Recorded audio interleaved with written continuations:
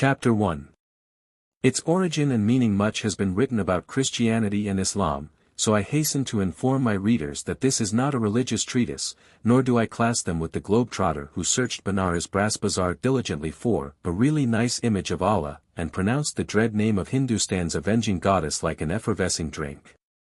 I presuppose that Christians or Muslims who read this book have got beyond the stage of calling each other pagans or kafirs, and it will have served its purpose if it brings about a friendlier feeling between the two great militant creeds whose adherents have confronted together many a stricken field. Most people have heard of the Pan-Islamic movement, especially during the war. Some of us have called it a political bogey and some a world menace, but these are extremist views. It is really the practical protest of Muslims against the exploitation of their spiritual and material resources by outsiders. Pan-Islam, as its name implies, is a movement to weld together Muslims throughout the world regardless of nationality. The ethics and ideals of Islam are more attainable to ordinary human beings than those of Christianity. Whether it is better to aim high and score a partial success or aim lower and achieve is a matter of personal opinion and need not be discussed here. But one tangible fact stands out, that Islam, with its easier moral standard and frequent physical discipline of attitudes and observances connected with obligatory prayer, enters far more into the daily life of its adherents than Christianity does with us. Hence Pan-Islam is more than a spiritual movement, it is a practical, working proposition which has to be reckoned with when dealing with Muslims even in secular matters. Pan-Islam is no new thing. It is as old as the Hijra, and then helped to knit together Muslim Arabs against their pagan compatriots who were persecuting them. In the palmy days of the Abbasid Caliphate it was quiescent enough, and men of all creeds were welcomed at Baghdad for their art, learning, or handicraft when we were massacring Jews in London as part of a coronation pageant. Medieval Muslims never fanned the movement into flame as long as they were let alone, and even now tribes living beyond the scope of missionaries and traders prefer the Christian traveler whom they know to the Muslim stranger from the coast whom they usually distrust, and who, to do him justice, seldom ventures among them, unless compelled by paramount self-interest, generally in connection with some European scheme or other. Hitherto Pan-Islam had been an instinctive and entirely natural riposte to the menace or actual aggression of non-Muslims. It assumed the character of a definite organization under the crafty touch of that wily diplomat Abdul Hamid, once called by harsh critics, the damned, though his efforts in that direction have been quite eclipsed by more recent exponents. In extreme evangelical circles it used to be frequently urged that Pan-Islam was a bugbear discovered, if not created, by one of India's most eminent viceroys, whose remarks thereon are said to have given Abdul Hamid the hint. This method of eliminating a danger by denying its existence has been discredited, since 1914, as completely as the somewhat similar one, attributed to Mississippi engineers, of sitting on the safety valve just too long for safety. Moreover, in view of Abdul's undoubted ability, he probably discovered for himself its efficacy as a weapon of reprisal when hard-pressed by pertinacious and inquisitive ambassadors, for he often found himself much embarrassed in his dealings with Armenia and other domestic affairs by the intrusions of the more formidable Christian powers. Great Britain naturally felt the point of this weapon most as governing wide Moslem territories, and one can imagine some such interview as this: "Frontier rectifications, my dear Sir Nicholas?" By all means. And, talking about frontiers, I do hope affairs are quite quiet now on your northwest frontier. I take such an interest in my East Indian correspondence. And those Britons who have handled Oriental affairs for the last 20 years can appreciate the extent of that interest when we remember that even while Yemen Arabs were fighting the Turks, their neighbors on the Aden side of the frontier were praying in their mosques that the Sultan and his troops might be victorious, by land and sea. But the old firm at Potsdam excelled itself in its representatives on the Palestine coast. There was, for example, the German consul at Haifa famed for his culture and diplomacy, the Teutonic Brand, who also spoke Arabic, Turkish, French and English fluently. This gifted official frequented native cafés, where he fraternized with the local Arabs and conducted a vigorous verbal propaganda against the Entente. Then there was the German engineer who wrecked the British railway scheme to connect Haifa and Damascus and renaturalized as a German citizen after being American consul. The Belgian vice-consul too, that merry Hun, who was also agent for our Khedivial male line. When the Turks came in against us, this good and faithful servant danced on the Belgian and British flags and threw himself heart and soul into pan-Islamic propaganda. Nor must we overlook that reverend pastor and Quranic scholar who distributed anti-Christian and more especially anti-British propaganda by means of native emissaries. Last but not least, the director of the Hijaz Railway, who was collecting railway material for Sinai before war broke out. Some time before the Turks came in, he imported, for the alleged use of the Jewish technical school, so great a quantity of high explosives that it caused a panic in Haifa. Yet it did not sufficiently impress our Levantine vice-consul there for him to report it, though the German consul's remarkable activity to get the stuff landed might have given him the hint. At Jeddah, our Khedivial mail agency, under the good old English name of Robinson, was a perfect nest of Germans and pro-German Dutchmen when I called there in 1912. They were very active early in the war, but had wisely disappeared before my last visit, when Jeddah fell to our blockade and bombardment. As for Hodeidah, the chief port of Yemen, it was the happy hunting ground of a great German firm, and the American consul was himself a German. Decidedly, for people who believed that they had a monopoly of divine assistance, they had taken a lot of pains that their holy war should be a success.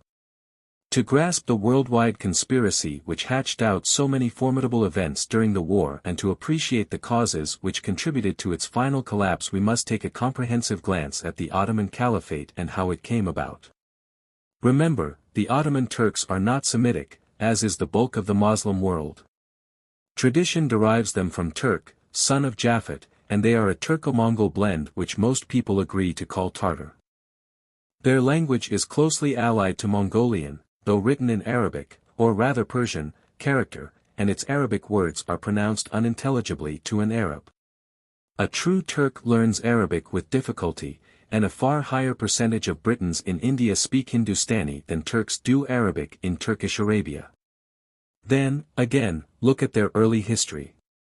Their Mongol-Turkish ancestors were driven westward because they made Mongolia too hot for them, and we hear of Turks smelting iron for their Mongol masters in what is now eastern Turkestan until they threw off the Mongol yoke in A.D. 552, when Turkish history begins. At the dawn of Islam, A.D. 632, Turks and Mongols were harrying each other all over the Caspian countries like rival wolf packs, sometimes combining for a raid on their neighbors and then fighting over the loot. That is why you find racial Turks in such outlandish places as Merv, Khiva, Samarkand, Bokhara and Kabul, for the Turkish race is not confined to Asia Minor and Turkey in Europe, but is scattered over parts of Russia and China and Afghanistan. Now to consider the Ottoman Turks, with whom we are chiefly concerned. They were superior to their Mongol fellow wolves in that they could smelt iron and had some idea of constructive enterprise. They had also adopted Islam, which was a great advance from the shamanistic wizardry and totem worship they used to practice, and their contact with the Arabs who raided them and afterwards accepted their military service to the Caliphate had civilized them considerably. Their Seljuk cousins were already ruling in Asia Minor, whither they had been driven by the Mongols when a wandering Turkish band sought similar asylum there in the earlier part of the 13th century and intervened most opportunely to help the Seljuks repulse a Mongol raid. In return, the Seljuk Emperor gave them a grant of land in Bithynia. In 1300 the Seljuk Empire was finally smashed by the Mongols, who withdrew eastward without occupying the country, for they were merely predatory and destructive and had no gift or desire for permanent colonization. So it came about that the Ottoman Empire began in 1326 under Othman I in Bithynia and grew by absorption and lack of effective opposition until, in 1517, we find it spreading under Selim I, the Magnificent, to the gates of Vienna and extending from Germany to Persia and from Arabia to the Atlantic. The benign son of the Arabian Caliphate, under which learning and industry flourished securely, had long since set in blood under circumstances of treachery and murder which have hardly been surpassed even in the late war.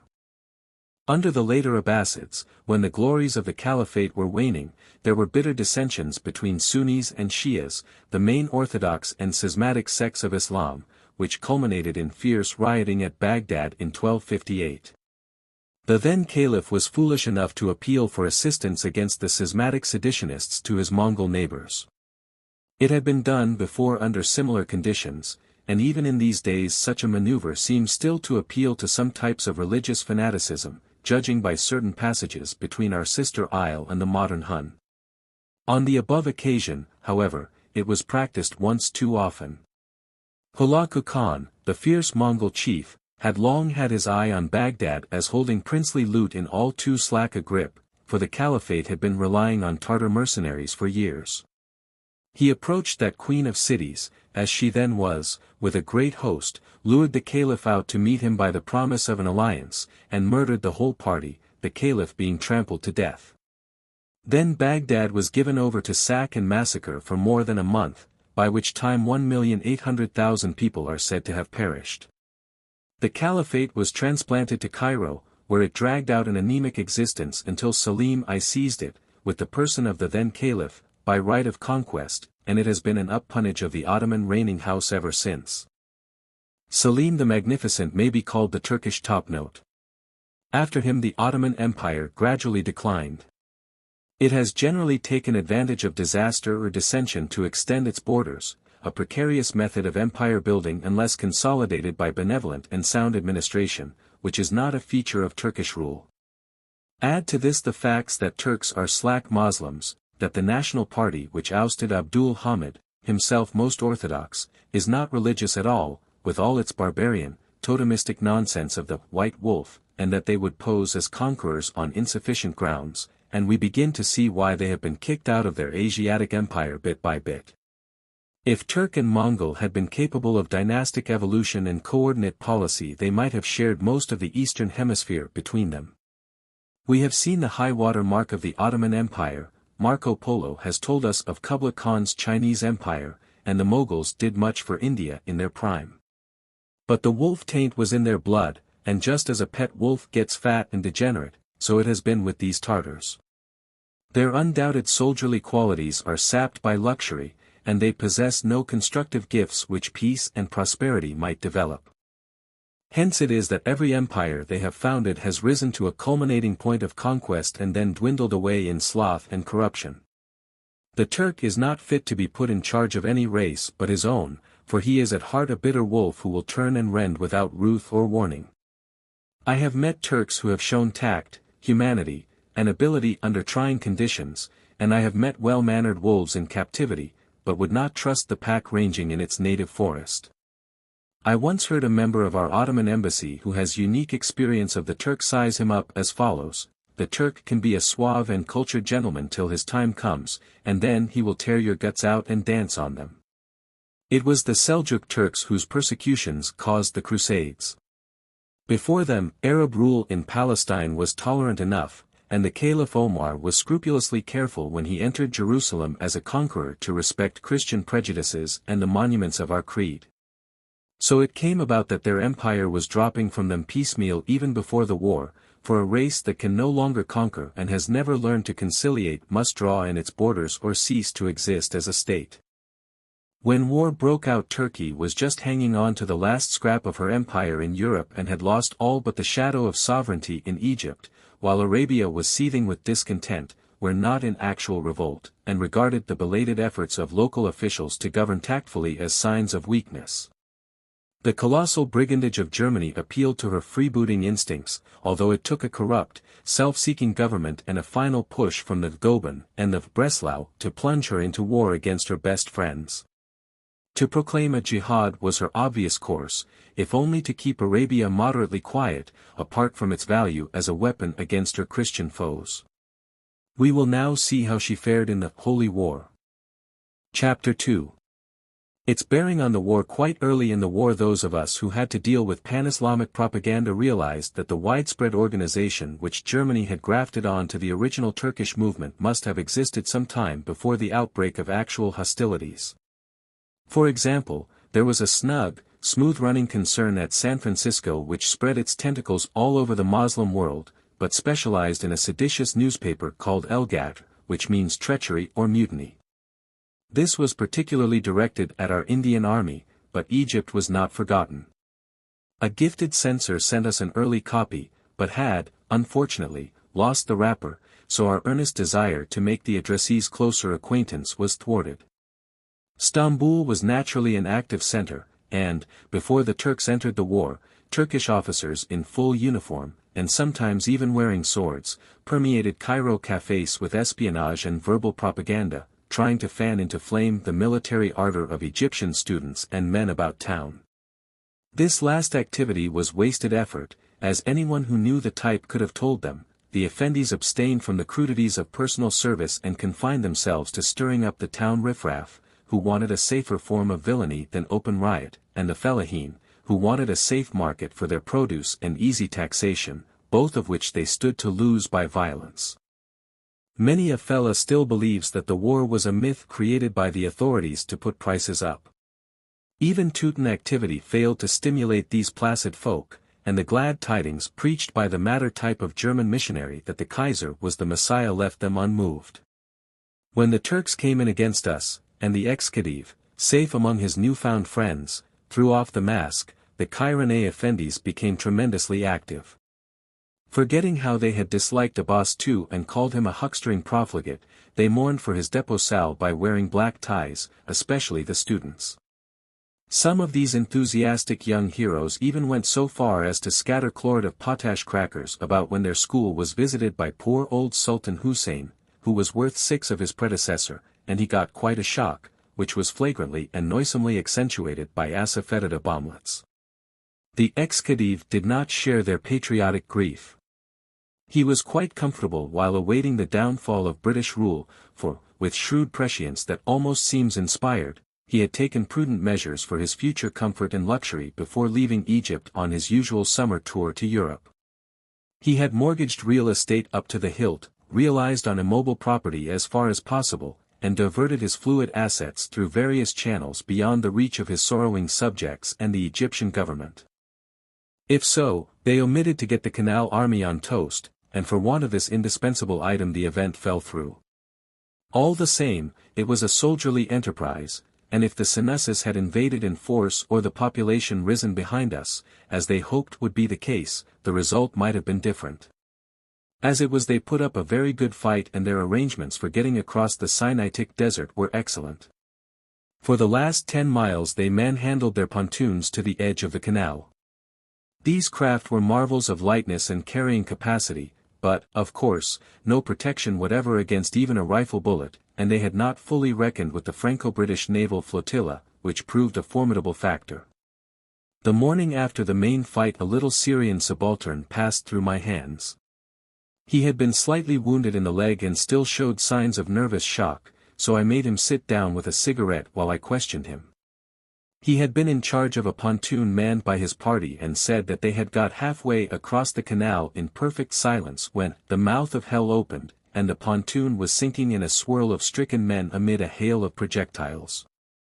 He and 2 others swam to our side of the canal, where they surrendered to an Indian detachment. Our Indian troops on the canal were naturally a mark for pan-Islamic propaganda reinforced by Hindu literature of the Band Mataram type, a double-barreled enterprise to bag both the great creeds of India. The astute propagandists had a pamphlet or 2 aimed at Sikhism, which they seemed to consider a nation, as they spoke of their national aspirations, though an elementary study of the subject might have taught them that it was a religious and secular movement originally intended to curb Muslim power in India during the sway of the later Mughals. Anyone but a Muslim can be a Sikh. Naturally I was on the qui-vive for signs of pan-Islamic activity on the enemy's side, and I questioned my little Syrian very closely to ascertain how far the movement was used as a driving force among the troops engaged against us. He, personally, had rather a grievance on the subject, for the Indian Moslems who took him had reproached him bitterly for fighting on the wrong side. I fought, he said, because it was my duty as an officer of the Ottoman army. I know that men were invited to join as for a jihad, but we officers did not deceive ourselves. Par exemple, I think myself a better Moslem than any Turk, but what would you? I consoled the little man while concealing my satisfaction at the feeling displayed against him. An extraordinarily heterogeneous collection of prisoners came dribbling through my hands directly after the Turks were repulsed. Most were practically deserters who had been forcibly enrolled, given a Mauser and a bandolier, and told to go and fight for the holy places of Islam. As one of the more intelligent remarked, if the holy places are really in danger, what are we doing down this way? They came from all over the Muslim world. There were 1 or 2 Russian pilgrims returning from Mecca to be snapped up by the military authorities at Damascus railway station when they got out of the pilgrim train from Medina. There were cab drivers from Jerusalem, a stranded pilgrim from China, several Tripolitans who had been roped in on the Palestine seaboard while trying to get a passage home, a Moor who tried to embrace my feet when I spoke of the snow-crowned Atlas above Morocco City, Marrakech, and told him that he would be landed at Tangier in due course, inshallah. Of course we released and repatriated as far as we could, men who were not Ottoman subjects and had obviously been forced into service against us. A few days later, when Jemal Pasha's army was getting into commissariat difficulties out in the Sinaitic desert, for the staff had relied on entering Egypt, we began to get the real Turks among our prisoners. I was very curious to ascertain if they had been worked up with pan-Islamic propaganda or carried any of it on them, for there was not even a red crescent Quran on any of the Arabic-speaking prisoners. A search of their effects revealed a remarkable phase of propaganda. There was hardly any religious literature except a loose page or 2 of some pious work like the Traditions of Muhammad, but there were quantities of rather crude, and very lewd, picture cards portraying soldiers in Turkish uniform outraging and murdering nude or semi-nude women and children, while corpses in priestly garb, shattered crucifixes, and burning churches indicated the creed that was being so harried and gave the scene a stimulating background. From their appearance I should say these pictures were originally engraved to commemorate Balkan or Armenian atrocities, but their possessors, on being closely questioned, admitted that the impression conveyed to them was of the joyous license which was to be theirs among the Frankish civilians after forcing the canal. One Kurdish gentleman had among his kit fancy socks, knitted craftily in several vivid colors, also ornate slippers to wear in his promised palatial billet at Cairo. There were some odd articles among the kit of these Turkish prisoners, to wit, a brand new garden thermometer, which some wag insisted was for testing the temperature of the canal before immersion, and a lavatory towel looted from the Hijaz railway. Still, nothing was quite so remarkable as a white flag with a jointed staff in a neat, compact case which had been carried by a German officer. Among his papers was an indecent postcard not connected, I think, with propaganda of any sort, as it portrayed a bright-colored female of ripe figure and Teutonic aspect, wearing a pair of long stockings and high-heeled shoes, and bore the legend, Gruß von München. A certain coyness, or possibly an appreciation of their personal value, kept most of the German officers from actual contact with our line. Only one reached the canal bank, and he is there still. The German touch, however, was much in evidence. There were detailed written orders about manning the pontoons, not to talk, cough, sneeze, etc., and for each man to move along the craft as far as feasible and then sit down. They seem to have relied entirely on surprise, and ignored the chance of its occurring on the wrong side of the canal. The emergency rations too which we found on the earlier batches of prisoners had a distinctly Teutonic flavor, they were so scientifically nourishing in theory and so vilely inedible in practice. They were a species of flat gluten cake rather like a dog biscuit, but much harder. An amateur explosive expert of ours tested one of these things by attempting detonation and ignition before he would let his batch of prisoners retain them, which, to do their intelligence justice, they were not keen on doing, but offered any quantity of the stuff for cigarettes. We ascertained from them that you were supposed to soak it in water before tackling it in earnest, but as the only supply, except the runlet they still carried on them, was in the freshwater canal behind our unshaken line, such a course was not practicable. The discovery of a very dead Turk some days later in that canal led to the ribald suggestion that he had rashly endeavored to eat his ration. Our scientist laid great stress on its extraordinary nutritive properties, but desisted, after breaking a tooth off his denture, in actual experiment. German influence, too, was apparent in the relations between officers and men. A Turkish Yüzbaşı was asked to get a big batch of prisoners to form 2 groups according to the languages they spoke, Arabic or Turkish. It was not an easy task in the open on a pitch-black night, but he did it with soldierly promptitude and flung his glowing cigarette end in the face of a dilatory private. As a natural corollary, it may be mentioned here that one or two of our prisoners had deserted after shooting officers who had struck them. For some days after the battles of Serapeum and Tusum we expected another attempt, but they had been more heavily mauled than we thought at first. The dead in the canal were kept down by the weight of their ammunition for some time, and the shifting sand on the Sinaitic side was always revealing hastily buried corpses on their line of retreat. Jemal Pasha hurried back to Gaza and published a grandiloquent report for Muslim consumption, to the effect that the Turks were already in Cairo, as was indeed the case with many hundreds, and that, of the GR fleet, one ship had sunk, one had been set on fire, and the rest had fled. 2 heavy howitzers, as a matter of fact, had managed by indirect fire from a concealed position to land a couple of projectiles on the Hardinge, which was not originally built for such rough treatment, being an Indian marine vessel taken over by the Navy. She gave more than she got when her 4.7s found the massed Turkish supports. A great deal of criticism has been flung at this first series of fights on the canal, mostly by Anglo-Egyptian civilians. They asked derisively whether we were protecting the canal or the canal us. The answer is in the affirmative to both questions.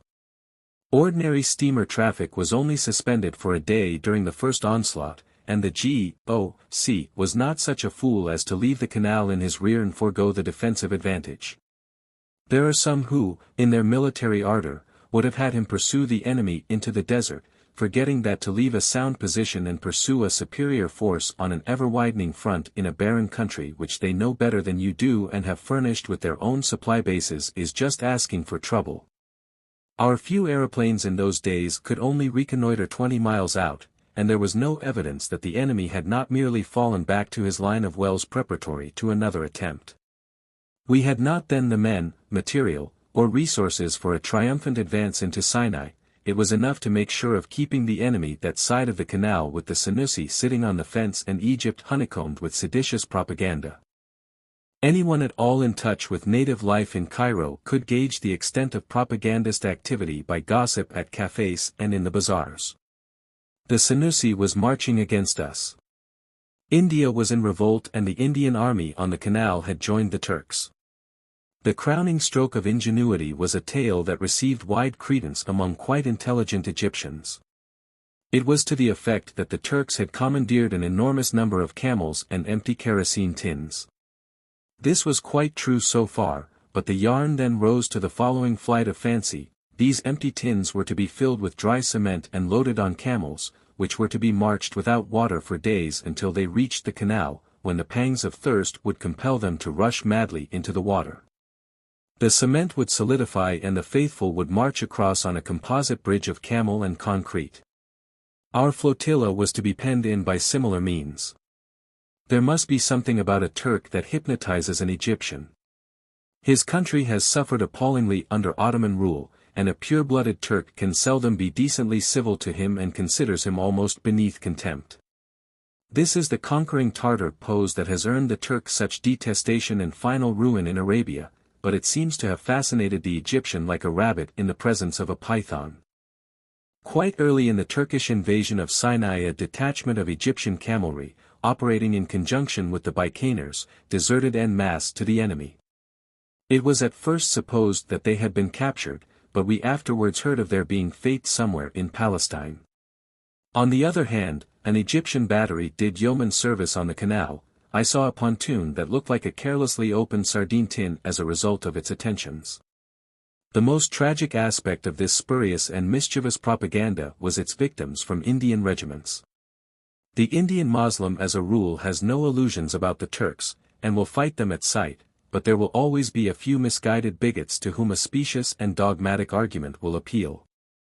There is no occasion to dwell on these cases, which were sporadic only and generally soon met with the fate incurred by attempted desertion to the enemy. We looked on the movement as an insidious and dangerous disease and did our best to trace it to its source and stop the distributing channels. After events on the canal had simmered down, I was seconded to Cairo to help tackle the movement there, to show how little hold it had over the minds of thinking Moslems.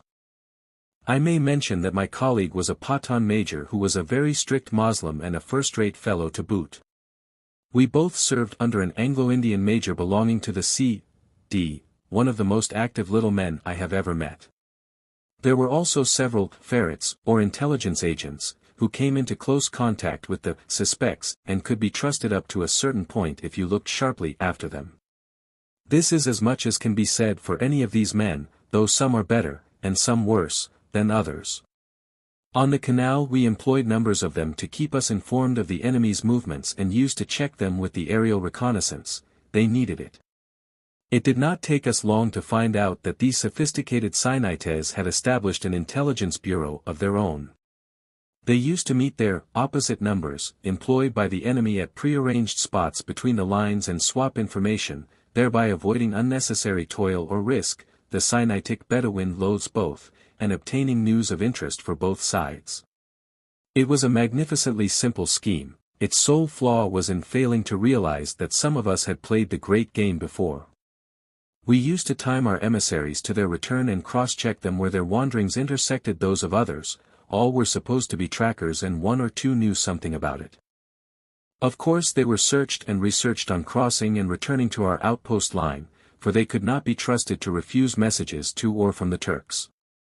It was among this coterie that the brilliant idea originated of shaving a messenger's head, writing a dispatch on his scalp, and then letting his hair grow before he started to deliver it. I doubt if any of our folk were thorough enough for this, but we tested for it occasionally, and an unpleasant job it was.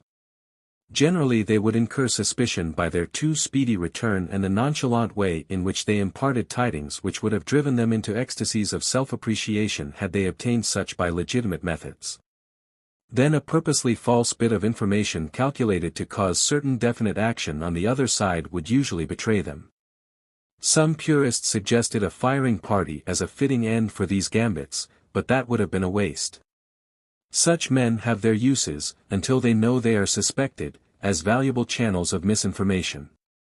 No doubt the enemy knew this too, and that is how an intelligence officer earns his pay, by sifting grain from chaff as it comes in and sending out empty husks and moldy news. But to return to Cairo. We netted a good deal of small fry, but only landed one big fish during the time I was attached. He was a Mesopotamian and a very respectable old gentleman, who followed the calling of astrologer and peripatetic quack, a common combination and admirably adapted for distributing propaganda. He came from Stamboul through Athens with exemplary credentials, and might have got through to India, which was the landfall he proposed to make, if his propagandist energy had not led him to deviate on a small side tour in Egypt. Here we got on his track, and I boarded the Port Said Express at short notice while he and the ferret, who had picked him up, got into a third-class compartment lower down. As the agent made no signal after the train had pulled out, I knew our man had not got the bulk of his propaganda with him, otherwise I had powers to hold up the express, for it was more important to get his stuff than the man himself.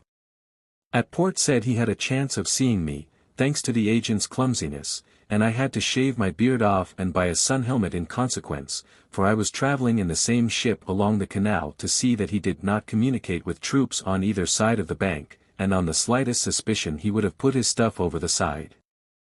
All went smoothly and he was arrested in Suez Roads by plainclothes men with a sack full of seditious literature for printing broadcast in India. Of course they arrested the ferret too, as is usual in these cases. I went ashore with them in the police launch as a casual traveler and was amused to hear the agent rating the old man for not having prophesied this mishap when telling his fortune the night before. The propagandist was merely interned in a place of security. It was not our policy to make martyrs of such men, especially when they were bona fide Ottoman subjects. I was rather out of touch with the Pan-Islamic movement during the summer of 1915, as my lungs had become seriously affected on the canal, and the trouble became so acute that I had to spend 2 or 3 months in the hills of Cyprus. Before I had been there a week, the GOC troops in Egypt cabled for me to return and proceed to Aden as political officer with troops. I was too ill then to move and had to cable to that effect. My chagrin at missing a show was much alleviated when I heard what the show was. As it had a marked effect on the Pan-Islamic campaign by enhancing Turkish prestige, it is not out of place to give some account of it here. While I was still on the canal in February 1915, A memo was sent for my information from headquarters at Cairo to say that the Turks had invaded the Aden Protectorate at Dala, where I once served on a boundary commission. I noted the fact and presumed that Aden was quite able to cope with the situation, as the Turks had a most difficult terrain to traverse before they could get clear of the hills and reach the littoral, while the hinterland tribes are noted for their combatant instincts and efficiency in guerrilla warfare, besides being anti-Turk. I had, however, in spite of many years' experience, failed to reckon with Aden apathy. True to the policy of laissez-faire which was inaugurated when our boundary commission withdrew some 12 years ago, Aden had been depending for news of her own protectorate on office files and native report, especially on that much overrated friend and ally the Lahej Sultanate. The Turks knew all about this, for the leakage of Aden affairs which trickles through Lahej and over the Yemen border is, and has been for years, a flagrant scandal. The invasion at Dala was a feint just to test the soundness of official slumber at Aden. The obvious route for a large force was down the Taiban Valley, owing to the easier going and the permanent water supply. Our border sultan, the Hashabi, was suborned with leisurely thoroughness all unknown to his next-door neighbor, that purblind sultanate at Lahej, unless the latter refrained from breaking Aden's holy calm with such unpleasant news. In May Aden stirred in her sleep and sent out the Aden troop to reconnoiter. This fine body of Indian cavalry and camelry reported that affairs seemed serious up the Taiban Valley, then inertia reasserted itself and they were recalled. Also the Lahej Sultanate, in a spasm of economy, started disbanding the Arab levies collected for the emergency from the tribes of the remoter hinterland which have supplied fine mercenaries to many Oriental sultanates for many centuries. The watchful Turk, with his unmolested spy system, had noted every move of these pitiful blunders, and, at the psychological moment, came pouring down the Taiban Valley some 3,000 strong with another 5,000 Arab levies. They picked up the Hashabi on the way, whose main idea was to get a free kick at Lahej, just as an ordinary human boy will serve some sneak and prig to whom a slack schoolmaster has relegated his own obvious duty of supervision. To do that inadequate sultanate justice, it tried to bar the way with its own trencher-fed troops and such levies as it had, but was brushed aside contemptuously by the hardier levies opposed to it and the overwhelming fire of the Turkish field batteries. Then a distraught and frantic palace emitted mounted messengers to Aden for assistance like minute guns from a sinking ship. Aden behaved exactly like a startled hen. She ran about clucking and collecting motor cars, camel transport, anything. The authorities dared not leave their pet sultan in the lurch, questions might be asked in the house. On the other hand, they had made no adequate arrangements to protect him. Just as a demented hen will leave her brood at the mercy of a hovering kite to round up one stray chick instead of sitting tight and calling it in under her wing, so Aden made a belated and insane attempt to save Lahej. The Aden Movable Column, a weak brigade of Indians, young territorials, and guns, marched out at 2 p.m. on July 4, i.e. at the hottest time of day, in the hottest season of the year and the hottest part of the world. Motor cars were used to convey the infantry of the advanced guard, but the main body had to march in full equipment with ammunition. The casualties from sunstroke were appalling. The late GOC troops in Egypt mentioned them to me in hundreds, and one of the Aden politicals told me that not a dozen of the territorial battalion remained effective at the end of the day. Many were bowled over by the heat before they had gone 2 miles. Most of the native camel transport, carrying water, ammunition and supplies, and yet unescorted and not even attended by a responsible officer, sauntered off into the desert and vanished from the ken of that ill-fated column. Meanwhile the advance guard of 250 men, mostly Indians, and 2 10-pounder mountain guns pushed on with all speed to Lahej, which was being attacked by several thousand Turks and Turco-Arabs with 15-pounder field batteries and machine guns. They found the palace and part of the town on fire when they arrived, and fought the Turks hand-to-hand in the streets. They held on all through that sweltering night, and only retired when dawn showed them the hopeless nature of their task and the fact that they were being outflanked. They fell back on the main body, which had stuck halfway at a wayside well, Bir Nasir, marked so obviously by ruins that even Aden guides could not miss it. Shortage of water was the natural result of sitting over a well that does not even supply a settlement, but merely the ordinary needs of wayfarers.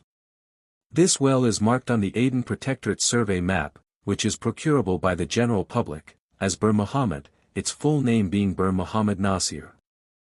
There are 5 wells supplying settlements within half an hour's walk of it on either side of the track, but when we remember that the column's field guns got no further owing to heavy sand, and that the aforesaid track is frequently traversed by ordinary tikagaris, we realize the local knowledge available. The column straggled back to the frontier town of Sheikh Othman, which they prepared to defend, but Simla, by this time thoroughly alarmed, ordered them back for the defense of Aden, and they returned without definite achievement other than the accidental shooting of the Lahej Sultan. This was hardly the fault of the heroic little band which reached Lahej. That ill-starred potentate was escaping with his mounted retinue before dawn and cantered on top of an Indian outpost without the formality of answering their challenge. He was brought away in a motor car and died at Aden a few days later, another victim to this deplorable blunder. Any intelligent and timely grasp of the enemy's strength and intention would have given the poor man ample time to pack his inlaid hookahs, Persian carpets, and other palace treasures and withdraw in safety to Aden while our troops made good the Sheikh Othman line along the British frontier. I am presuming that Aden was too much taken by surprise to have met the Turks in a position of her own choosing while they were still entangled in hilly country where levies of the right sort could have harried them to some purpose, backed by disciplined, unspent troops and adequate guns. What I wish to impress is that the intelligence department at Aden must have been abominably served and organized, for I decline to believe that any GOC would have attempted such an enterprise with such a force and at such a time had he any information as to the real nature of his task. As it was, the British town of Sheikh Othman, within easy sight of Aden across the harbour, was held by the Turks until a reinforcing column came down from the canal and drove them out of it, while the protectorate has been overrun by the Turks and the Turco-Arabs until long after the armistice, and the state of British prestige there can be imagined. Official attempts to gloze over the incident would have been amusing if they were not pathetic. Needless to say they did not deceive Moslems in Egypt or the rest of Arabia. Here is the most accurate account they gave the public, Turks and Aden. Engagement at Lahej. The India Office issued the following communiqué last night through the press bureau, in consequence of rumors that a Turkish force from the Yemen had crossed the frontier of the Aden hinterland and was advancing towards Lahej. The general officer commanding at Aden recently dispatched the Aden Camel Troop to reconnoiter. They reported the presence of a Turkish force with field guns and a large number of Arabs and fell back on Lahej, where they were reinforced by the advance guard of the Aden movable column consisting of 250 rifles and 2 10-pounder guns.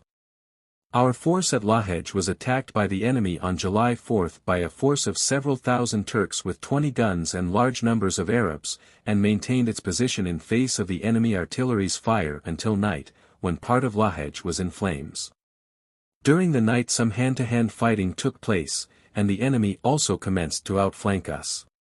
Meanwhile the remainder of the Aden movable column was marching towards Lahej, but was delayed by water difficulties and heavy going. It was therefore decided that the small force at Lahej should fall back. The retirement was carried out successfully in the early morning of July 5, and the detachment joined the rest of the column at Bir Nasir. Our troops, however, were suffering considerably from the great heat and the shortage of water, and their difficulties were increased by the desertion of Arab transport followers. It was therefore decided to fall back to Aden, and this was done without the enemy attempting to follow up. Our losses included 3 British officers wounded, names will be communicated later. We took 1 Turkish officer, a major, and 13 men prisoners. Aden seems to have made no attempt to stem the tide of Turkish influence while she could. The best fighting tribe in the protectorate stretches along the coast and far inland northeast of Aden, and its capital is only a few hours' steam from that harbor. The Turks made every effort to win over this important tribal unit, which might have been a grave menace on their left flank.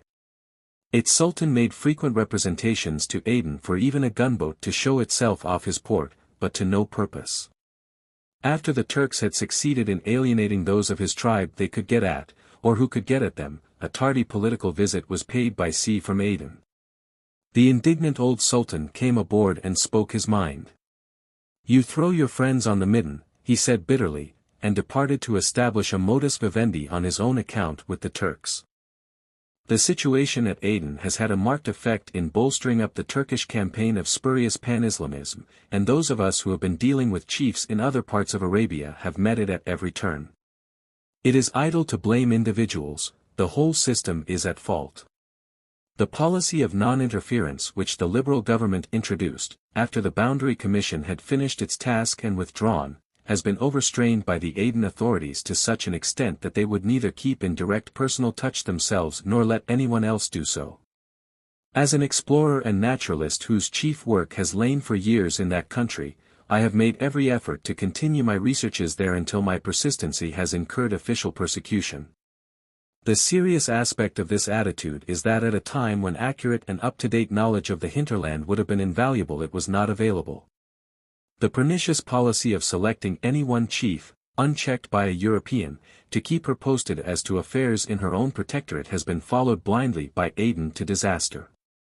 The excuse in official circles there is that the Hashabi Sultan had been suborned by the Turks without their knowledge and he had prevented any information from getting through Lahej to them.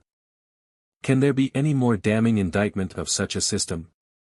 The Aden incident is similar to the Mesopotamian medical muddle, both being due to sporadic dry rot in high places which the test of war revealed. The loyalty of its princes and the devotion of its army prove that there is nothing fundamentally wrong with British rule in India to command such sentiments, but some of those mandarins who have had wide control of human affairs and destinies have ignored a situation until it was forcibly thrust upon them and have fumbled with it disastrously. It is difficult to bring such people to book, for they shuffle responsibility from one to the other or take refuge in the truly oriental pose of heaven-born officialdom. Such types should be obsolete even in India by now, but this war has proved that they are not, and when their inanities fritter away gallant lives and trail British prestige in the dust they need rebuke. I hope some day, if I live, to deal faithfully with Aden's hinterland policy. In the autumn of 1915 I was fit enough to join the Red Sea Maritime Patrol as political officer with the naval rank of lieutenant. Our duties were to harry the Turk without hurting the Arab, to blockade the Arabian coast against the Turk while allowing dhow traffic with foodstuffs consigned to Arab merchants and steamer cargoes of food for the alleged use of pilgrims to go through.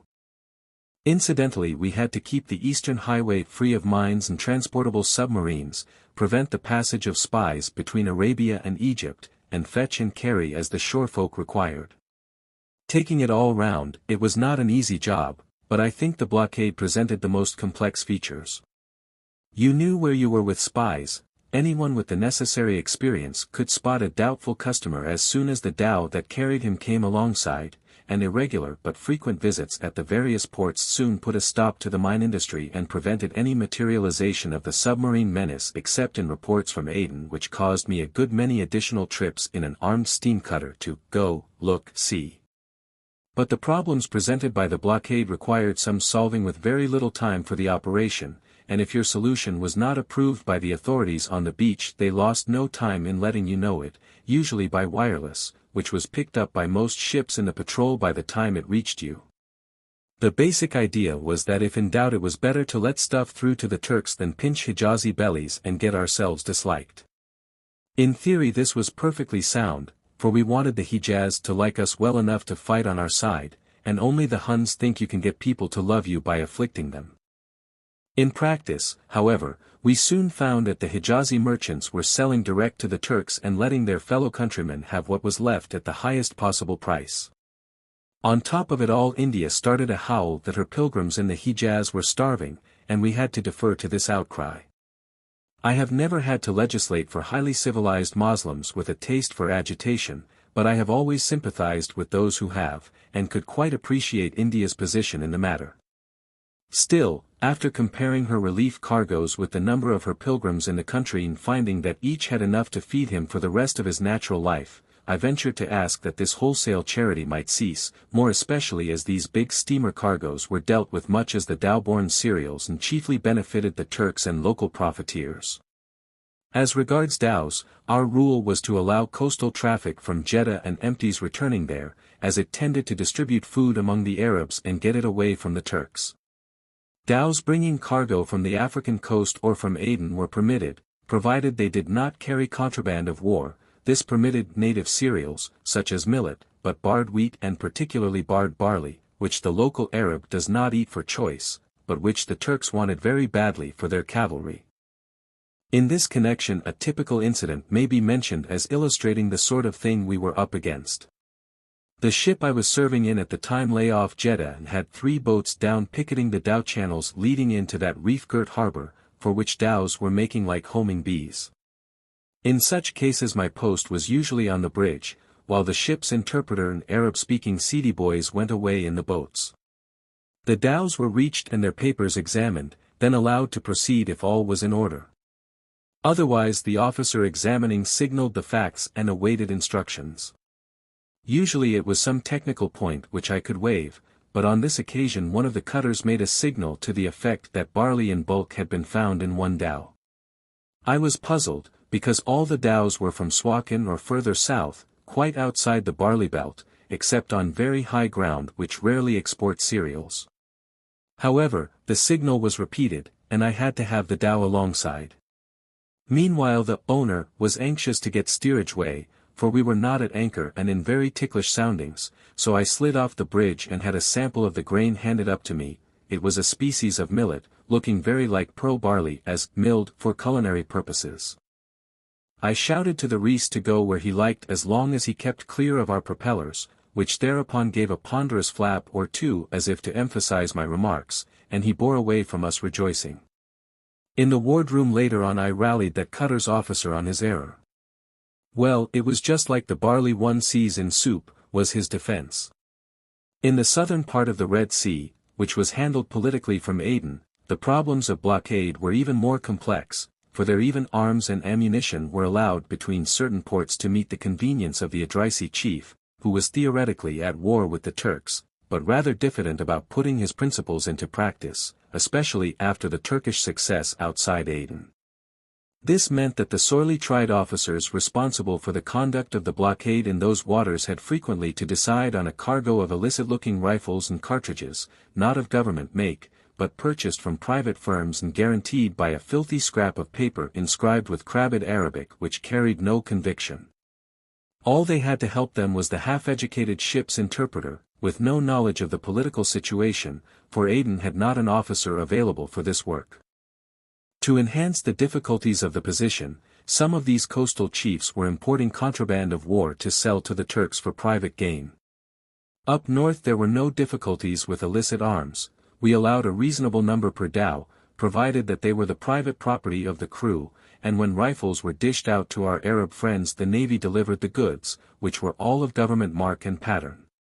The political aspect of the blockade required delicate handling anywhere along the Arabian littoral of the Red Sea, but especially so on the Hijazi coast. We were at war with the Turks but not with the Arabs, whom it was our business to approach as friends if they would let us. The Turks, however, used Arab levies freely against us whose truculence was much increased on finding they could make hostile demonstrations with impunity, as the patrol only fired on the Turkish uniform, since few people can distinguish between a Turco-Arab gendarme and an armed tribesman at long range unless they know both breeds intimately. The general standard of honor and good faith at most places along the Arabian littoral is not high, even from an Oriental point of view, and is nowhere lower than on the Hijazi coast. Frequently an unattached tribesman would take a shot at a reconnoitering cutter on general principles and then rush off to the nearest Turkish post with the information and a demand for bakshish, and there were several attempts, one successful, to lure a landing party onto a well-manned but carefully hidden position. As for the actual levies, they would solemnly man prepared positions within easy range of even a 3-pounder when we visited their tin-pot ports, relying on us not to fire, and telling their compatriots what they would do if we did. Even when examining dhows one had to be on one's guard, and it was best not to board them to leeward and so run the risk of having their big, bellying mainsail let go on top of you and getting scuppered while entangled in its folds.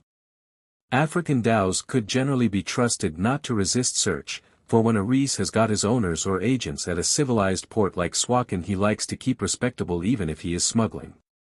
Our chief difficulty with such craft, before we tightened the blockade, was due to the nonchalant manner in which they put to sea and behaved when at sea. Their skippers had the sketchiest idea of what constituted proper clearance papers and why such papers must agree with their present voyage. Their confidence too in our integrity, though touching, was often embarrassing. One of our rules was that considerable sums in gold must be given up against a signed voucher realizable at Port Sudan. I was never very brisk at counting large sums of money, and one day when hove to off Jeddah there were 5 dhows rubbing their noses alongside, with about 800 pounds in gold between them and very little time to deal with them, as we were in shoal water with no way on the ship. My operations were not facilitated by the biggest Croesus of the lot producing some 400 pounds in 5 different currencies from various parts of his apparel and stating that he had no idea how much there was but would abide by my decision. I believe he expected me to give him a receipt in round hundreds and take the oddment, as we call it in Warwickshire, for myself. As it was, I was down half a sovereign or so over the transaction, having given him the benefit of the doubt over 2 measly little gold coins of unascertainable value. Some of them were just as happy-go-lucky in their seamanship, though skillful enough in handling their outlandish craft. Early one morning, about 50 miles out of Jeddah, I boarded a becalmed dhow and found them with the dregs of one empty water skin between a dozen men. Not content with putting to sea with a single mussuk of water, they had hove to and slept all night, and so dropped the night breeze, which would have carried them to Jeddah before it died down. We gave them water in their position, but I told the Reis that he was putting more strain on the mercy of Allah than he was, individually, entitled to. But the craft that plied along the Hijazi coast were sinister customers and wanted watching. Some time before I joined the patrol one of our ships was lying a long way out off Ledge, as the water is shallow, and her duty boat was working close inshore examining coastal craft. One of these had some irregularity about her and was sent out to the ship with a marine and a bluejacket in charge while the cutter continued her task. That dhow stood out to sea as if making for the ship and then proceeded along the coast. The cutter, still busied with other dhows, presumed that the first craft had reported alongside the ship and been allowed to proceed. The ship naturally regarded her as a craft that had been examined and permitted to continue her journey. And that is all we ever knew for certain of her or the fate of our 2 men. Their previous record puts desertion out of the question. Besides, no sane men would desert to a barren, inhospitable coast among semi-hostile fanatics whose language was unknown to them. On the other hand, the men were, of course, fully armed, and there were but 5 of the dhow's crew all told, of whom 2 were not able-bodied. There must have been the blackest treachery. Probably the unfortunate men good-naturedly helped with the running gear and were knocked on the head while so engaged. Their bodies would, no doubt, have been put over the side when the dhow was out of sight, and their rifles sold inland at a fancy price. When I first joined the patrol we were not allowed to bombard or land at any point between the mouth of the Gulf of Aqaba and the Hijaz southern border. The Turkish fort up at Aqaba had been knocked about a good deal by various ships of the patrol, and the whole place was uninhabited, but we visited it frequently, as drifting mines were put in up there, having been taken off the rail at Mon and brought down to the head of the Gulf, in section, by camel. I always suspected the existence of a Turkish observation post, but no signs of occupation had been seen for a long time till HMS Fox went up one dark night without a light showing. All deadlights were shipped, and dark blue electric bulbs replaced the usual ones where a light of some sort was essential and visible from outboard. The padre, who had opened the vicarage deadlight about an inch to get a breath of air, was promptly spotted by an indignant number 1 who said that it made the ship look like a floating gin palace. This must have been a pardonable hyperbole, for the signal fires ashore which used to herald our approach from afar were not lit. We were off Aqaba at peep of day, and 2 armed cutters raced each other to the beach. I went with the one that made for the stone jetty in the middle front of the town. We had to jump out into 4 feet of water, as the port has deteriorated a good deal since Solomon used it and called it Easy and Jeber. A careful search revealed no one in the town, but water had been drawn recently from the well inside the fort, and a mud hut out in the desert behind the town seemed a likely covert to draw. The cutter's officer accompanied me, leaving the crew ensconced in the cemetery, which was a wise move, for, when we were close to the hut, heavy fire was opened on us from a hidden trench some 300 yards away. We both dropped and rolled into a shallow depression caused by rain wash, where we lay as flat as we could while the flat-nosed soft lead bullets kicked sand and shingle down the backs of our necks.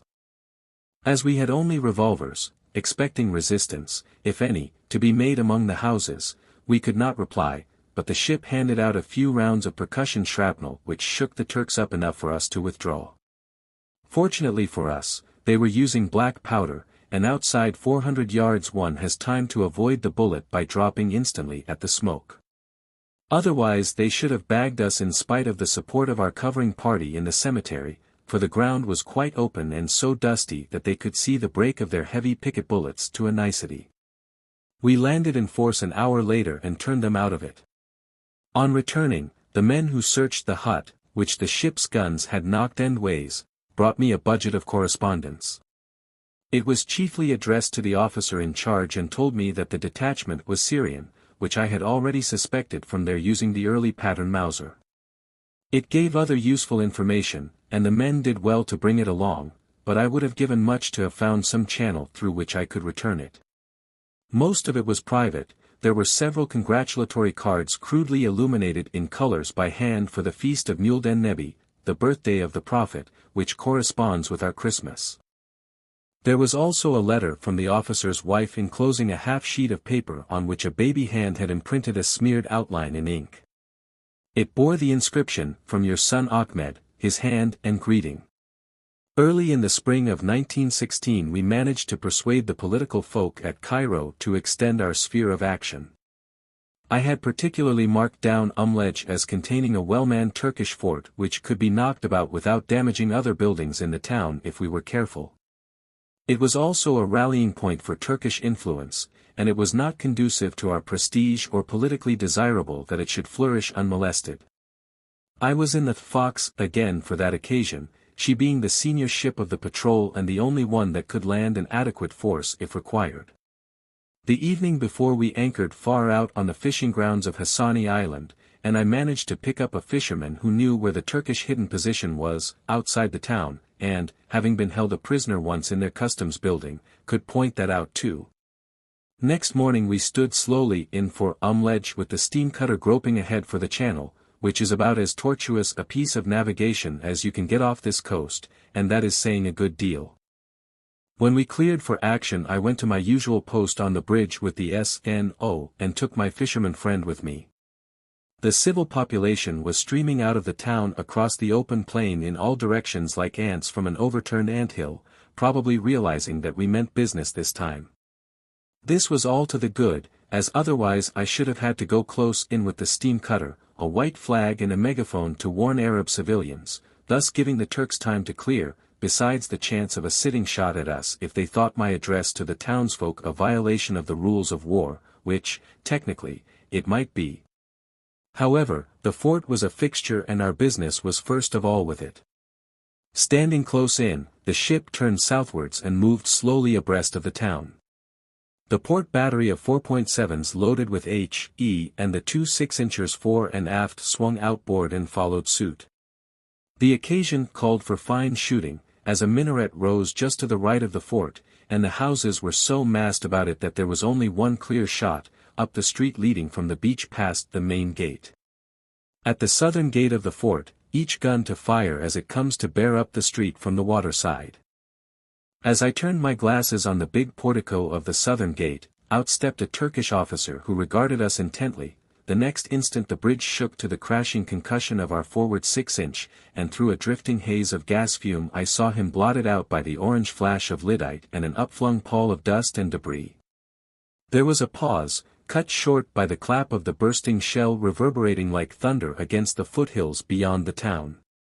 A little naked boy ran in an attitude of terrified dismay up the water street just as the first 4.7 fired. I saw him through my glasses duck his head between his arms, then dive panic-stricken through a doorway as the fort was smitten again in dust and thunder. Was the poor little beggar hit? No, sir, only scared. While the target was still veiled in its dust the second 4.7 spoke, and the minaret disappeared from view behind a dun-colored shroud. "Cease fire," sounded at once. "Who fired that gun?" "Take him off," came in tones of stern rebuke from the bridge. Luckily the minaret showed intact as the dust drifted clear and firing continued. As the fort crumbled under our guns, Turkish soldiers began to break cover at various points of the town and fled across the plain. The cutter, inshore, opened with Maxim fire, and so accurately that we could see the somber-clad figures lying here and there or seeking frantically for cover, while an Arab in their vicinity, leading a leisurely camel, continued his stroll inland unperturbed. We drove the main body out of their hidden position and into the hills with well-timed shrapnel, and finished up by demolishing the customs, where a lot of ammunition blew up, to the temporary satisfaction of my fisherman, who was curled up in a corner of the bridge, nearly stunned by the shock of modern ordnance in spite of the cotton wool I had made him put in his ears. Before we picked up our cutter the civil population was already streaming back. The incident is worth noting in view of remarks made by a popular fiction monger in one of his latest works, that indiscriminate aerial raids on civil centers in England are on the same level of humanity as naval bombardments.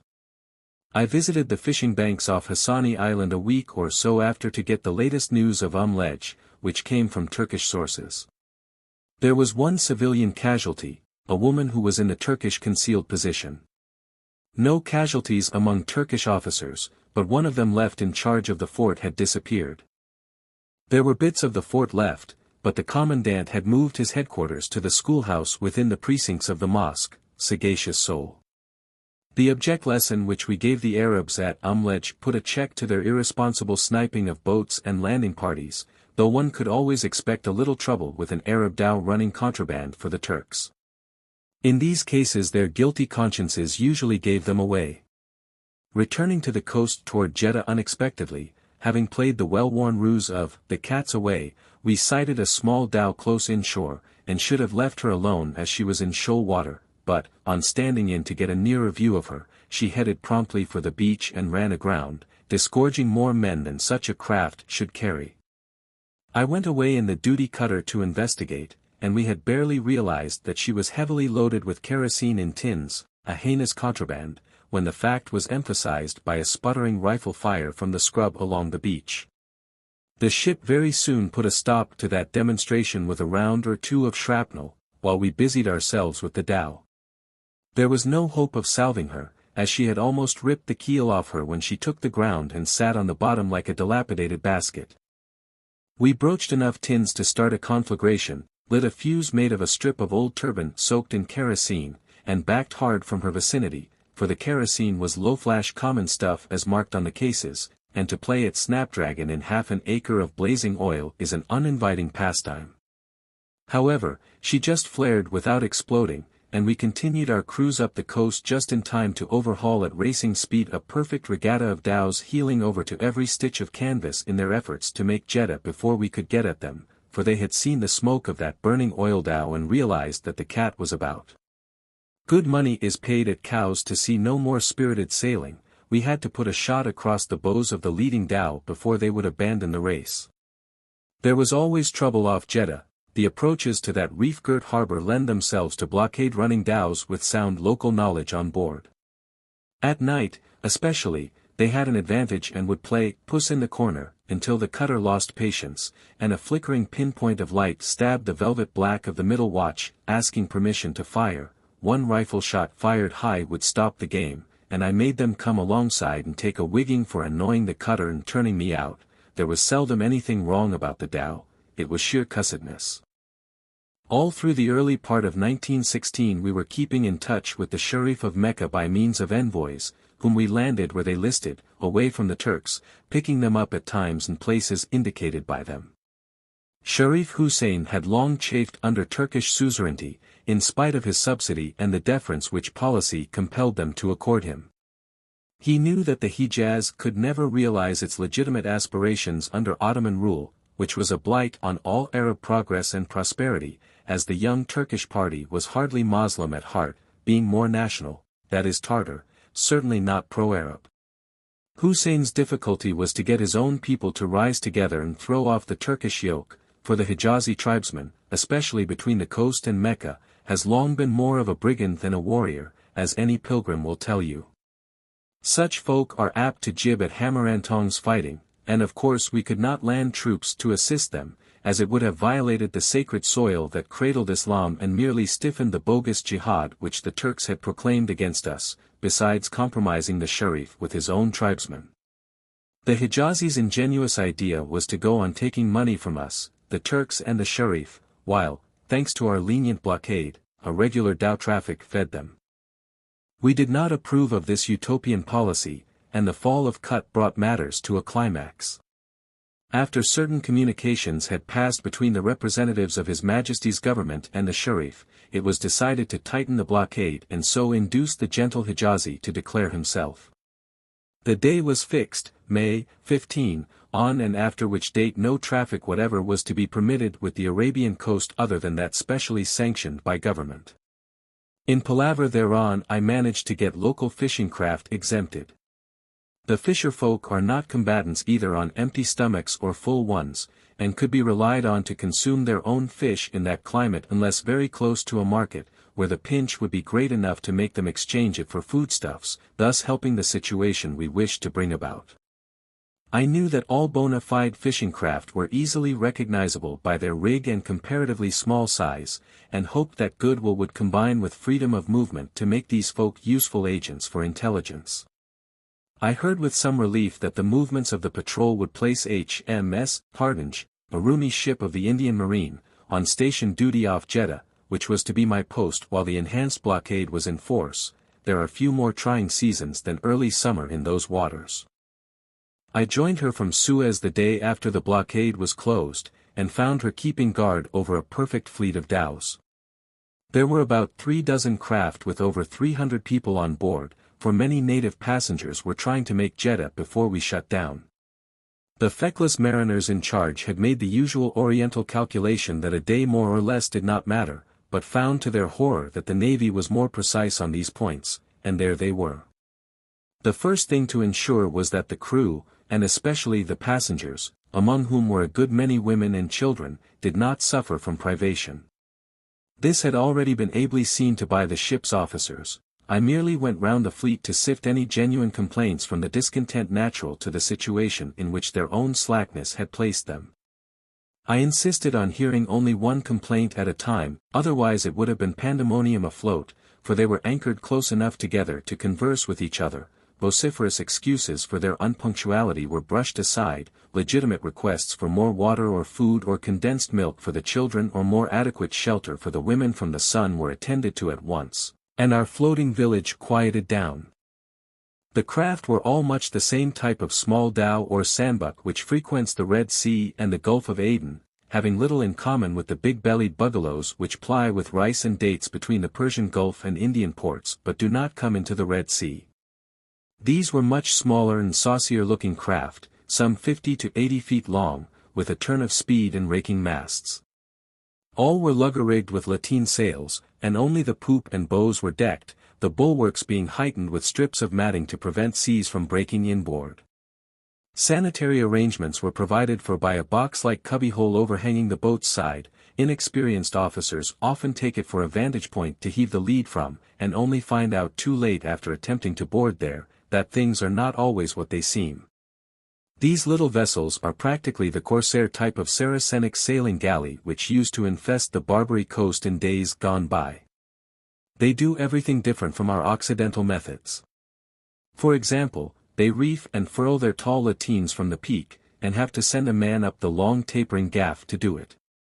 Their masts rake forward and not aft, which enables them to swing gaff, sail, and sheet round in front of the mast when they come about, instead of keeping the sheet aft and dipping the butt of the gaff with the sail to the other side of the mast, which would be an impossibility for that rig, as the butt of their enormous mainyard or gaff is bowsed permanently down in the bows, while the soaring peak may be nearly 100 feet above the water. Cooking was done over charcoal in a kerosene tin half full of sand, and the first-class passengers lived under an improvised awning on the poop, the women's quarters being under that gimcrack structure. All the same, they are good sea-boats and remarkably fast, especially on a wind, quite unlike the big-decked bugalows which are built for cargo capacity and have real cabins aft but sail like a haystack on a barge. It was inhuman, as well as an infernal nuisance, to keep all those people sweltering indefinitely at sea. On the other hand, our orders as to the strict maintenance of the blockade were explicit. The owner and I conferred and decided that the situation could be met by transferring their cargo to the ship and letting the dhows beach. This was referred and approved by wireless.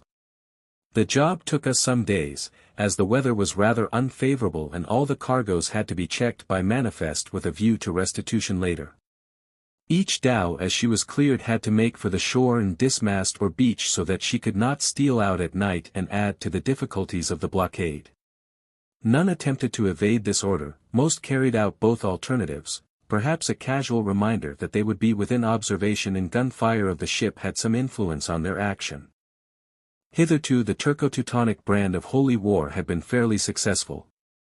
The Allied thrust at the Dardanelles and Gallipoli had failed, the Aden Protectorate was in Turkish hands, we had spent a most unpleasant Easter in Sinai, and Kut had fallen. Still, the Turks were soon to realize that a wrongly invoked jihad, like a mishandled musket, can recoil heavily, and, before the end of May, signs were not wanting that trouble was brewing for them in the Hijaz. We were in close touch with the shore through fishing canoes by day and secret emissaries by night, who brought us news that some German officers had been done to death by Hijazi tribesmen some 8 hours' journey north of Jeddah. They had evidently been first overpowered and bound, then stabbed in the stomach with the huge two-handed dagger which the Hijazis use, and finally decapitated, as a Turkish rescue party which hurried to the spot found their headless and practically disemboweled corpses with their hands tied behind them. Their effects came through our hands in due course, and we ascertained that the party consisted of Lieutenant Commander von Moeller, late of a German gunboat interned at Tsingtao, and 5 reservists whom he had picked up in Java. They had landed on the South Arabian coast in March, had visited Sana'a, the capital of Yemen, and had come up the Arabian coast of the Red Sea by dhow, keeping well inside the Farsan Bank, which is 300 miles long and a serious obstacle to patrol work. They had landed at Confida, north of the bank, and reached Jeddah by camel on May 5.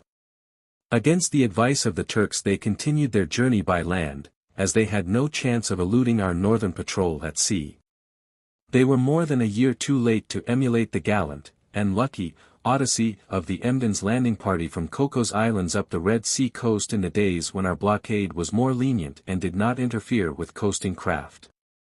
They hoped to reach Mon and so get on the rail for Stamboul and back to Germany, as the Sharif would not sanction their coming to the sacred city of Medina, which is the railhead for the Damascus-Hijaz Railway. After so staunch a journey they deserved a better fate. Among their kit was a tattered and blood-stained copy of my book on the Aden hinterland. Meanwhile affairs ashore were simmering to boiling point, and on the night of June 9 we commenced a bombardment of carefully located Turkish positions, firing by director to cooperate with an Arab attack which was due then but did not materialize till early next morning, and was then but feebly delivered. We found out later that the rifles and ammunition we had delivered on the beach some distance south of Jeddah to the Sharif's agents in support of this attack had been partly diverted to Mecca and partly hung up by a squabble with their own camelmen for more cash. We continued the bombardment on the night of the 11th and were in action most of the day on the 12th, shelling the Turkish positions north of Jeddah, which we had located by glass and the cooperation of friendly fishing craft who gave us the direction by signal.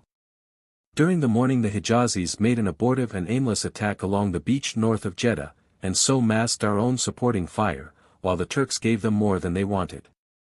By this time the senior ship and others had joined us, and the S.N.O. approved of my landing with a party of Indian signalers to maintain closer touch with their operations, provided that Arab headquarters would guarantee our safety as regards their own people. This they were unable to do. The bombardment grew more and more strenuous and searching as other ships joined in and our knowledge of the Turkish positions became more accurate. On the 15th it culminated with the arrival of a seaplane carrier and heavy bombing of the Ottoman trenches which our flat-trajectory naval guns could hardly reach. The white flag went up before sunset, and next day there were pourparlers which led to an unconditional surrender on June 17, 1916. Mecca had fallen just before, and Taif surrendered soon after, leaving Medina as the only important town still held by the Turks in the Hijaz. We began pouring food and munitions into Jeddah as soon as it changed hands. For the rest of this cruise my ship was a sort of parcels delivery van, and when the parcel happens to be an Egyptian mountain battery its delivery is an undertaking. My personal contact with the Turks and their ill-omened jihad ended soon after, as I was invalid from service afloat, but I kept in touch as an intelligence wallah on the beach and followed the rest of it with interest. They got holy war with a vengeance. The Sharif's sons, more especially the emirs Faisal and Abdullah, who had been trained at the Istanbul Military Academy, ably assisted by zealous and skilled British officers as mine planters and aerial bombers, harried outlying posts and the Hijaz railway line north of Medina incessantly. The Turkish positions at Wage fell to the Red Sea flotilla, reinforced by the flagship. I should like to have been there, if only to have seen the admiral sail into the proceedings with a revolver in his fist and the elan of a sub-lieutenant. The Hijazis failed to synchronize, as usual, so the navy dispensed with their support. On February 24, 1917, Kut was wrested from the Turks again, on March 11 they lost Baghdad, on November 7 their Beersheba Gaza front was shattered, and Jerusalem fell on December 9. Early next year Jericho was captured. February 21, a British column from Baghdad reached the Caspian in August, and after a final, victorious British offensive in Palestine the unholy alliance of Turkish Pan-Islamism and German Kultur got its death blow when Emir Faisal galloped into Damascus. The Turks had drawn the blade of jihad from its pan-Islamic scabbard in vain, its German trademark was plainly stamped on it.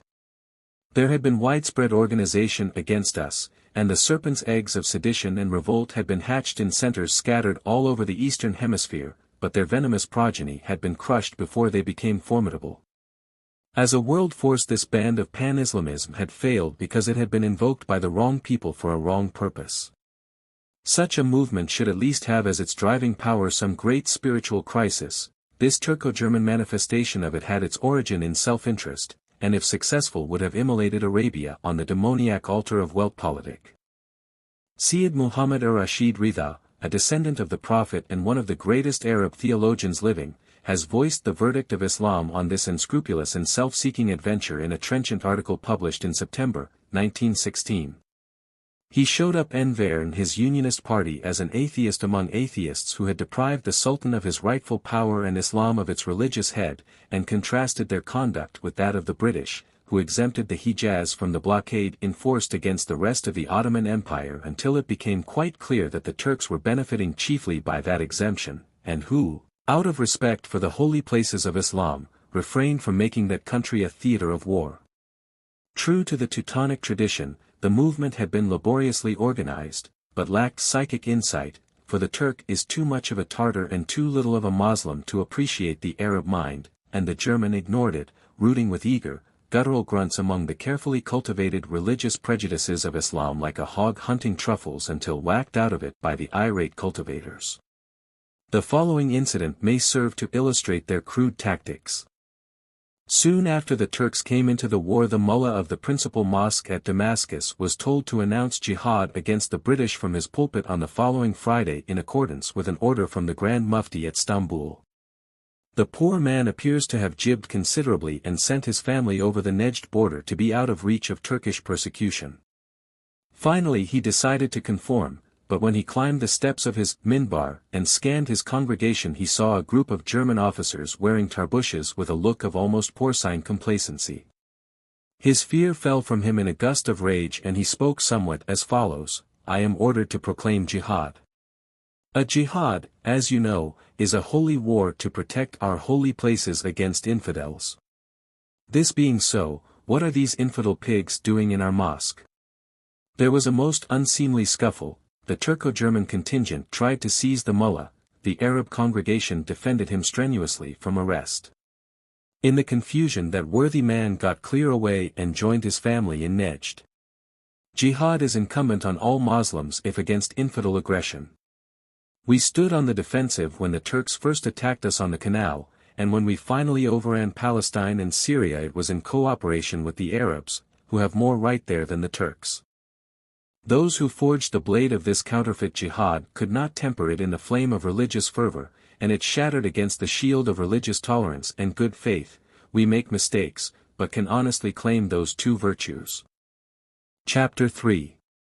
Its strength and weakness. To gauge the strength or weakness of Pan-Islam as a world force, we may best compare it with its great militant rival, the Christian Church, choosing common ground as the only sound basis of comparison, and remembering that it is Pan-Islam we are examining rather than Islam itself, the tree, not the root, and though we cannot study the one without considering the other, Islam has already been extensively discussed by men better qualified than myself to deal with it. The requirements of this work only call for comparison so far as the driving power of Pan-Islam is concerned as a material force. First of all, we must discard common factors. I set the great Shia schism against the Catholic Church, omitting the word Roman as a contradiction in terms, and cancel both for the purposes of comparison. Catholicism is not, of course, schismatic, otherwise there are points of resemblance, such as observances of saints and shrines, which have permeated the other sects to a certain extent, also the degree of antagonism is about the same. Therefore we can ignore the Catholic Church in this chapter, and when we are talking of Pan-Islam we should consider it a Sunnite, or Orthodox, movement, and count the Shiites out, as they do not even recognize the same center of pilgrimage. Perhaps the strongest factor in Pan-Islam as a political movement or a worldwide fellowship is the Meccan pilgrimage. I have already alluded to its cosmopolitan nature in the previous chapter, but never realized it so much till after the surrender of Jeddah, when stately Bokharites, jabbering Javanese, Malays, Chinese, Russians, American citizens and South Africans were among those who beset me as stranded pilgrims. This implies a very wide sphere of influence, against which we can only set the well-known immorality and greed which pilgrims complain of at Mecca. A huge influx of cosmopolitan visitors to any center will generally cause such abuses. On the Feast of Arafat there are normally 100,000 pilgrims in the Meccan area who represent 100 million Orthodox Muslims throughout the world, while the actual population of the city is only 50,000. The Arabic language is another strong bond of brotherhood in Islam. I do not mean to say that it is generally understood of the people, any more than Latin is throughout the Catholic world, but it is the language of most Sunnites and is moderately understood in Somaliland, East Africa, Java and the Malay Peninsula as the language of the Quran. In fact, it is the only written language in Somaliland, and Turkey uses the script though not the tongue. The daily observances of prayer, with their simple but obligatory ceremonial, and the yearly fast for the month of Ramadan unite Muslims with the common ties of duty and hardship, as in the comradeship which sailors and soldiers have for each other throughout the world. Then, again, there is no color line in Islam. A Negro may rise to place and power, he often does, and usually enjoys the intimate confidence of his master as not readily amenable to local intrigue. Difference of nationality is not stressed except by the Young Turks, who have slighted Semitic Muslims to their own undoing. Contrast this attitude with our church and estimate the precise amount of Christian brotherhood between an Orthodox Greek, a Welsh Wesleyan, an Ethiopian priest, a Scotch Presbyterian, and an Anglican bishop, since the Kikuyu heresy. Even within the narrow limits of one sect there is nothing like the fellowship one finds in secular societies. Which is the stronger appeal, Anglican communicant, or Freemason? Is a cross or the quadrant encompasses the more potent charm? Arabs credit us Christians with a much stronger bond of sympathy between co-religionists than is actually the case. It is true that those who come into any sort of contact with us realize that there is a distinct difference in form of worship and sentiment between Catholics, whom they call Christian, and Protestants or Nasara, but I shall not readily forget the extraordinary conduct of a Hijazi who boarded us off Jeddah with some of the effects belonging to the murdered Germans mentioned in the previous chapter. He was brought before me dripping wet, with the fear of death in his eyes. I thought this was due to the foolish risk he had taken, and spoke in gentle reproof of his conduct, pointing out that if any boat had been alongside where he leaped he would have met with a bad accident. To my surprise he fell at my feet and scrabbled at my clean white shoes, imploring me to spare his life. I put him down as somewhat mad, and asked, number 1, to put a sentry over him to see that he did not repeat his attempt to avoid our acquaintance. He clung to me like a limpet and had to be removed by force, with despairing entreaties for mercy, disregarding my still puzzled assurances as to his personal safety. I learned afterwards his true reason for alarm. He thought that after leaving my presence he would be quietly made away with in traditional Eastern style. Another very strong feature of Pan-Islam is the consistency of the creed from which it grows. I do not necessarily imply that Islam itself is benefited thereby, for consistency sometimes means narrowness, and we are not considering creeds, but there is no doubt about the dynamic force of a movement based on a religion which is sure of itself. A Muslim has one authorized version of the Quran, and only one. His simple creed is contained in its first chapter and is as short as the Lord's Prayer, which it somewhat resembles in style. Praising God as the Lord of the worlds, not only of this world of ours, it attributes to him mercy and clemency with supreme power over the day of judgment and is an avowal of worship and service. Its only petition is to be led in the way of the righteous, avoiding errors that incur his wrath. Contrast this with the many confusing aspects of Christianity.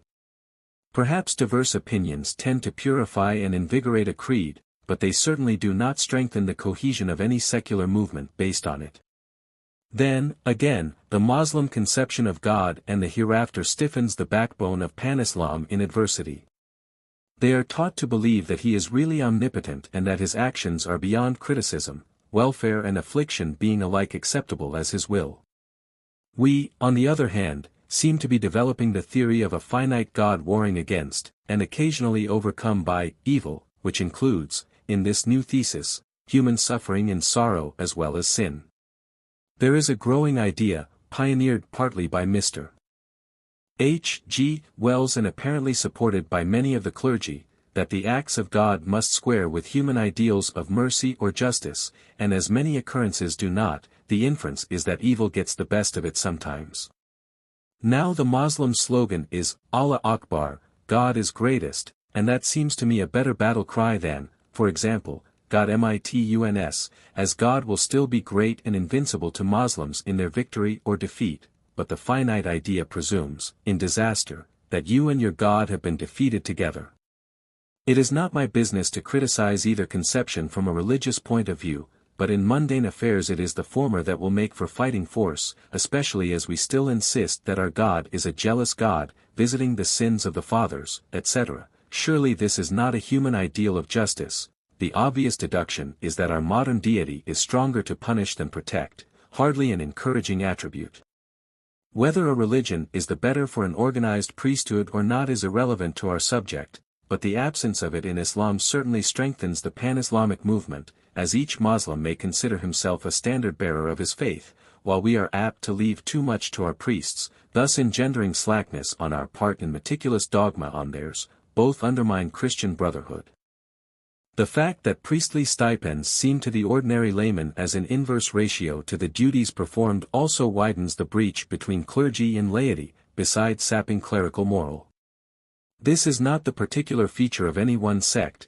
The reader can supply cases within his own experience, but here is one that is probably outside it and showing how widespread the system is. The rank and file of the Greek Orthodox clergy are notoriously ill-paid. Yet their monastery at Jerusalem costs £15,000 per annum to maintain and pays £40,000 annually in clerical salaries to archbishops and clergy who control the spiritual affairs of less than 15,000 people. It derives £30,000 from its property in Russia, £25,000 from the property of the Holy Sepulchre, and as much again from visitors and other sources, and this in a region where the founder of our faith was content to wander with less certainty of shelter than the wild creatures of the countryside. Incidentally, the monastery seems to have been unable to curtail its expenditure during the war, for it has accumulated debts to the amount of £600,000, most of its sources of income having ceased for the time.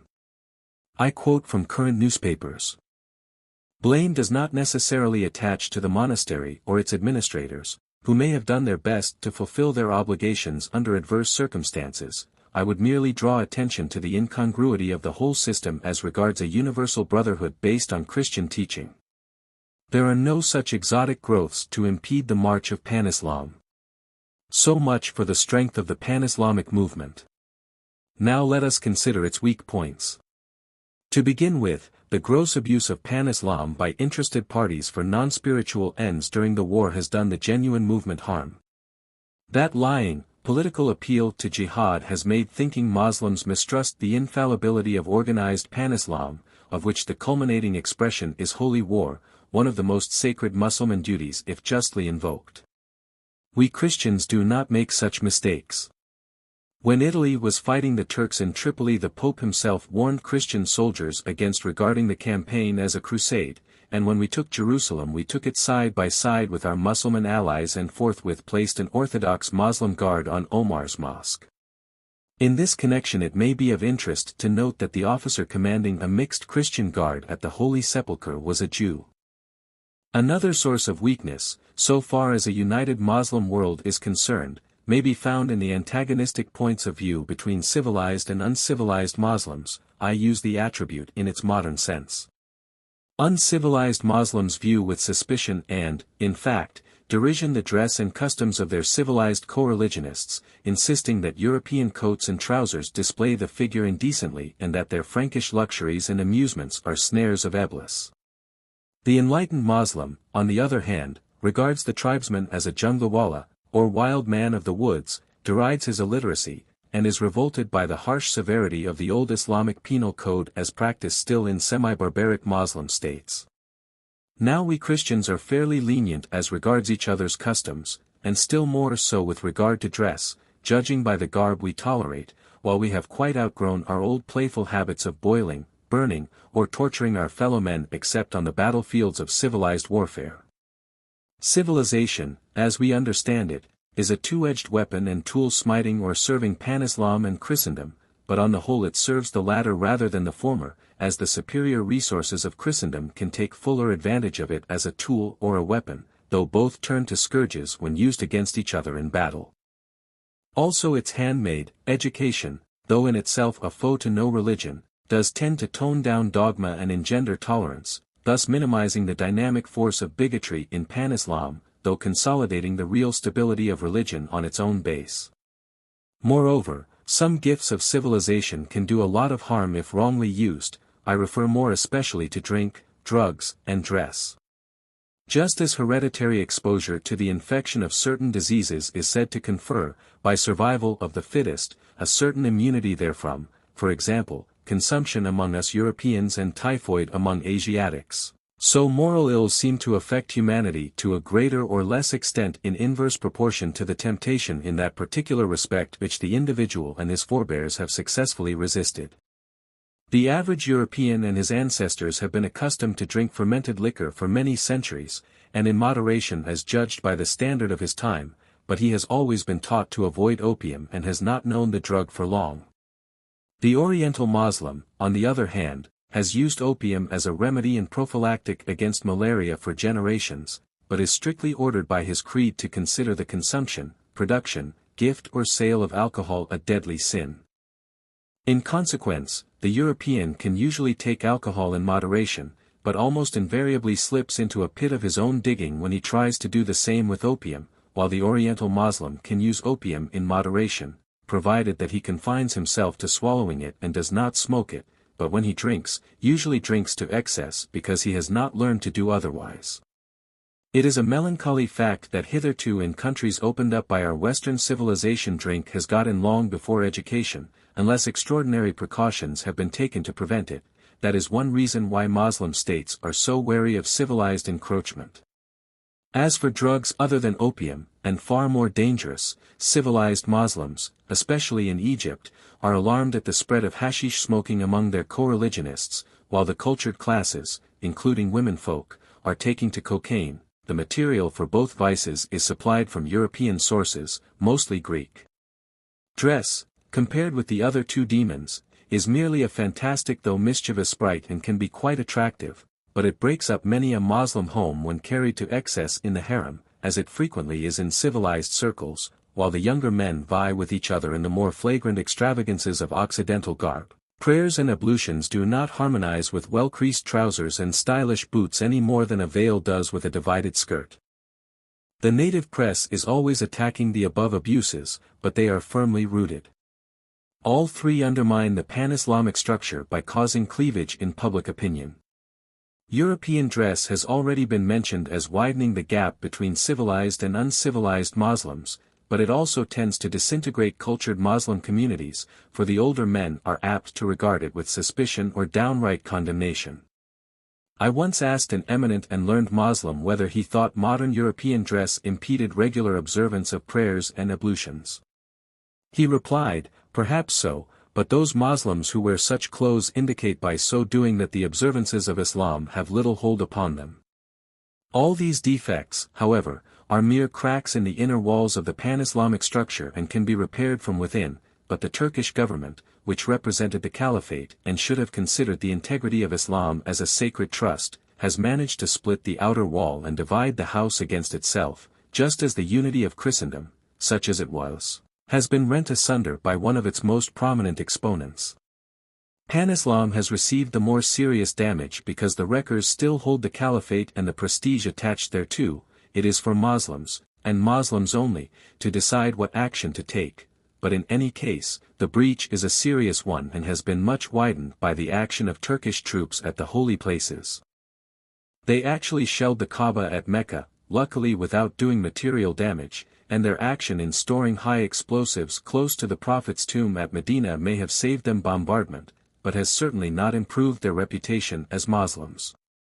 Even before the war I often heard Yemen Arabs talking of Turks and Muslims, a distinctly damning discrimination, and the situation has not been improved by Ottoman slackness in religious observances and their inconsistent national movement. At the same time, their rule in Arabia will be awkward to replace at first. I described the Turks in the final chapter of a book 2 published early in the war as preeminently fitted to govern Muslims by birthright, creed, and temperament, summing them up as individually gifted but collectively hopeless as administrators because they lacked a stable and consistent central government. They have proved the indictment up to the hilt, but that does not dower any of us Christians with their inherent qualifications as rulers in Islam. If any of us are called upon to face fresh responsibilities in this direction, it would take us all our time to make up for these qualities by tact, sound administration, and strict observance of local religious prejudice. Even then there is a Mussulman proverb to this effect: "A Muslim ruler though he oppress me and not a Kafir though he work me weal." It explains much apparent ingratitude for benefits conferred. The lesson we have to learn from pan-Islamic activities of the last decade or two is that countries which are mainly Muslim should have Muslim rulers, and that Christian rule, however enlightened and benevolent, is only permissible where Islam is outnumbered by other creeds. At the same time, in countries where Christian methods of civilization and European capital have been invited, we have a right to control and advise the Muslim ruler sufficiently to ensure the fair treatment of our nationals and their interests. But with purely Muslim countries which have expressed no readiness to assimilate the methods of modern civilization or to invite outside capital, we have no right to interfere beyond the following limit: if the local authorities allow foreign traders to operate at their ports, their interests should be safeguarded, if important enough, by consular representation on the spot, or, if not, by occasional visits of a man of war to keep nationals in touch with their own government, presuming that the place is too small to justify any mail-carrying vessel calling there except at very long intervals. There should always be a definite understanding as to foreigners proceeding or residing up-country for any purpose. If the local ruler discourages but permits such procedure, all we should expect him to do in case of untoward incidents is to take reasonable action to investigate and punish, but if he has guaranteed the security of foreign nationals concerned, he must redeem his pledge in an adequate manner or take the consequences. There should seldom be occasion for an inland punitive expedition, in these days, when many articles of seaborne trade have become, from mere luxuries, almost indispensable adjuncts of native life in the remotest regions. A maritime blockade strictly enforced should soon exact the necessary satisfaction. Such rulers should bear in mind that if they accept an enterprise of foreign capital, they must protect its legitimate operations, just as a school which has accepted a government grant has to conform to stipulated conditions. Where no such penetration has occurred, all we should concern ourselves with is that internal trouble in such regions shall not slop over into territory protected or occupied by us, and this is where our most serious difficulties will occur in erstwhile Turkish Arabia. The Turk, with all his faults, could grapple with a difficult situation in native affairs by drastic methods which might be indefensible in themselves, but were calculated to obtain definite results. At any rate, we had a responsible central government to deal with and one that we could get at. Now we shall have to handle such situations ourselves or rely on the local authorities doing so. The former method is costly and dangerous, yielding the minimum of result to the maximum of effort and expense, while involving possibilities of trouble which might compromise our democratic yearnings considerably. The latter alternative presupposes that we have succeeded in evolving out of the present imbroglio responsible rulers who are well disposed to us and prepared to take adequate action on our representations. In Syria and Mesopotamia, where communications are good and European penetration an established fact, there should not be much difficulty, but in Arabia proper the problem is a very prickly one. Beginning with Arabia Felix, which includes Yemen, the Aden Protectorate, and the vague, sprawling province of Hadramaut, we may be permitted to hope that nothing worse can happen in the Aden Protectorate than has happened already. The remoter Hadramaut has always looked after its own affairs and can continue to do so, but Yemen bristles with political problems which will have to be solved, and solved correctly, if she is going to be a safe neighbor or a reliable customer to have business dealings with. Hitherto none of her local rulers have inspired any confidence in their capacity for initiative or independent action. During the war the Idrisi, who had long been in revolt against the Turks in northern Yemen, kept making half-hearted and abortive dabs at Loeia, like a nervous child playing Snapdragon, but his only success, and temporary at that, was when he occupied the town after the Red Sea Patrol had shelled the Turks out of it. As for the Imam, he has been sitting on a very thorny fence ever since the Turks came into the war. We have been in touch with him for a long time, but all he has done up to date is to wobble on a precarious tripod supported by the opposing strains of Turks, tribesmen, and British. Now one leg of the tripod has been knocked away. He has yet to show if he can maintain stability on his own base, and, if so, over what area. The undeniable fighting qualities of the Yemen Arab, which might be a useful factor in a stable government, will merely prove a nuisance and a menace under a weak regime, and tribal trouble will always be slopping over into our Aden sphere of influence. Then the question will arise, what are we going to do about it? We cannot bring the Yemenis to book by blockading their coast and cutting off caravan traffic with Aden, because, in view of our trade relations with the country by sea and land, we should only be cutting our nose off to spite our face. Moreover, the punishment would fall chiefly on the respectable community, traders, the cultured classes, etc., to whom seaborne trade is essential, while it would hardly affect the wild tribesmen, except as regards ammunition, and to prevent them getting what they wanted through the Hijaz is outside the sphere of practical politics. In the Hijaz itself we can at least claim that authority is suitably represented and accessible to us. Before the war we kept a British consul at Jeddah with an Indian Muslim vice-consul who went up to Mecca in the pilgrim season.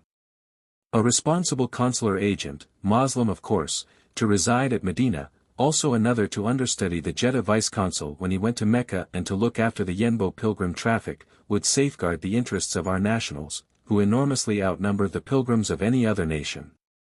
Further interference with the Hijaz, unless invited, would be unjustifiable. Trouble for us does not lie in the Hijaz itself, but in its possible expansion beyond its powers of absorption, or, in homely metaphor, if it bites off more than it can chew. There is a certain tendency just now to overrate Hijazi prowess in war and policy. In fact, King Hussein is often alluded to vaguely as the King of Arabia, and there is a sporadic crop of ill-informed articles on this and other Arabian affairs in the English press. One of the features of the war as regards this part of the world is the extraordinary and fungus-like growth of Arabian experts it has produced, most of whom have never set foot in Arabia itself, while the few now living who have acquired real first-hand knowledge of any part of the Arabian Peninsula before the war may be counted on the fingers of one hand. Yet the number of people who rush into print with their opinions on the most complex Arabian affairs would astonish even the Arabs if they permitted themselves to show surprise at anything. These opinions differ widely, but have one attribute in common, their emphatic cocksureness. Each one presents the one and only solution of the whole Arabian problem according to the facet which the writer has seen, and there are many facets. They are amusing and even instructive occasionally, but there is a serious side to them, their crass empiricism. Each writer presents, quite honestly, perhaps, his point of view of one or two facets in the rough-cut, many-sided, and clouded crystal of Arabian politics without considering its possible bearing on other parts of the peninsula or even other factors in the district he knows or has read about. The net result is an appallingly crude patchwork, no one piece harmonizing with another, and, in view of the habit government has formed in these cases of accepting empirical opinions if they are shouted loud enough or at close range, there is more than a possibility that our Arabian policy may resemble such a crazy quilt. If it does, we shall have to harvest a thistle crop of tribal and intertribal trouble throughout the Arabian Peninsula, and the seed down of unrest will blow all over Syria and Mesopotamia just at the most awkward time when reconstruction and sound administration are struggling to establish themselves. Weeds grow quicker and stronger than useful plants in any garden. Empirical statements sound well and look well in print, but they are no use whatever as sailing directions in the uncharted waters of Arabian politics. Putting them aside, the following facts are worth bearing in mind when the future of Arabia is discussed. The Hijazi troops were ably led by the Sharifian emirs and Syrian officers of note, and had the cooperation of the Red Sea flotilla on the coast and British officers of various corps inland to cut off Medina, the last place of importance held by the Turks after the summer of 1916. Yet the town held out until long after the armistice, and its surrender had eventually to be brought about by putting pressure on the Turkish government at Istanbul. On the other hand, the two great provinces which impinge upon the Hijaz, namely, Nejd and Yemen, have given ample proof that they can hammer the Turks without outside assistance. The Nedis not only cleared their own country of Ottoman rule, but drove the Turks out of Hassa a year or two before the war, while the Yemenis have more than once hurled the Turks back onto the coast, and the rebels of northern Yemen successfully withstood a Hijazi and Turkish column from the north and another Turkish column from the south. The inference is that if the limits of Hijazi rule are to be much extended, there had better be a clear understanding with their neighbors and also some definite idea of the extent to which we are likely to be involved in support of our protégé. I know that many otherwise intelligent people have been hypnotized by the prophecy in The White Prophet. The time is near when the long drama that has been played between Arabs and Turks will end in the establishment of a vast Arabic empire, extending from the Tigris and the Euphrates Valley to the Mediterranean and from the Indian Ocean to Jerusalem, with Cairo as its capital, the Khedive as its caliph, and England as its lord and protector. While refraining from obvious and belated criticism of a prophecy which the march of events has trodden out of shape, and which could never have been intended as a serious contribution to our knowledge of Arabs and their politics, we must admit that the basic idea of centralizing Arabian authority has taken strong hold of avowed statecraft in England. It would, of course, simplify our relations with Arabia and the collateral regions of Mesopotamia and Syria if such authority could establish itself and be accepted by the other Arabian provinces to the extent of enforcing its enactments as regards their foreign affairs, i.e., relations with subjects, national or protected, of European states. If such authority could be maintained without assistance from us other than a subsidy in the occasional supply, to responsible parties, of arms and ammunition, it would satisfy all reasonable requirements, but if we had to intervene with direct force we should find ourselves defending an unpopular protégé against the united resentment of Arabia. I believe there is no one ruler or ruling clique in Arabia that could wield such authority, and my reason for saying so is that the experiment has been tried repeatedly on a small scale during the 20 years or so that I have been connected with the country and has failed every time. Toward the close of last century a Sultan of Lahej who had always claimed suzerainty over his turbulent neighbors, the Subehi, had to enter that vagabond tribeship to enforce one of his decrees, and got held up with his army, until extricated by Aden diplomacy at the price of his suzerain sway. His successor still claimed to hold over an adjacent clan of the Subehi known as the Regai, but when one of our most promising political officers was murdered there, and the murderer sheltered by the clan, he was unable to obtain redress or even assist us adequately in attempting to do so. Early in this century Aden was involved in a little expedition against Turks and Arabs because one of her protected sultans, equipped with explosive and ammunition, could not deal with a small Arab fort himself. This is the same sultanate which let the Turks through against us in the summer of 1915 and whose ruler was prominent in the sacking of Lahej. I have already alluded, in Chapter 2, to the inadequacy of the Lahej Sultan on that occasion, yet Aden had bolstered up his authority in every possible way and had relied on him and his predecessor for years to act as semi-official suzerain and go-between for other tribes, a withered stick which snapped the first time it was leant upon. I could also point to the Imam of Yemen, strong in opposition to the Turks as a rallying point of tribal revolt, but weak and vacillating on the side of law and order. I might go on giving instances ad nauseam, but here is one more to clinch the argument, and it is typical of Arab politics. Aden had just cause of offense against a certain reigning sultan of the Abd al-Wahid in her eastern sphere of influence. He had intrigued with foreign states, oppressed his subjects, persecuted native trade and played the Dickens generally. Therefore Aden rebuked him, by letter, and appointed a relative of his to be sultan and receive his subsidy. The erring but impenitent potentate reduced his relative to such submission that he would sign monthly receipts for the subsidy and meekly hand over the cash. These were his only official acts, as he retired into private life in favor of Aden's bête noire, who flourished exceedingly until he blackmailed caravans too freely and got the local tribesmen on his track. When we also consider how early in Islamic history the caliphate split as a temporal power, and the difficulty which even the early caliphs, with all their prestige, had to keep order in Arabia, it should engender caution in experiments toward even partial centralization of control, apart from the fact that they might develop along lines diverging from the recognized principles of self-determination in small states. They could land us into a humiliating impasse or an armed expedition. We parried the Turco-German efforts to turn Pan-Islam against us, thanks to our circumspect attitude with regard to Muslims, but a genuine movement based on any apparent aggression of ours in Arabia proper might be a more serious matter. Chapter 4. Muslim and missionary. Having weighed the influence which Pan-Islam can wield as a popular movement, we will now consider the human factors which have built it up. Just as we used Christendom as a test gauge of Pan-Islam, so now we will compare the activities of Muslims, who do their own proselytizing, with those of Christian missionaries, grouping with them our laity so far as their example may be placed in the scales for or against the influence of Christendom. To do this with the breadth of view which the question demands, we will examine these human factors throughout the world wherever they are involved in opposition to each other. We shall thus avoid the confined outlook which teaches Europeans in Asia Minor to look on Turks as typical Muslims to the exclusion of all others, or makes Anglo-Egyptians talk of countryfolk in Egypt as Arabs and their language as the standard of Arabic, or engenders the Anglo-Indian tendency of regarding a scantily dressed paramount chief from the Aden hinterland as an obscure junglewala because, in civilized India, an eminent Moslem dresses in accordance with our conception of the part.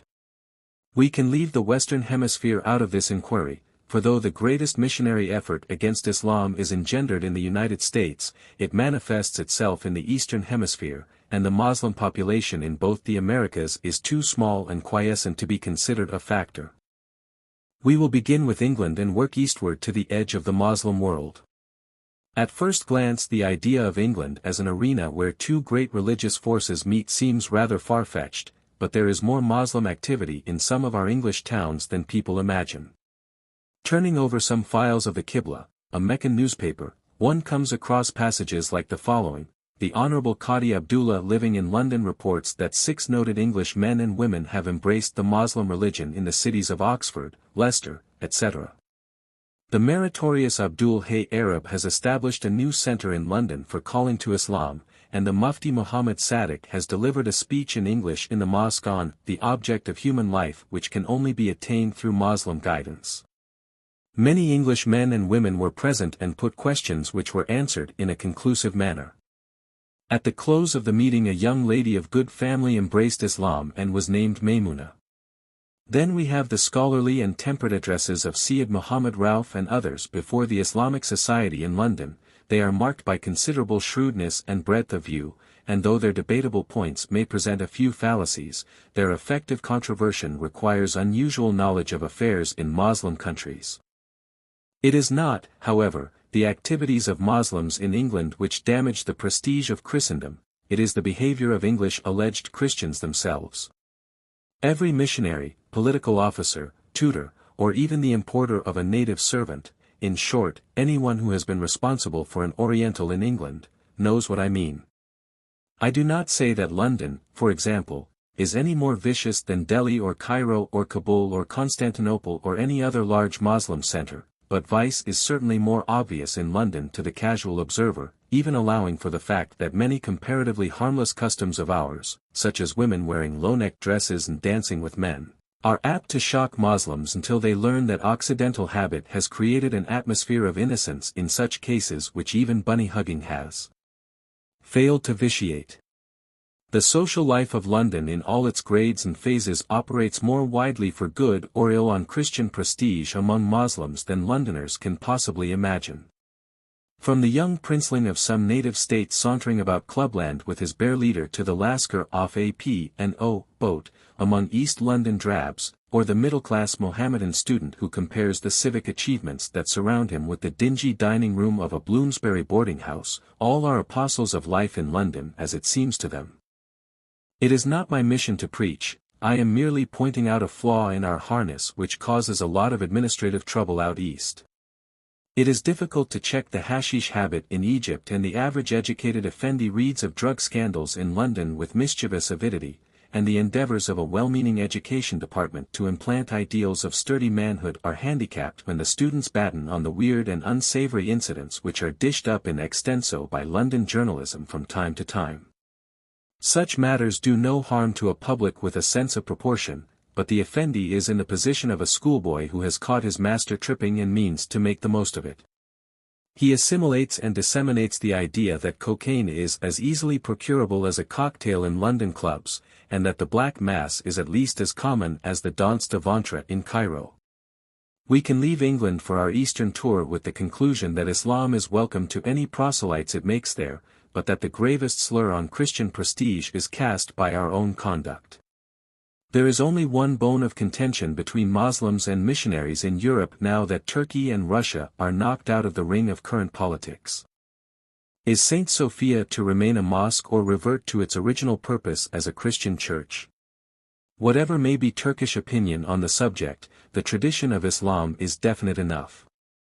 When the Caliph Omar entered Jerusalem in triumph, after Khaled had defeated the hosts of Heraclius east of Jordan, he withstood the importunate entreaties of his followers to pray in the Church of the Holy Sepulchre, saying that if he did so the building would de facto become a mosque, and such a wrong to Christianity was against the ordinance and procedure of the Prophet. It is worthy of note that Christians were not molested at Jerusalem until after the Seljuk Turks wrested the Holy City from the moribund Arabian Caliphate in 1076. Their persecution and the desecration of sacred places by the Turks brought about the First Crusade in 1096. Again it was the Ottoman Turks who stormed Constantinople and turned St. Sophia into a mosque. According to the orthodox tradition of Islam, once a church always a church. When the ex-Khedive had the chance of reacquiring the site of All Saints, Cairo, owing to the increasing noise of traffic in the vicinity, he contemplated building a cinema theater there, for he had a shrewd business mind, but he was roundly told by Muslim legalists that it was out of the question.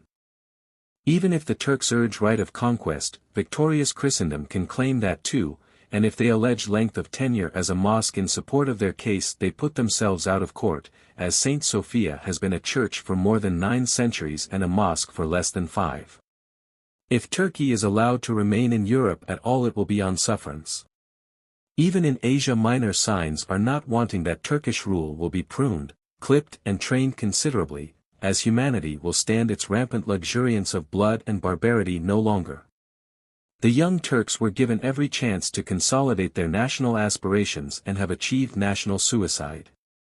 One may feel sorry for the patient, sturdy peasantry, and the non-political cultured classes who have been coerced or cajoled into fighting desperately in a cause that meant calamity for them whether they won or lost, but a nation gets the rulers it deserves and must answer for their acts. Asia Minor will probably be more accessible as a mission field in due course. The Muslim Turk is not amenable to conversion. In fact, during a quarter of a century's wandering in the East I have never met a Turkish convert. The American Protestant mission will probably be well to the fore in this area in view of its excellent work on behalf of the Armenians and other distressed Christians during the war. Just as it has concentrated its principal energies on the Copts in Egypt, so it may with advantage devote itself to the education and uplift of the Armenians, and if its activities are as successful as with the Copts, even the Armenians cannot but approve, for the more enlightened individuals of that harassed and harassing little nation admit that the Armenian character could be considerably improved, and that, though their hideous persecution is indefensibly damnable, their covetous instincts and parasitic activities are an incentive to maltreatment. One of the most difficult minor problems of reconstruction in Eastern Europe and Asia Minor will be how to safeguard the interests and modify the provocative activities of such subject races as the Jews and the Armenians were established among ill-controlled nations and numerically inferior, though intellectually superior, to them. With their natural gift for intrigue and finance, they repay public persecution and oppression by undermining the administration and battening on the resources of their unwilling foster country until active dislike becomes actual violence and outbursts of brutish rage yield ghastly results. Deportation is not only tyrannically harsh but impracticable, for unless they were dumped to die in the waste places of the earth, which is unthinkable, some other nation must receive them, and even the most philanthropic government would hesitate to upset its economic conditions by admitting unproductive hordes of sweated labor and skilled exploiters. There are only two logical alternatives to such an impasse. One is to treat such subject races so well that they may be trusted not to use their peculiar abilities against the interests of their adoptive country, which would then be their interests too, and the other is to exterminate them, which is inhuman. There is no middle course. It is a salutary but humiliating fact that we incur the worst human ills by our lack of human charity. We starved and overcrowded our poor till they bred consumption, and we enslaved Negroes till they degenerated our Anglo-Saxon sturdiness of character, then plunged a great nation into civil war, and have finally become one of its most serious social problems. So the Jews were debarred from liberal pursuits and privileges until they concentrated on finance and commerce, being also persecuted until they perfected their defensive organization. The consequence is that they are individually formidable in those activities and collectively invincible. Similarly, the Turks harried the Armenians to their own undoing with even less excuse, for those ill-used people were certainly not interlopers, and so far from ameliorating their condition in the course of time, as we have done with the Jews, the Turks went from bad to worse till they culminated in atrocities which no provocation can palliate or humanity condone. But to return to Asia Minor, there the Armenians were first on the ground, and yet the Moslems of Armenia outnumber them by 3-1. Any sound form of government would have to give equal rights, but it would have to be strong and far-seeing to prevent the greedy exploitation and savage reprisals which such conditions would otherwise evolve. On entering Asia we shall find a somewhat similar problem confronting the administration in Syria and Palestine.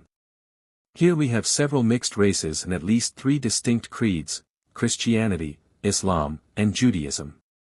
The Zionist movement looks promising, everyone concerned seems to be in accord, and a Jew millennium looms large in the offing, but in Palestine there are normally about 700,000 Muslims and Christians, the latter a very small minority, to 150,000 Jews. The lure of the Promised Land will presumably increase the Jewish population enormously, but they will still be very much in the minority unless the country is overpopulated. The Zionist organization will naturally try to select for emigration agriculturists, mechanics, and craftsmen generally to develop the resources of the country, but that is easier said than done. If Palestine, in addition to the sentimental aspect, is to be a refuge and asylum for the downtrodden and persecuted Jews of Eastern Europe, there would be very few farmers among that lot, except tax farmers. Even in England, where he labors under no landowning disability, the Jew thinks that farming for a living is a mug's game and confines his agricultural activities to weekends in the autumn with a hammerless ejector and a knickerbocker suit. As for mechanics and skilled labor generally, such Jews as take to it usually excel in such work and do very well where they are. The bulk of the immigrant population, unless Palestine is going to be artificially colonized without regard for the necessitous claims of the very people who should be drawn off there, will be indigent artisans, small shopkeepers, shop assistants, weedy unemployables, and a sprinkling of shrewd operators on the lookout for prey. If the scheme is going to be run entirely on philanthropic lines, and there are ample resources and charity at the back of it to do so, the Zionists will be all right, and will, perhaps, improve immensely in the next generation under the influence of an open-air life, if they adopt it, but the resident majority of Muslims and Christians will not take too kindly to their new compatriots, while the Palestine Jews are already carping at the idea of so many trade rivals and accusing them of not being orthodox. None of this ill feeling need matter in the long run with a firm but benevolent government, but the authorities will have to evolve some legislation to check profiteering and overexploitation, or there will be trouble. It is not only the newcomers who will want curbing, but the present population. During the war, the flagrant profiteering of Jew and Christian operators in Palestine and Syria did much to accentuate the appalling distress and was the more disgraceful compared with the magnificent efforts of the American and Anglican churches to relieve the situation. The Jews nearly incurred a pogrom by their operations, which were only checked by a wealthy Syrian in Egypt starting a cooperative venture of low-priced foodstuffs and necessities with the support of the British authorities. As for the local Syrians, some of them were even worse. French and British officers speak of wealthy Syrians, presumably Christian, certainly not Muslim, giving many and sumptuous balls at Beirut, at which they lapped Austrian champagne while their wives, blazing in diamonds, whirled with Hunnish officers in the high-pressure, double-action German waltz. And this with thousands of their compatriots starving in the streets and little naked children banding together to drive pariah dogs with stones from the street offal they were worrying, if perchance it might yield a meal. Meanwhile decent Anglo-Saxon Christendom was battling in that very town under adverse conditions to succor human destitution which had been largely caused by the callous operations of these soulless parasites. The Christians of Syria have no monopoly of such scandals. Yet there are otherwise intelligent people who speak of modern Christianity as an automatic promoter of ethics, and have the effrontery to try to thrust it on the East as a moral panacea. It is human ideals which make or mar a soul when once the seed of any sound religion has been sown, and they depend upon environment and climate more than our spiritual pastors admit, otherwise, why this missionary activity among Oriental Christians? If you try to grow garden flowers in the rich, rank irrigation soil of the Nile Valley they flourish luxuriantly, but soon develop a marked tendency to revert to their wild type, and it is permissible to suppose that human character is even more sensitive to its mental and physical surroundings. Any observant teacher of Oriental youth will tell you that the promise of their precocious ability is seldom fulfilled by their maturity. Even the country-born children of British parents are considered precocious at their preparatory school in England, and, if not sent home to be educated, are apt to fall short of their parents' intellectual and moral standard in later years. The Mamelukes knew what they were about when they kidnapped hardy Albanian youths to carry on their rule in Egypt and passed over their own progeny. Kingsley has shown us in Hypatia what the Nile Valley did for the Christian Church. It is not a question of Jew, Christian, or Muslim that the administrative authorities in Syria and Palestine will have to consider beyond ensuring that each shall follow his religion unmolested. They will have to defend the many from the machinations of the few and the few from the violent reprisals of the many. It is statecraft that is wanted, not politics or religious dogma. In Mesopotamia there has not been much missionary effort hitherto, and there is not a good case for exploiting it as a missionary field beyond certain limits. The riparian townsfolk are respectable people of some education and grasp of their own affairs, and the country folk are a harum-scarum set of scallywags who used to attack Turks or British indifferently, whichever happened to be in difficulties for the moment. They are best left to the secular arm for some time to come. Medical missions, staffed by both sexes, could do good work at urban centers, and a few river steamers, or even launches, would extend their efforts considerably. We now come to Arabia itself, the peninsula of the Arabs, where Orthodox Islam has its strongholds and missionary enterprise is not encouraged. Geographers differ somewhat as to what constitutes Arabia proper, but for the purposes of modern practical politics it may be considered as all the peninsula south of a line from the head of the Gulf of Aqaba to the head of the Persian Gulf, and consisting of Nejd, the Hijaz, 3 Asir, Yemen, Aden Protectorate, Hadramaut and Oman.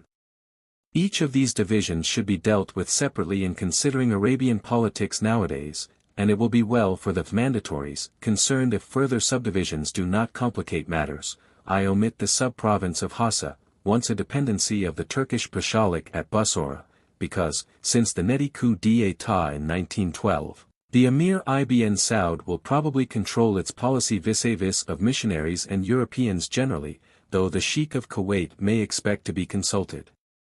Nejd comes first as we move southward, impinging as it does on Syria, Mesopotamia, and the Hijaz. Its politics are involved in theirs to a certain extent and its affairs require careful handling. It is certainly no field for unrestrained missionary effort, but there is no reason why a medical mission should not be posted at Riyadh if the Emir is willing. There are two rival houses in Nejd, the Ibn Saud and Ibn Rashid, the former pro-British and the latter, hitherto, pro-Turk. Emir Saud held ascendancy before the war and should be able to maintain it now that Turco-German influence is a thing of the past. He is an enlightened, energetic man and was a close friend of our gallant, political, the late Captain Shakespeare, who was killed there early in the war during an engagement between the two rival houses. The question of missionary enterprise in Nejd could well be put before the Emir for consideration on its merits. Such procedure may seem weak to an out-and-out missionary, but even he would hesitate to keep poultry in another man's garden, even for economic purposes, without consulting him.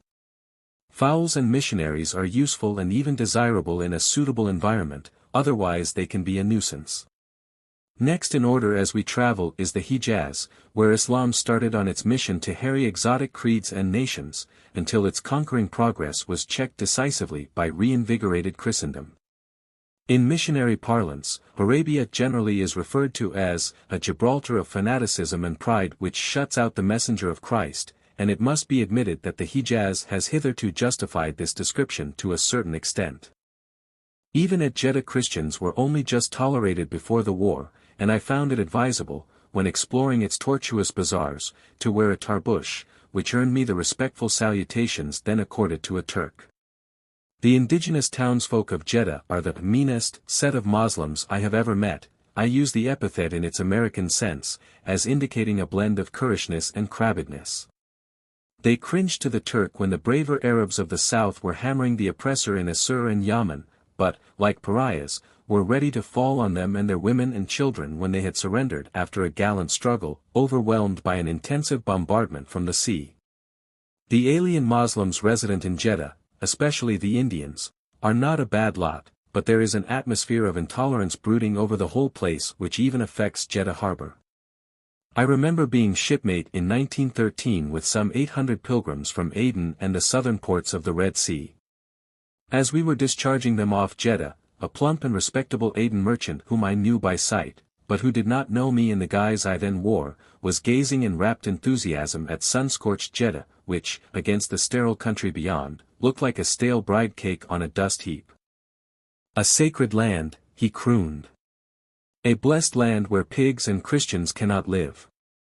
Incidentally, he made a very good living out of Christians and was actually carrying his gear in a pigskin valise.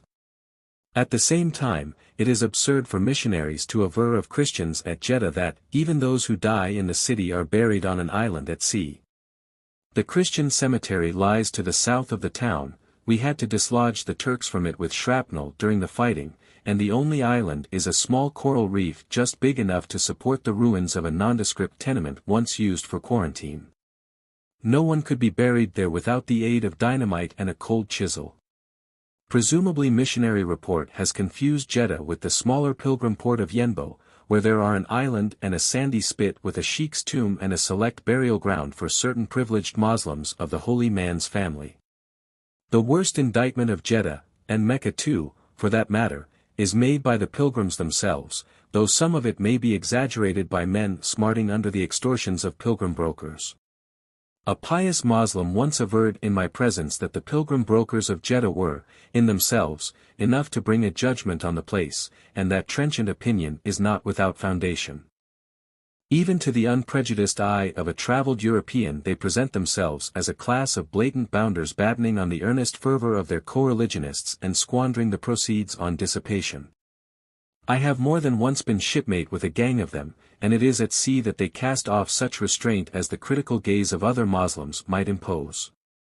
As sumptuous first-class passengers they lounge about the deck in robes of tussore, rich silks and fancy waistcoats, though out of deference to their religious prejudice and Christian table manners they usually mess by themselves.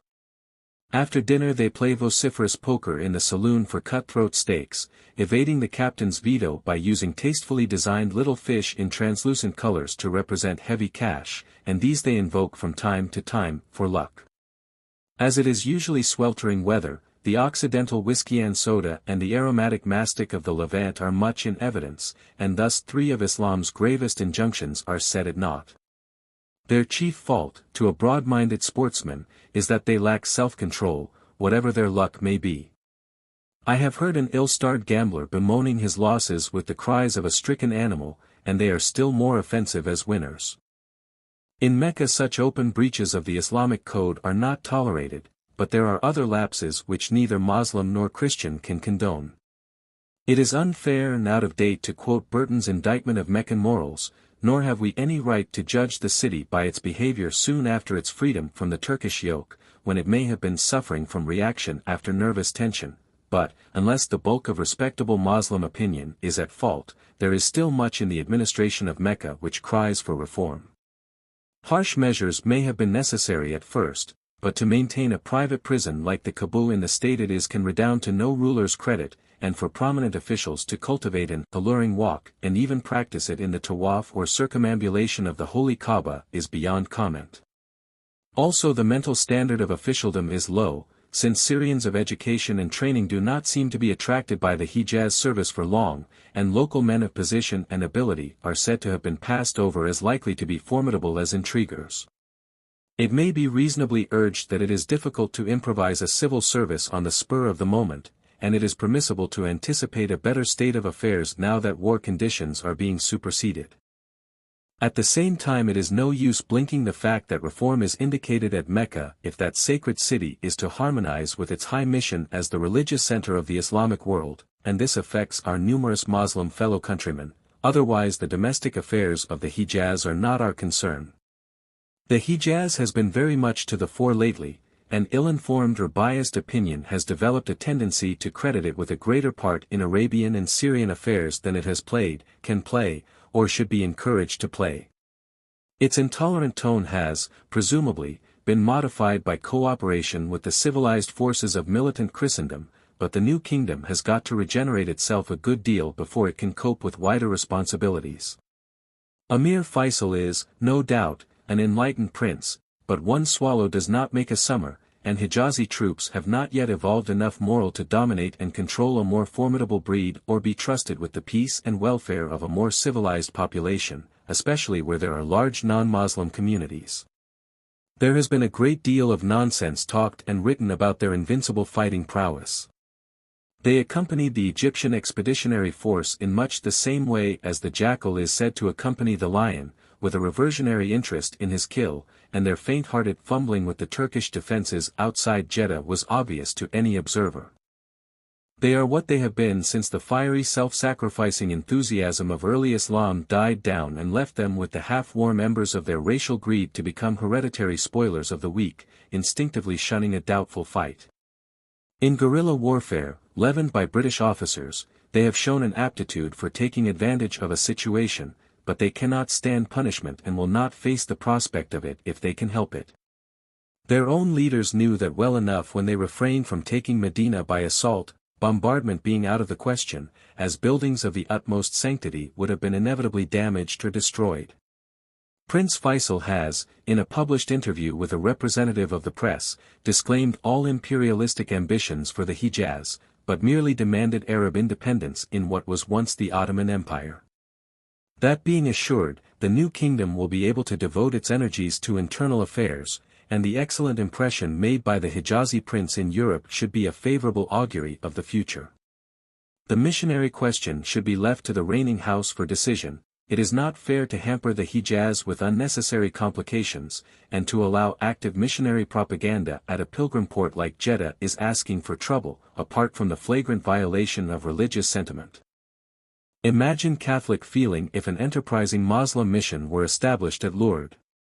Tact and expediency are just as necessary in religious as in secular affairs, at least so St. Paul has taught us, but the modern missionary is too apt to regard these qualities in Christianity as insincerity and the lack of them in Islam as fanaticism. South of the Hijaz lies that rather vague area known as Asir. For geographical purposes we may consider it as the country between two parallels of latitude drawn through the coastal towns of Lith and Loia, with the Red Sea on the west and an ill-defined inland border merging eastward into the desert plateau of southern Najd.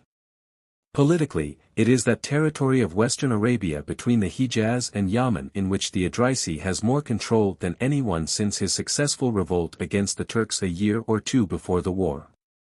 In all probability its northern districts with Lith will go to the Hijaz, and the southern ones with Loia to the Idrisi, but Western diplomacy will be well advised to leave those two rulers to settle it between themselves and the local population, especially inland, as tribal boundaries between semi-nomadic and pastoral people are not for intelligent amateurs to trifle with. Nor should the missionary be encouraged. Asir is not a suitable field for his activities, and the trouble he would probably cause is out of all proportion to the good he could possibly do. The Assyri is a frizzy-haired fanatic with a short temper and a serious disposition, addicted to swordplay and the indiscriminate use of firearms. I doubt if he would see the humor of missionary logic. As for the Idrisi himself, he is a tall, well-set-up man of Negroid aspect, being of Moorish and Sudani descent, and has shown shrewdness as an administrator, though his operations in the war have lacked punch. He is very orthodox, and from what I know of him I should not say that religious tolerance was his strong point. His capital is at Sabia, in the maritime foothills, with a very trying climate. Asir might suit the naturalist or explorer who could adapt himself to his environment and respect local prejudice. No one has yet entered the country in either capacity, but, from what has been told me before the war by intelligent Turkish officers who campaigned there, I think that the birds and smaller mammals would repay research, while the Great Dawasir Valley and other geographical problems inland might be investigated with advantage under the aegis of local chiefs. All that is required, besides the necessary scientific knowledge in Arabic, is a certain amount of perseverance and resolution blended with a reasonable regard for other people's convictions. Most Arabian expeditions fail through lack of time spent in preliminary steps. I have tripped up in that way myself, but it was owing to the restrictions of a paternal government, and not through lack of patience. Before I started serious exploration in the Aden hinterland I spent a year on the littoral plain getting in touch with the people and mastering the dialect.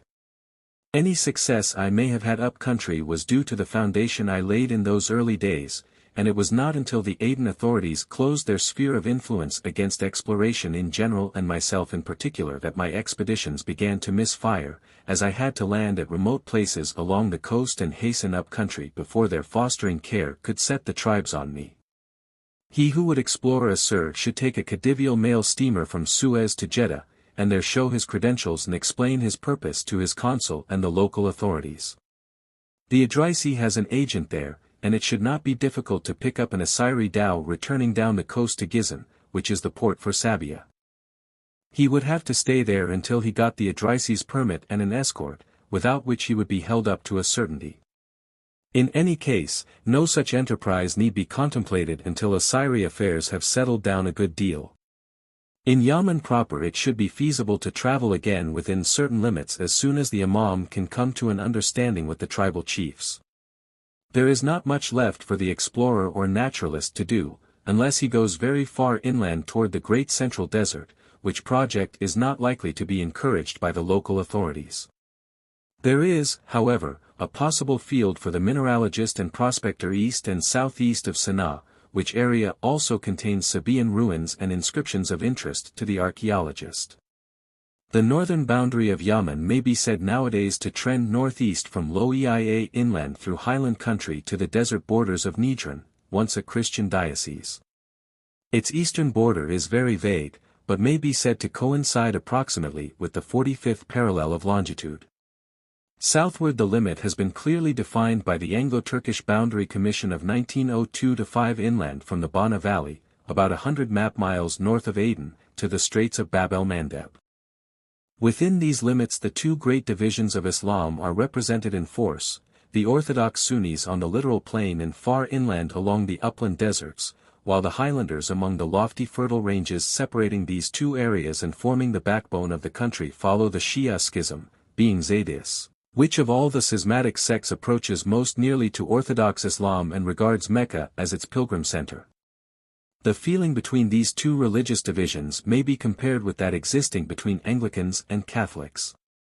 They will occasionally use each other's places of worship, more especially the upper or governing classes, and seldom come to open loggerheads. When they do, it is usually about politics, and not religion.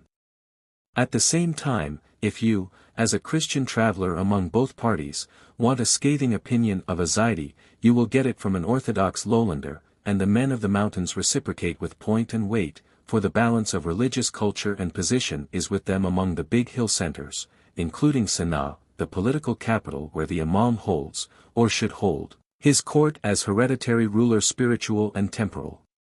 This ecclesiastical potentate has backed the Turk in a non-committal but flamboyant manner during the war up to the turning of the tide against them, when he sat on the fence until his Turkish subsidy ceased.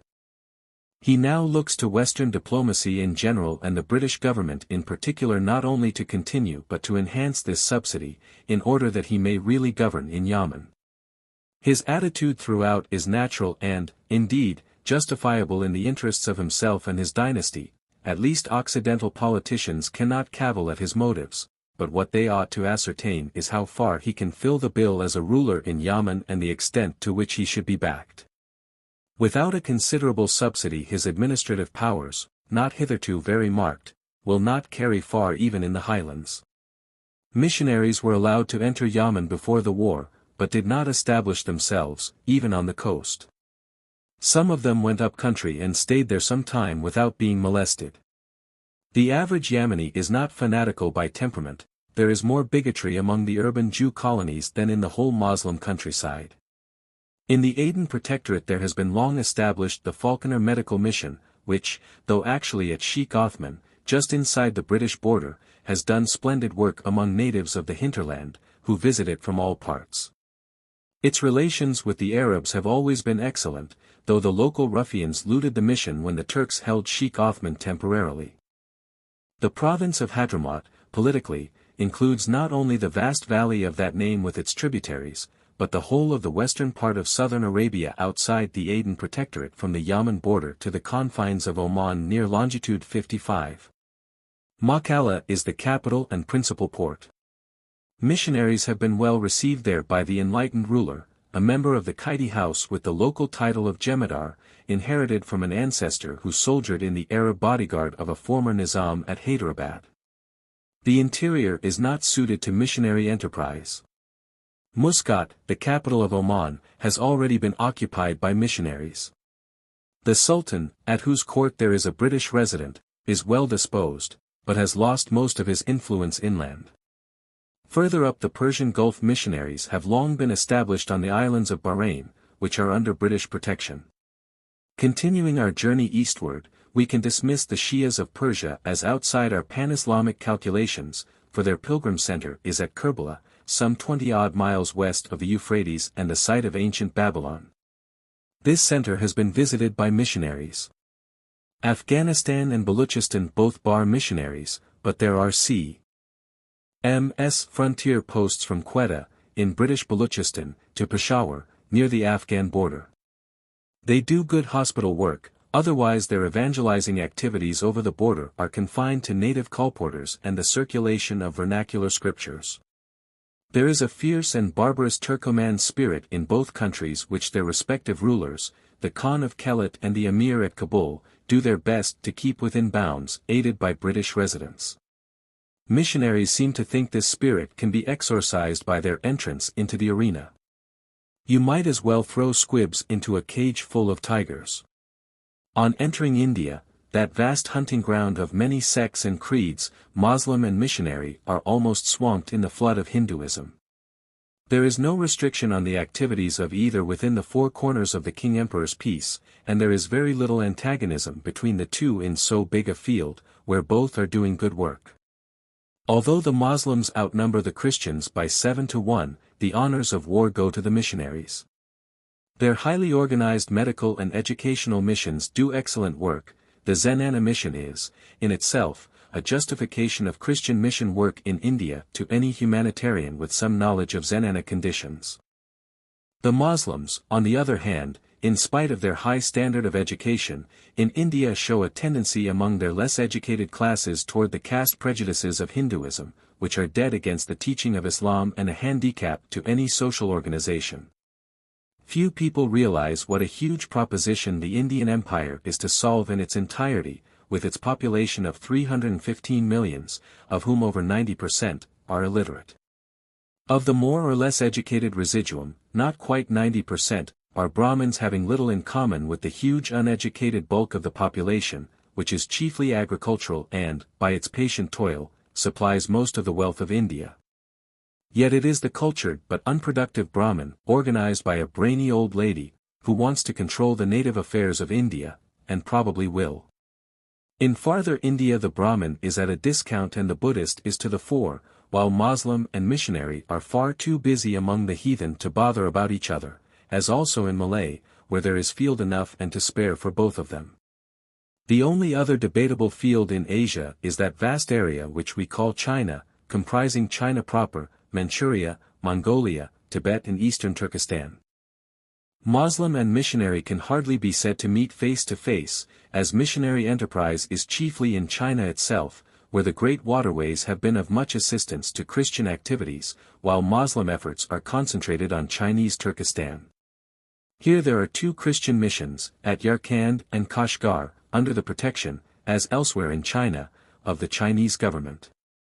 Muslim propaganda is spread by traders and others working from centers of Islamic learning outside Chinese territory, such as Bokhara and Samarkand in Russian Turkestan, and Kabul, the Afghan capital. In addition, there is a wave of Chinese secular culture lapping in from the east, and missionaries ask that existing missions be reinforced with funds to take a more effective part in this battle for souls, as they express it. They complain bitterly that the upper classes will send their sons away to places like Bokhara to be educated, and that they come back Muslims. They also call for ample funds to attack Islam on its own ground in Russian Turkestan, as it is permeating Christian Russia. This missionary point of view is natural enough. How far it is justifiable is for the contributing public to decide. To the ordinary mind, Christian villages which can become Muslim by the leavening influence of a few inhabitants who have been to work in Muslim centers convey one of two impressions, or both: either Christianity is not adapted to their requirements so much as Islam, or they are too weak-kneed to be a credit to any faith, and the one with the most virile methods may take them and make men of them if it can. Muslim and missionary activities in Chinese Asia remind one of cheese mites gnawing away on opposite sides of a double Gloucester. They are very active, and if they keep at it may get through some day, but meanwhile the cheese seems much the same as ever, apart from its own internal changes which the mites cannot control or affect. We will now turn to Africa, the main theater of war between Muslim and missionary, who battle with each other for pagan souls and each other's proselytes. We will first visit Morocco, the most westerly of Muslim countries. Here there is not much missionary activity, either Protestant or Catholic, but the French have been doing some excellent secular work there, and under their tutelage the country is developing on lines of moderate progress. There is little antipathy shown to missionaries here, at any rate on the coast, and medical missionaries have been welcomed inland. Education does not flourish, but the country might be described by an unbiased observer as enlightened at least as far south as a line joining Mogador and Morocco City, Marrakesh. In this northern area you will find an industrious agricultural population of small farmers scattered about the countryside, which consists of wide, open tracts of arable land under millet, maize, and other cereals, dotted here and there with groves of olive and orange and interspersed with large forests of argan and other small trees.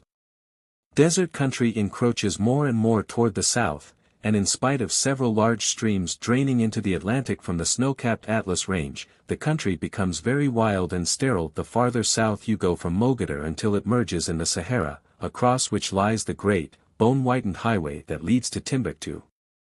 Whatever the indigenous Berber of the Atlas may be, the northern Moor has never been a mere barbarian, and Spain owes much to his culture and industry. He certainly used to have a bizarre conception of international amenities, and got himself very much disliked in the Mediterranean and even northern waters in consequence. That phase, however, has long since passed. The last corsair has rotted at its moorings in Salih harbor, and I am told that to put a wealthy Jew in a thing like a giant trouser press and extort money under pressure is considered now an anachronism. When I first knew the country, a quarter of a century ago, it was just emerging from a revolutionary war, and local relations with foreigners or even neighbors were capricious. They murdered a German bagman up the coast in an argan forest, and the Gefian landed a flag-flaunting armed party to impress Mogador, which dropped water pitchers on them from upper windows and wondered what on earth the fuss was about. On the other hand, I was well received by one of the revolted tribes, which had chased its lawful cade into Mogador until checked by old scrap iron and bits of bottle glass from the ancient cannon mounted over the northern gate of the town. I was treated with far more hospitality than my absurd and rather rash enterprise deserved.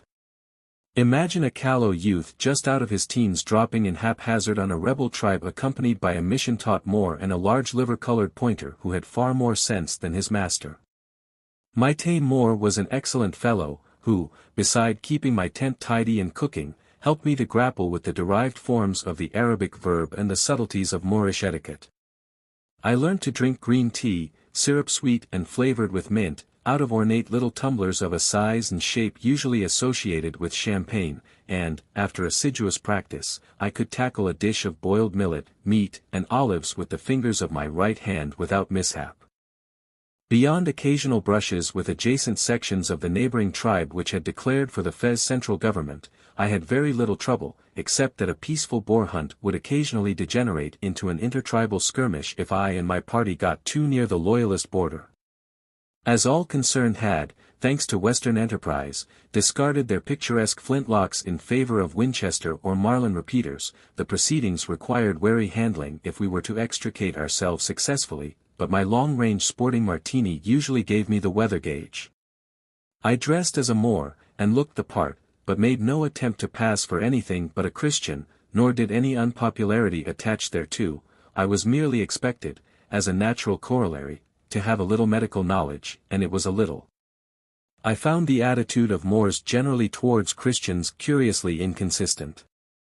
In the towns there was a certain amount of formal fanaticism which found vent in donkey drivers addressing their beasts as Nazara to the accompaniment of whacks and yells, but public behavior was tolerant enough, and the attitude of Moorish officialdom was almost courtly.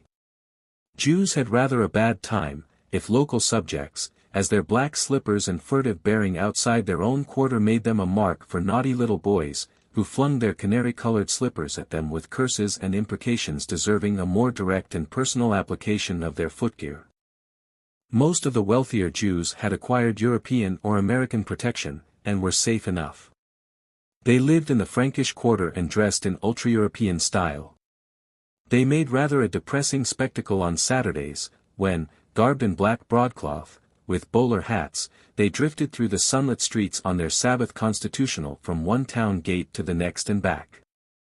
They were keen trade competitors, and gained or lost fortunes by gambling in the almond export market or catching a grain famine at the psychological moment. One of them had retired to a leisured affluence on the proceeds that a big cargo of almonds had yielded him at a startling turn in the market. He was a hospitable soul who met me once entering the landward gate in a travel-stained burnous and insisted on dragging me into his gorgeously carpeted house to drink accordion and look at his curios. These consisted chiefly of modern firearms, some of first-class London make, which hung on his walls as ornaments, having been bought haphazard without ammunition or sporting intent. I nearly had a fit when he showed me a double 577 Express hopelessly rusted by the damp sea air and offered to lend it me if I could find shots for it.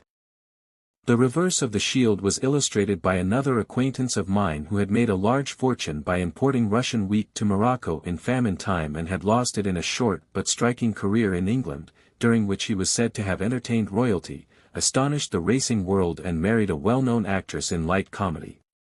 He, too, was of hospitable intent, but had generally left his purse at home when the reckoning came.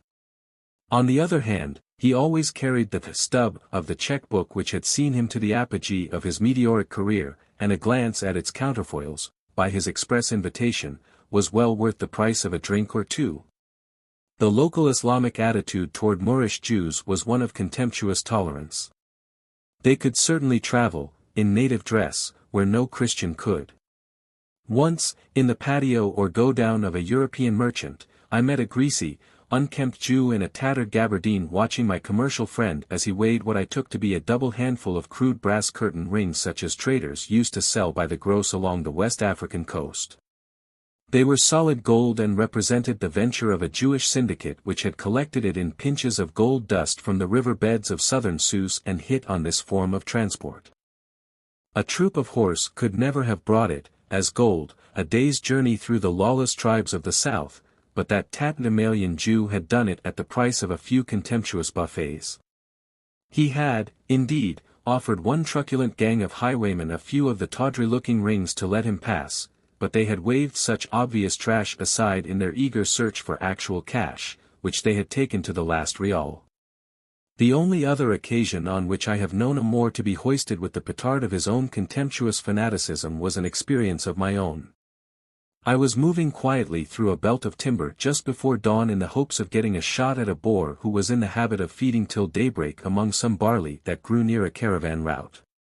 Before the light was quite strong enough to shoot by, I was more than a little annoyed and astonished to hear cocks crowing all over the place. Presuming an early caravan with poultry for market, I pushed on to the track, meaning to pass the time of day and ask if they had glimpsed my quarry or heard him. I almost ran into a town-bred Moor who was trying to round up some scattered poultry in the gloom and cursing volubly. He explained that he was riding his donkey along the track perched between two light reed cages containing fowls when the donkey balked as a boar snorted in the thickets just off the road. He whacked the donkey and cursed the boar as a pig and a Christian. Thereupon came a rush like cavalry. The donkey was knocked from under him and he was lying amid the wreckage of his flimsy crates with his poultry scattered abroad. The boar, already angry and suspicious, as anyone but a townsman would have known by the noise he made, had charged like a thunderbolt at the sound of a human voice so close to him and galloped off with all the honors of war. The donkey was badly hurt and the man only escaped because he was sitting high and just above the point of impact. I helped him secure his poultry and started back to my village to send him another donkey. He thanked me in brotherly style as one more to another. "I'm a Christian myself," I remarked at parting, and added in my best beginner's Arabic as I turned to go, "It is incumbent on me to assist you after the aggression of my co-religionist." This conventional attitude of arrogance toward Christendom is perhaps traceable to Moorish predominance in the Middle Ages and the importation of Christian slaves by the pirates of the Barbary coast. In any case, it has been much toned down of late years owing to contact with capable and well-intentioned Franks as administrators and technical experts. Morocco should never become a forcing bed of religious or racial antipathy, and will not so long as France continues to develop the country by methods which the natives can assimilate, and is not lured into overexploitation of her mineral resources or unwarrantable interference with her spiritual affairs. A perfectly justifiable missionary policy would be the inauguration of industrial schools on the coast and at one or two big inland centers, also medical missions, with consent of the local authorities, wherever feasible. Moorish craftsmanship is worth stimulating, and doctors are welcomed for their science. Both schemes would redound to the credit of Christendom and be in accordance with the best traditions of the early Church. In the other Barbary states, Algeria, Tunis and Tripoli, a few Catholic missions have been established, and the North African Protestant mission has an advanced post at Kairouan in Tunis. Here many routes converge, for Kairouan is a great center of pilgrimage and taps the religious thought of all the Saharan tribes. Under such conditions, Islam gets ahead every time, as every caravan traveler is a potential missionary, while Christian missions are anchored to the spot or have to rely on native colporteurs, who labor under the initial disadvantage of being proselytes and seldom have the combination of tact and staunchness which evangelists require. It is in Egypt that we first find Moslem and missionary at close grips arrayed against each other. Cairo is a perfect cockpit of creeds. Christianity is represented by Catholics, Copts, Orthodox Greeks and Protestants, these last being subdivided into Anglicans, Presbyterians, Wesleyans and American Presbyterians and Congregationalists.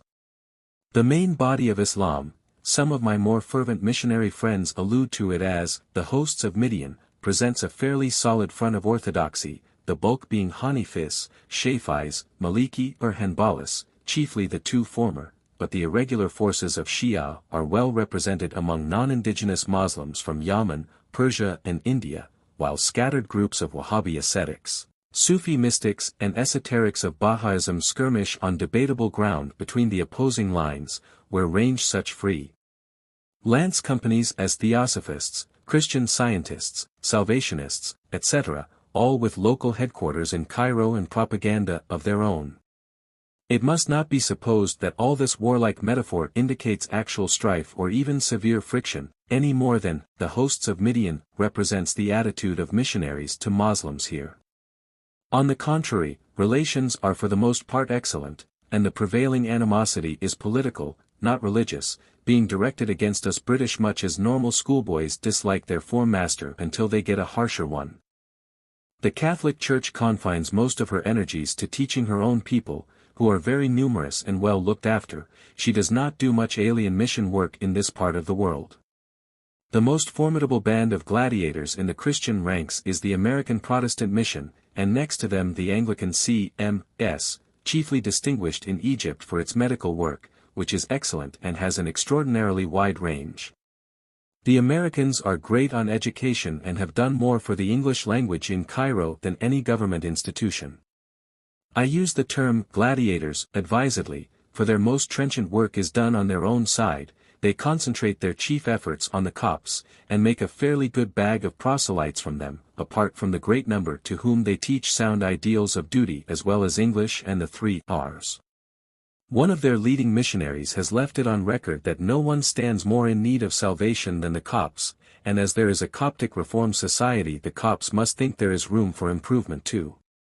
It has been found in practice that to convert a bona fide Muslim involves segregating him, and that means finding him a living in a new environment, otherwise he is almost bound to revert under local pressure. Apart from the strain on mission resources which such procedure would cause if extensively followed, most missionaries rightly condemn such a system as encouraging conversion for material motives. Therefore they adopt a policy of peaceful penetration against Islam, encouraging young men to come to them unostentatiously. I call them the Nicodemus Squad, in order to discuss religious questions, which is usually done in a temperate and intelligent manner on both sides. Even if they get no orator, it tends to toleration and a better knowledge of each other's language and ideals. A good deal of teaching is done too with no expectation of making proselytes, and solid friendships are formed. I have myself known a convalescing lady missionary of the C.M.S. to receive repeated calls of friendly inquiry from former pupils. When I first saw 2 veiled young girls swing past with a palpably British terrier and the crisp, vigorous step of Occidental emancipation, it puzzled my ethnological faculties until I was told the object of their visit. All this is to the good, and it would be very good indeed if they let well alone. Unfortunately, there is another cogent factor in the mission field, and that is the sinews of war in hard cash. Most people, even those who support missions to Muslim countries, are human enough to like a fight put up for their money. It is not enough for them that a great deal of quiet, patient work is being done by missionaries among Muslims in the name of Christianity and the service of mankind. They want to hear about storming citadels of sin and campaigning against the devil in the dark places of the earth. Especially is this so in America, where Muslim prejudice does not have to be considered and religious organization, like most other concerns, is on a big scale. As a natural consequence, missionaries have to play up to this combatant instinct, and so we read in their books and reports remarks calculated to engender religious intolerance on both sides, and which do not conform with the shrewd and kindly work in the field of those devoted and often scholarly men. I shall have occasion to allude to some of these statements as we proceed, so think it only fair to mention their justification here. Cairo is described as a strategic center, in mission parlance, and so it is. being situated on a great waterway with rail connection far south into the heart of Africa and converging caravan routes from every quarter. Along these arteries of traffic many tons of tracts and propaganda are hurled annually by train, felucca and colporteur. Those who cannot read accept such matter gladly to wrap things up in and to show to their literate friends, who read what resembles a bit of the Quran and find it carries a sting in its tail, like a scorpion, aimed at Islam. A great deal of this literature consists of the Psalms of David, the Talmud or the Gospel, all reverenced by Muslims if dished up without trimmings. Not wishing to impose on that hard-worked word, camouflage, would merely ask, as a naturalist, if such protective mimicry is worth the irritation it causes. In any case, the system reminds me of an old Highlander's opening comment on a sword dance by a rock scorpion in a Tangier saloon. There is a certain elegance about your grey steps, but get in between the swords.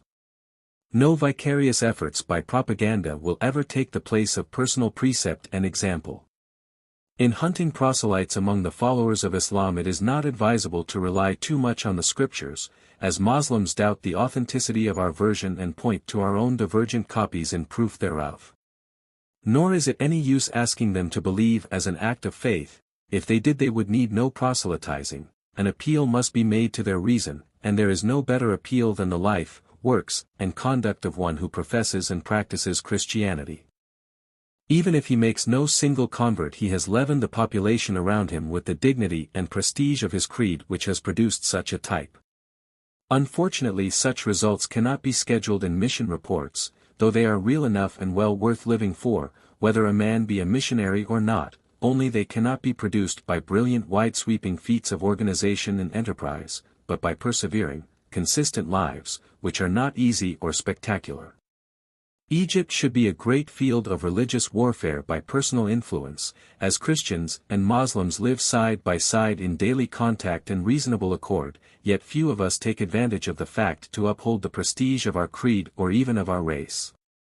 We Europeans are busy with our multifarious interests and duties, while Egyptian Muslims are either entangled in the web of their environment, as are the fellahin, or eager snatchers at the gifts of civilization, as are the more or less cultured effendis, or mere hairsplitters in feudal religious controversy, as are too many of the ulama or sages at the great collegiate mosque of Al-Azhar. In each case, spiritual matters are apt to get crowded out. The fault lies chiefly with our cosmopolitan ingredients, which engender feverish living, if not actual vice, and the overstrained effort on the one side to impart and on the other side to assimilate a Western system of education which has induced intellectual dyspepsia.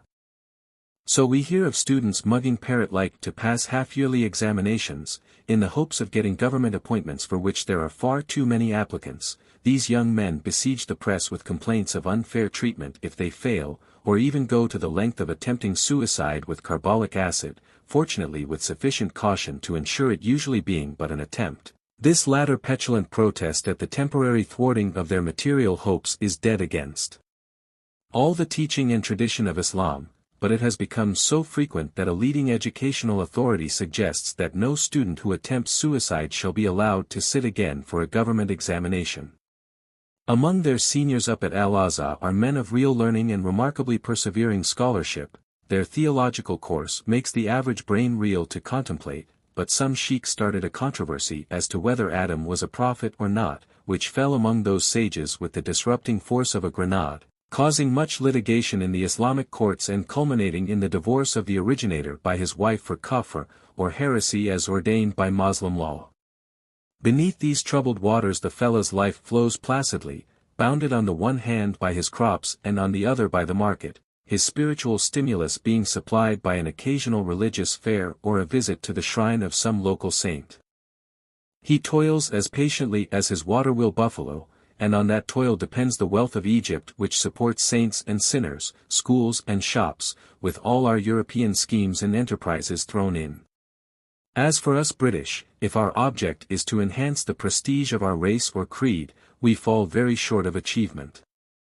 We have not even that reputation for integrity which usually attaches to us in other parts of the Moslem world. This may be partly due to our anomalous position in the country, which was thrust upon us, but the pleasure-seeking tourist of pre-war days has a lot to answer for. Some of them seem to think that so far from home their conduct was of no account, at least, that is the only charitable explanation, and British personal prestige suffered in consequence. Anglo-Egyptian officials, especially the subordinate grades, which come into more direct contact with the people, tried to counteract this by increased dignity of demeanor, but the natives now knew them en déshabille, or thought they did, and declined to keep them on their pedestals. The result is, familiarity without intimacy and detachment without dignity, while the pre-war official habit of going home every year for some months has prevented even subordinates from studying their district or department consecutively. Hence it is that a widespread nationalist movement gathered force and perfected its plans for a detailed campaign which blended peaceful demonstration with sabotage, murder and violence, and took the Anglo-Egyptian government completely by surprise, paralyzing communications and intimidating the general public until the weight of imperial troops, luckily still quartered in the country, was allowed to make itself felt and restored order. This is not the time or the place to discuss these affairs, which are still sub judice. But one salient feature of the movement is pertinent to our subject, and that is the marked rapprochement between Muslims and Copts, who fraternized in each other's mosques and churches, carried flags bearing the divisive cross and crescent and used American mission buildings to further their newfound brotherhood. These relations were somewhat marred by the wholesale devastation of Coptic property up-country, but the Copts took it very well and paraded the streets with their Muslim friends, if they could not hide away from them.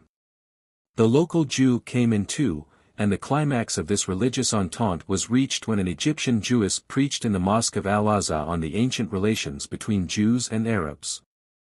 But we must not merely consider Egypt as a sort of religious and racial clearinghouse, it is also the main gate of Africa. Southward, up the Nile Valley and across grim deserts, lies Khartoum, the capital of the Anglo-Egyptian Sudan, only 4 days from Cairo by rail.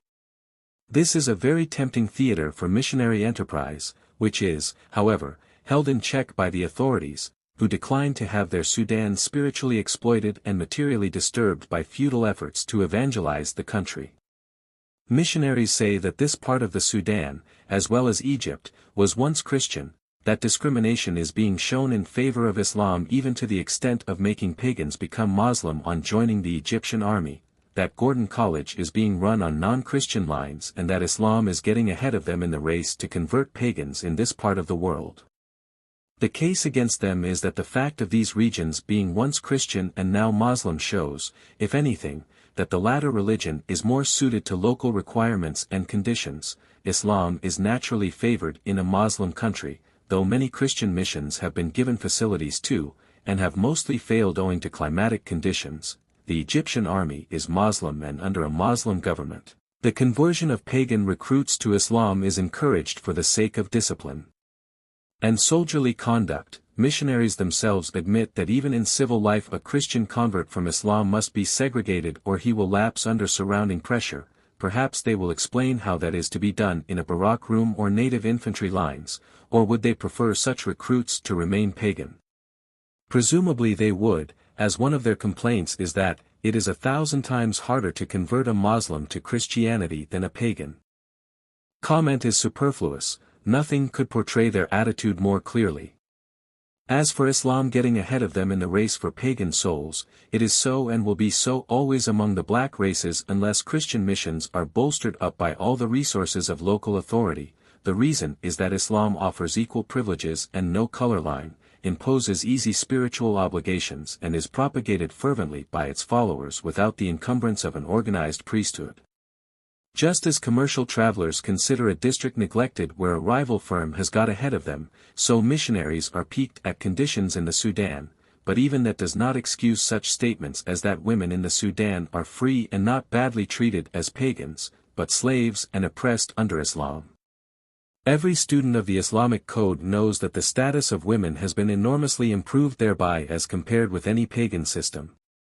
Missionaries must know this, for they are much better educated about Islam than they were a quarter of a century ago, yet they do not scruple to raise the partisan cry of a debased womanhood under Islam wherever local conditions involve domestic hardship.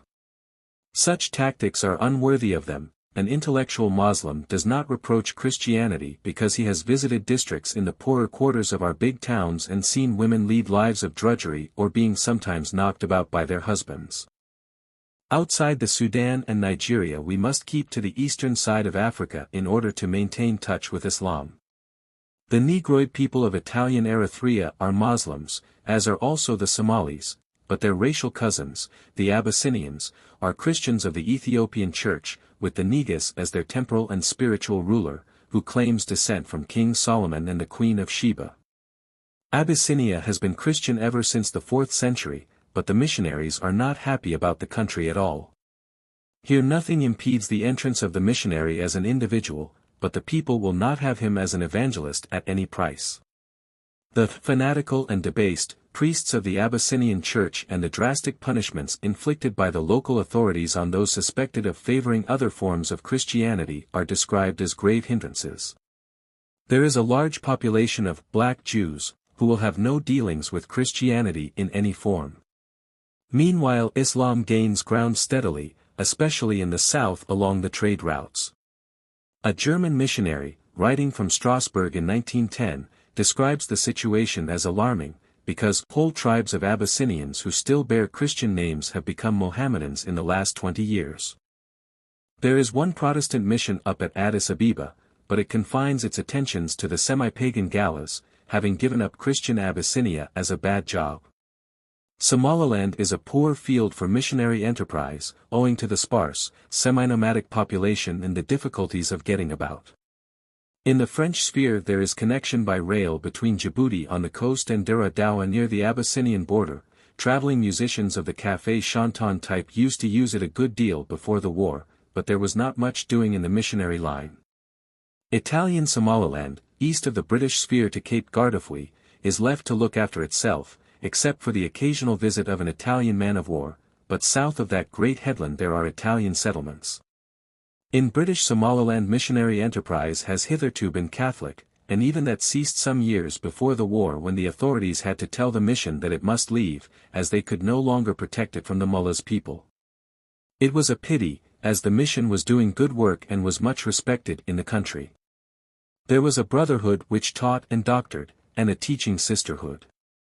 They were Franciscans and had their local headquarters and a tastefully designed little chapel in the native town of Berbera, but the brothers had also an agricultural settlement up country, where they tilled the soil and did their best to teach the natives to do so too. The Somali is much easier to convert than the Arab, as his versatile and superficial temperament induces him to imitate, if not to assimilate, alien forms and ceremonies from the correct procedure at the Angelus, to the singing, with appropriate gestures, of a bicycle made for two.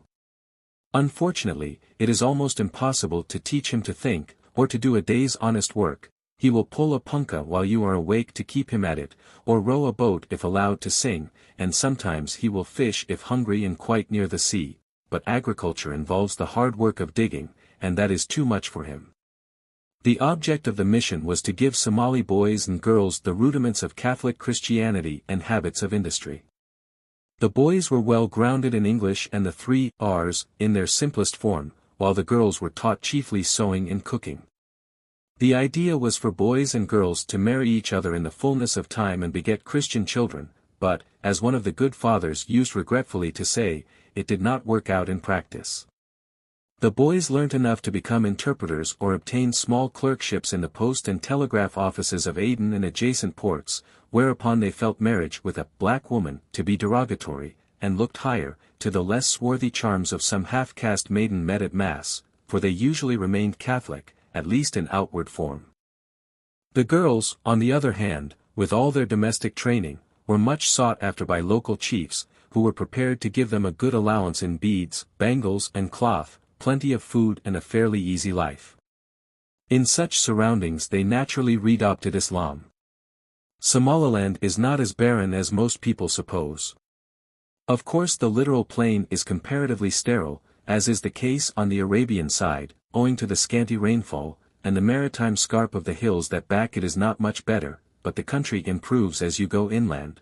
There is good grazing on the intramontane plateau, and the watersheds of such massifs as Wagr, Sheikh and Golis, 7,000 feet or so, are thickly wooded, chiefly with the gigantic cactus tree, which averages 40 feet. Timber trees are scarce, being mostly tall coniferae in sheltered glens at the higher altitudes.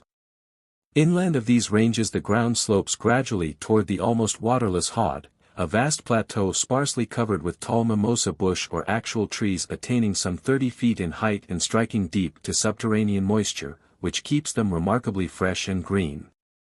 Giraffe feed eagerly on the tender upper foliage and herds of camel graze there too, going 6 months without water, for there is no known supply locally except in the occasional mudpans or balis after a rainburst, which may happen once a year.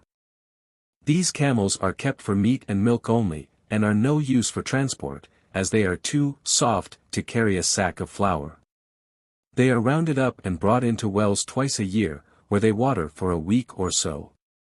Herdsmen moving with them live on their milk, which is most sustaining. They must be watered after a maximum interval of half a year, or they get poor, and will not put on flesh. Needless to say, no transport camel could be treated like that.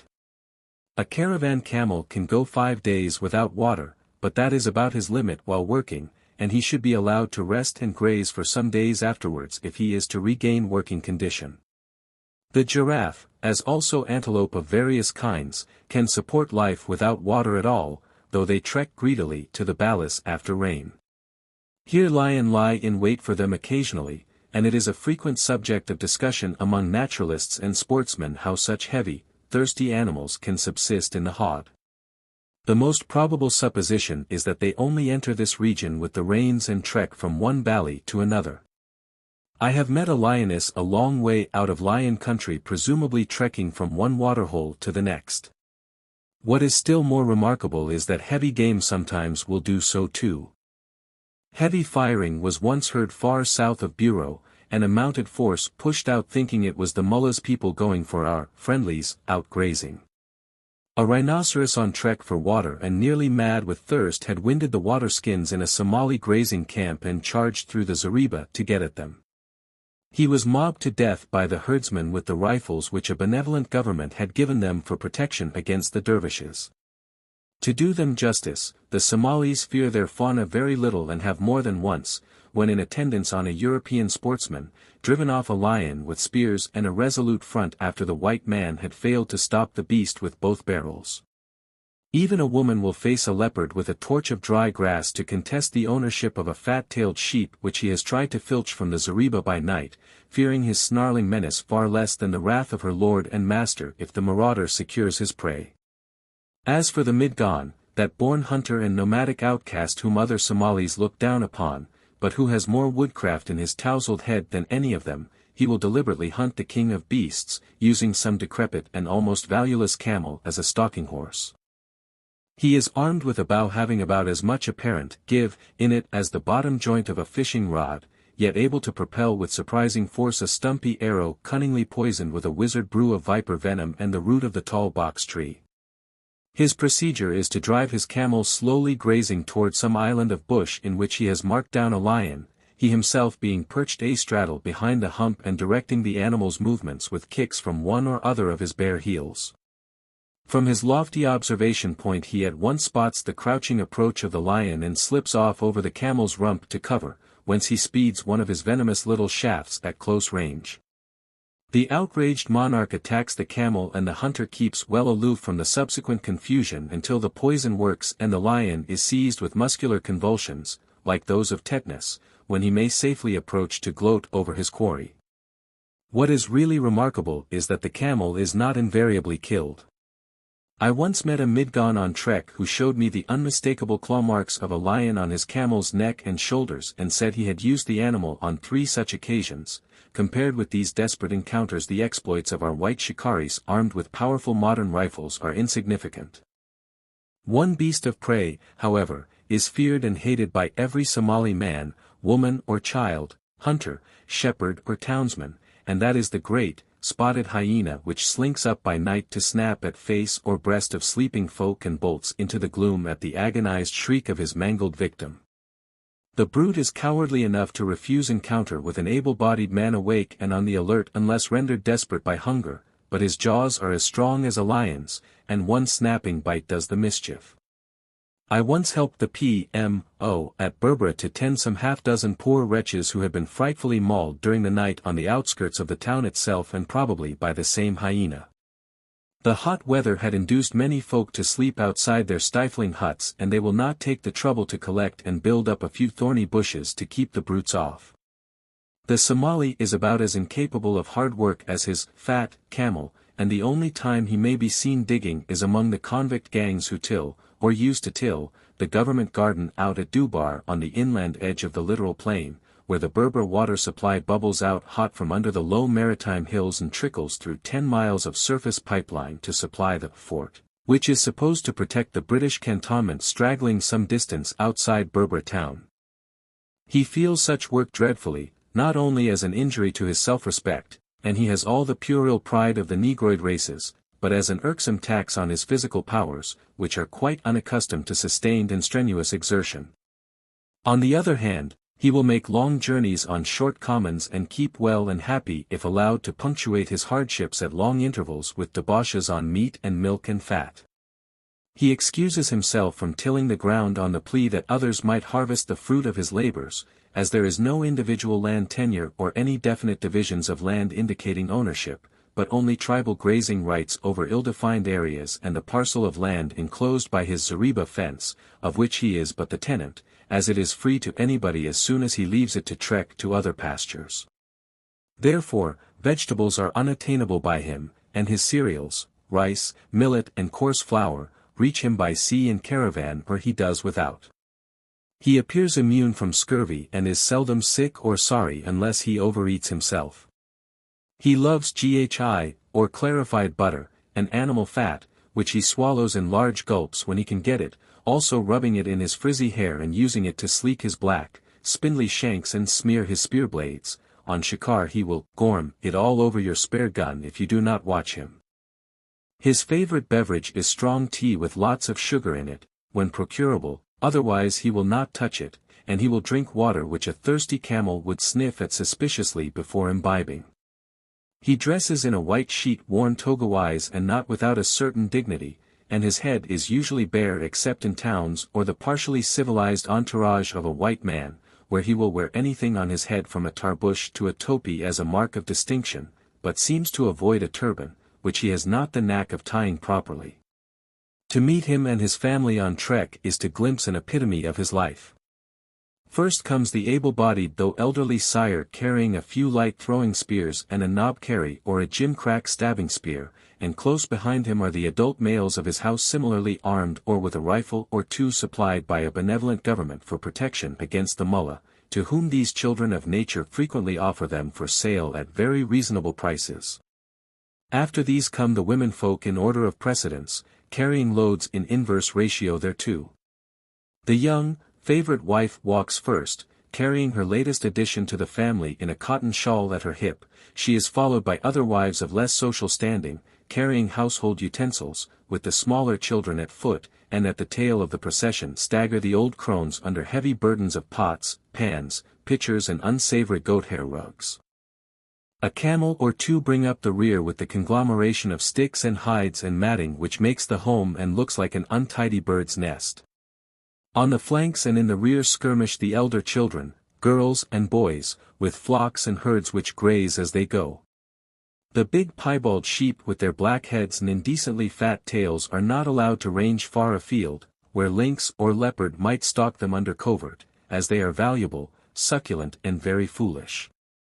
They carry no wool, their coat feels just like a fox terrier's, but they have more meat on them than 3 average goats, and the huge pendulous flap of fat which does duty as a tail is a delicacy to make a Somali mouth water or a European gorge rise.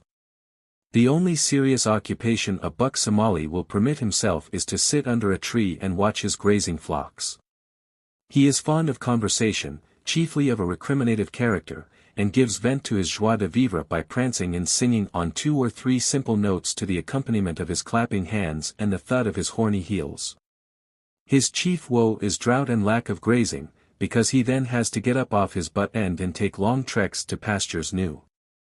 His ideas of earthly paradise center round the cafés of Aden, where his countrymen are numerous and where wages are so high that 6 grown Somalis can batten in well-fed ease on the earnings of a 7th, who keeps on till he wants a holiday and then goes sick and sends another of the syndicate to replace him. Qualifications do not matter, as they all have sufficient to fumble through their jobs and no more. If he lacks the capital to start cab driving and finds boat rowing or punka pulling too strenuous for him, he sets himself to learn a little English and gets a job as servant with some new-fledged British subaltern at a minimum rate of £2 a month, which is fixed by his union, for that is one civilized device he really can handle. He is the slackest oarsman, the laziest punkawalla and the worst whip east of Suez. His idea of driving is to sit with knees drawn up toward his chin while he lugs at the reins as if they were a punkacord, urging his staunch little screw along with ineffectual flaps of his whip and noises like the paroxysms of sea-sickness. He will ruin any saddle camel for fast work if allowed to ride one regularly, such animals not being raised in his country, but he breeds a small, hardy type of pony which he loves to gallop in wild dashes, with flapping legs and sawing hands, reining the poor little beast up short on a bit like a rat trap to which beholders with his horsemanship. As a combatant you never know how to take him.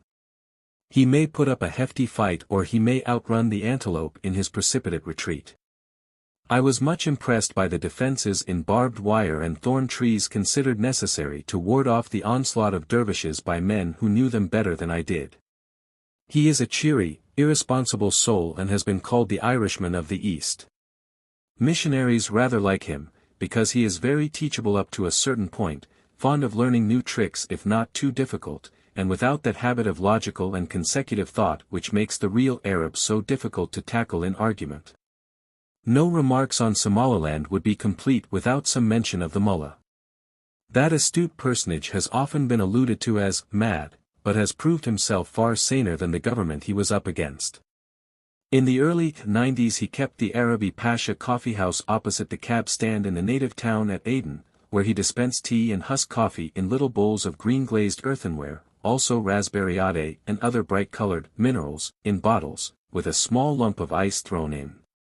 His establishment was patronized almost entirely by Somalis and largely by the Gariwalis themselves. At the same time, he was obliging enough to spare the servant of a neighboring sahib like myself a pound or two of ice from his cold box on occasional application to meet an emergency. He had a good deal of property in flocks and herds over in British Somaliland, which he visited from time to time. In the late 90s he got involved in some suit or other and the local authorities mulcted at him of many camels.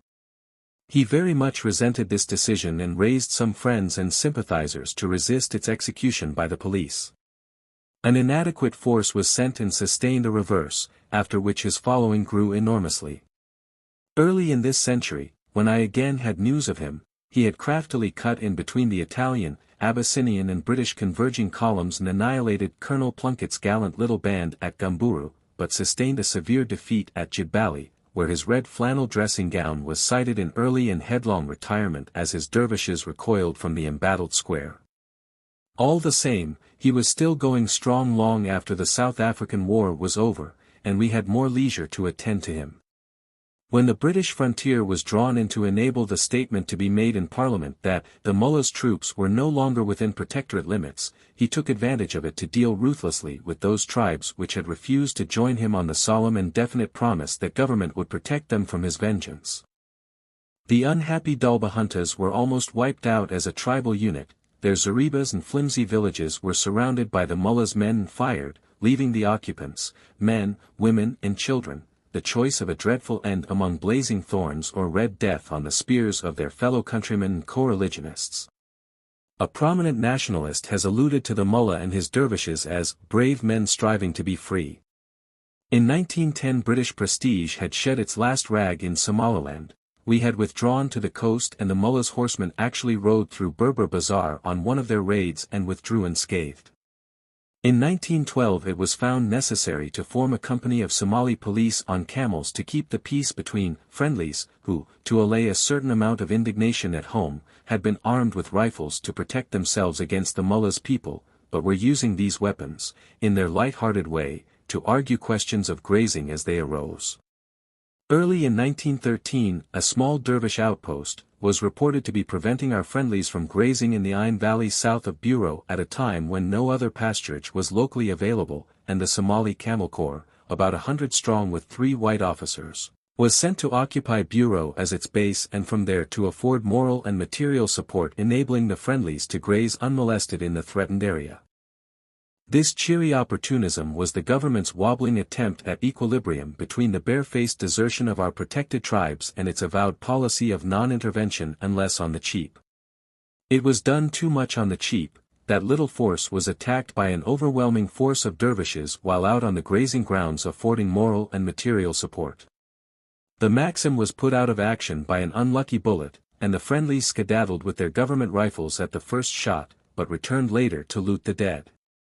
The half-trained Somali cavalry suffered severely and were most unsteady, but the 2 white officers surviving managed to extricate the remnant with difficulty, the gallant commandant having died for his trust early in the fight. He was blamed posthumously for having exceeded his orders. Whether he ought to have exercised his moral and material support at a safe distance from the place where it was needed or have led his command in headlong flight was not made clear, and they were the only 2 military alternatives to the action he did take. At all events the incident shamed the government into taking more adequate measures to protect its friendlies in spite of bitter nationalist opposition. Missionaries point to our long and fruitless struggle in Somaliland as an illustration of the force of fanaticism. It is nothing of the sort. The mullah was a man with a grievance who was driven into outlawry by the sequence of events, and the movement was entirely political. Having once tasted the sweets of temporal power, he wanted to expand it, and used his spiritual and material influence to that end, not hesitating to order the wholesale massacre of other equally orthodox Muslims when it seemed to him politically expedient. He owed his success to his ruthless treatment of his compatriots, the difficult and scantily watered terrain, our lack of coordination with the Italians and Abyssinians, but above all to our parsimonious method of cadging and scraping a little money together for an expedition and stopping when the funds gave out, like a small boy with fireworks. Somaliland, with its insignificant caravan trade, its wide, waterless tracts and its sparse population of shiftless, unproductive semi-nomads, is a bad business proposition, and no government can be blamed for hesitating to spend money on it. But if half the expenditure had been concentrated on one scheme at one time instead of being frittered away on several divergent schemes over a lengthy period, the mullah would have been brought to book and the resources of the country developed considerably. South of Somaliland and British, and what was once German, East Africa, the missionary has comparative freedom of movement, whereas in Somaliland no white man has ever been allowed to travel without the sanction of the local authorities. He, however, complains that he is not encouraged by the administration in either colony, and certainly makes no headway against Islam, which has a very strong hold, especially in British East Africa, with the Swahilis. Still, he can point to the inland kingdom of Uganda as one of his successes, and it would be more so if the various Christian sects would refrain from wrangling among themselves. We have now reached the southern limit of Muslim activity in Africa, for we are getting among native races who do not take kindly to asceticism in any form, and beyond them are the sturdy white Christians of South Africa. Curiously enough, there is a flourishing little colony of Muslims at Salt River, the railway suburb of Cape Town, where imported East Indian and Arab mechanics have settled. They muster about 7,000 souls and have founded a school to educate their children. An unbiased English resident states that they are far better citizens than native Christians of the same class, owing to their temperate habits. Drink is the undoubted curse of the non-Muslim African. In South Africa no native in white employ can get alcoholic drink without the written authority of his employer, but there are many illicit sources of supply. South African colonists insist that the native Christians are the worst. This should not be set down to Christianity, but to the civilization which goes with it, and, in place of Kaffir beer and such like home-fermented brews of comparatively mild exhilarant character, introduces the undisciplined native mind to the furious joys of trade firewater. Africa is the main battleground between Moslem and missionary, for it is in that continent that the forces of Islam and Christianity are most nearly balanced. The American Protestant mission, which is, as we have seen, one of the principal belligerents, complains loudly on behalf of Christendom that in Africa especially our colonial administrations do not give the support to Christian missions that Christian governments should. Apart from the fact that we administer these countries in trust for their indigenous population and have no right to thrust our own creed upon them to the exclusion of any other with a sound system of ethics, it can most cogently be urged that Islam is the only religion which insists on total abstinence, and that seems to be the only way in which the native African can avoid alcoholic excess. I have in front of me a letter written by an American of Boston, Massachusetts, to the Spectator of February 15, 1919. In it he alludes to a report of the Committee for Preventing the Demoralization of Native Races by the Liquor Traffic which is said to be making Africa a cesspool of alcohol, and statistics show that in this devil's work Holland with her gin and, I regret to say, the United States with its trade rum have been the conspicuously worst offenders. The writer goes on to say that the native races are morally and intellectually children, and that has been recognized in the states where it is a penal offense to introduce alcoholic drink within the Indian reservations. This being so, the attitude of American Protestants in attacking the only teetotal creed which is working among natives in a continent where total abstinence is unanimously declared to be essential to native welfare indicates loose thinking. It is still more extraordinary when we remember that the teetotal party in the United States have moved heaven and earth and every device, legitimate or otherwise, to secure national prohibition, about which, to put it mildly, there appear to be two opinions among American citizens. We are told that the South adopted prohibition as a measure of protection against the Negro. Apart from the safety of white colonists in Africa, is the welfare of African Negroes beneath the consideration of a freeborn American? If so, why does he, or she, subscribe so liberally to support missions in Africa? Such an attitude is incongruous, even if we adopt the preposterous view that Christianity alone can make a sober man of a Negro. Imagine a municipality which allowed a gang of hooligans to scatter incendiary bombs broadcast and encouraged its inadequate fire brigade to fight a rival organization tooth and nail. Its avowed intention of prohibiting the use of matches on its own premises would not be considered a satisfactory amende. I lay no more stress on American Protestant activities against Islam than is their due. There may be some opinions among Europeans that their evangelizing fervor might find a mission field nearer home in South America or even in Mexico. Such a criticism is not only ungrateful but unreasonable. American missions have done much for humanity in the East, while as regards their own subcontinent the Catholic Church has held that field for centuries, and no reasonable being wants to see the two great divisions of Christianity sparring with each other about the spiritual education of Greasers. The Monroe Doctrine does not apply to missionaries, but I would point out to them that in wrestling against Islam they are fanning the fires of fanaticism and causing much material trouble, and the net spiritual result is to lessen their own power for good and embitter Islam for ill while widening the breach between Christian and Muslim. This chapter is an attempt to give an impartial glimpse at the relations between Muslim and missionary throughout the Eastern Hemisphere. With regard to their activities, it is neither a detailed account nor an apology. No sincere religious effort requires an apology, and if it is not sincere no apology suffices. Chapter 5. A plea for tolerance. The world just now appears to be awaiting a millennium resulting from a concourse of more or less brilliant and assertive folk with divergent views. Presuming that the necessary change in human nature will be wrought by enactment, we have still to acquire more religious tolerance if we are to live together in unity with our Muslim fellow subjects and neighbors. What is the use of talking about a League of Nations and the self-decision of small states if we still seek to impose our religious views on people who do not want them and encroach on the borders of other creeds? Are other people's spiritual affairs of no account, or do we arrogate to ourselves a monopoly of such matters? Both positions are untenable. The justification of missionary enterprise is based on Christ's last charge to his disciples, "Go ye into all the world and preach the gospel to every creature." He clearly defined that gospel as the tidings of the kingdom, and what that kingdom was he has repeatedly told us in the Sermon on the Mount, frequent conversations with his disciples and others, and the example of his daily life. He never sought to change a man's religious belief, such as it was, or his method of livelihood, however questionable it might be, but to reform him within the limits of his convictions and his duties. He has also left on record an indictment of proselytizers that will endure for all time.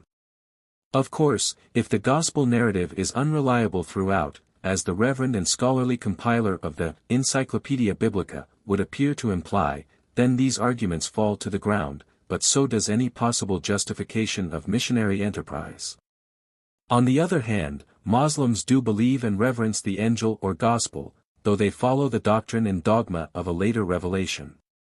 The logical deduction from these facts is that moral training, education and charitable works among Muslims are permissible and justifiable features of missionary endeavor, if not forced upon an unwilling population, but attacks on Islam itself are not only unmerited but unauthorized and impertinent.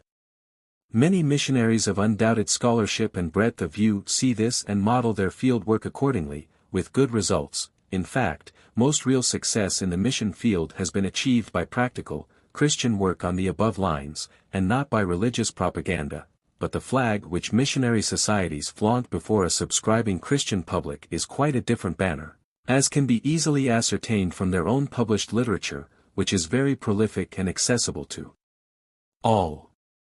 In writing about Islam, the authors or compilers of these works too frequently allow their zeal to involve them in a web of inconsistency and misstatement, or else they let their religious terminology take liberties with their intellect and that of the public.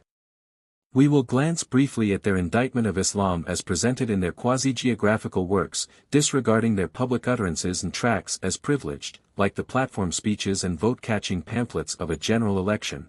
Also, we will keep to their own terminology and expressions as far as possible. First and foremost, especially in the United States, where knowledge of non-Christian creeds is not so general as with us, the literature of foreign missions insists on grouping together all regions as yet unexploited by them, whether populated by heathen, Muslims, Buddhists or any other non-Christian race, and describing them indiscriminately as Gibraltars of Satan's power, a challenge to Christendom and a reproach to Zion, whatever that may mean.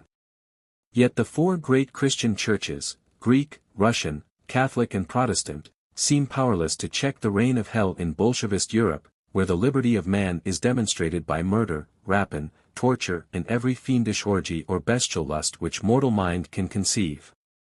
The people among whom these devilries are being enacted are Christians ruled by Christians, and have been Christian for centuries. They are still Christian so far as a blood-besotted clique will let them be anything. And in the face of such facts there are missionaries who enunciate in cold print that without Christianity there could be no charitable or humane organization of any sort, or good government, or security of property, and, clinching argument, trade would suffer. Could there be any more glaring example of the cart before the horse? Does a dog wag his tail or the tail wag the dog? Is Japan hopelessly benighted and devoid of the activities described as the monopoly of Christianity?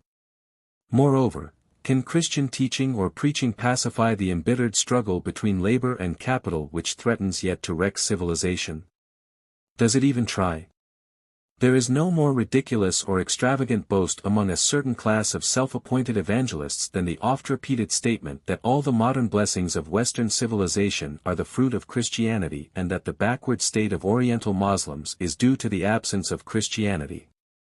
Any thoughtful schoolboy knows that it was the exploitation of coal and iron which lifted us Western nations out of the ruck, backed by the natural hardihood due to a bracing climate, otherwise the Mediterranean might still be harried by corsairs. Islam, today, is about the same age as Christianity was then, and has gone through similar stages, except that it has been spared the intrigues of an organized priesthood and its comparative frugality has protected it from Oriental enervation to a certain extent. Compared with Western Christianity, its present epoch coincides with the era preceding the Reformation, when religious teaching had become stereotyped and lacked vitality, as is now the case with Muslim teaching as a rule. There is no reason why Islam should not recover as Christianity did, and if it does not, it will not be due to any intrinsic defect, but to its Oriental environment, which has already debased and wrecked Eastern Christendom. The respective ages of the two religions induces another comparison. We are now in the 14th century of the Hijra. Glance at European Christendom of that period in the Christian era, or even much later, and reflect on the Sicilian Vespers, the Inquisition, the massacre of the Huguenots, the atrocious witch-finders who served that pedantic Protestant prig, James I, and all the burnings, hackings and slayings perpetrated in the name of Christendom. We must admit that no Muslims anywhere, even in the most barbarous regions, are any worse than the Christians of those days, while the vast majority are infinitely better, viewed by any general standard of humanity. Christendom's only possible defense is that civilization has influenced Christianity for good, and not the other way about. There is one other loophole which I, for one, refuse to crawl through, that Christianity is a greater moral force than Islam or more rapid in its action. Missionaries say that Islam is incapable of high ideals owing to its impersonal and inhuman conception of the deity, whom it does not limit by any human standards of justice. They complain that there is no fatherhood in the Muslim God, but, pursuing their own metaphor, what would an earthly father think if his acts of correction were criticized by his children from their own point of view? He might be angry, but would probably just smile, and I hope the Almighty does the same. A child thinks it most unjust to be rebuked or perhaps chastised for playing at trains with suitable noises at unsuitable seasons, but it is that, and similar parental correction, which makes him become a decent member of society and not a self-centered nuisance. Muslims shrink from applying any human standards to the deity, regarding him as the Lord of the universe and not a popularly elected premier. Whatever good is from God, whatever ill from thyself, is a Quranic aphorism. Nor do they seek to drive bargains with him, as do many pious Christians, and their supplications are limited, as in our Lord's Prayer, to the bare necessities of life, food and water to support existence, and clothing to cover their nakedness. The application of human ideals to the Almighty places him on a level with Kipling's wise wood pavement gods, or the Teutonic conception of a deity who sent the Entente bad harvests to help German submarine activities. Such absurdities incur the rebuke of the staunch old patriarch, though he slay me yet will I trust in him. There is no excuse for seeking to inflict them on the austerities of Islam. Climate and terrain have a marked influence on the form religion takes in its human manifestation. Missionary literature asserts this clearly with regard to Islam, describing it, aptly enough, as a religion of desert and oasis, thence deriving its austere and sensual features, but the thesis applies with equal force to Christianity. The marked cleavage of hermit-like asceticism and gross sensuality which rock-bound deserts and the lush Nile Valley wrought in Egyptian Christendom has been described by every writer dealing with that subject, and Arabian Christianity drooped, and finally died, in the arid pastoral uplands of Jaf and Nijran long before it succumbed in fertile, hard-working Yemen. If the East became Christian next week, there would be the same rank growth and final atrophy or disintegrating schism for lack of outside opposition. Missionaries are quick enough to remark on this process in Arabia where Islam is practically unopposed, but will not apply it to Christianity. They do not seem to realize that healthy competition maintains the vitality of religion no less than trade or any other form of human effort requiring continuous energy and application. Islam revivified a decadent Christianity, and the attacks of modern missionaries are strengthening Islam. They justify these attacks and urge further support for them on the grounds that Islam is moribund and now is the time to give it the coup de grace, or that Islam is the most dangerous foe to Christendom in the world and must be fought to a finish lest it unite 300 million Muslims against us. I have seen both reasons given in the same missionary book, both are absurd. The latter is a mere red herring drawn across the trail of existing facts, more so, indeed, than the ex-Kaiser's yellow peril, for that at least was trailed from a vast country enclosing within a ring fence a huge population of homogeneous race and creed.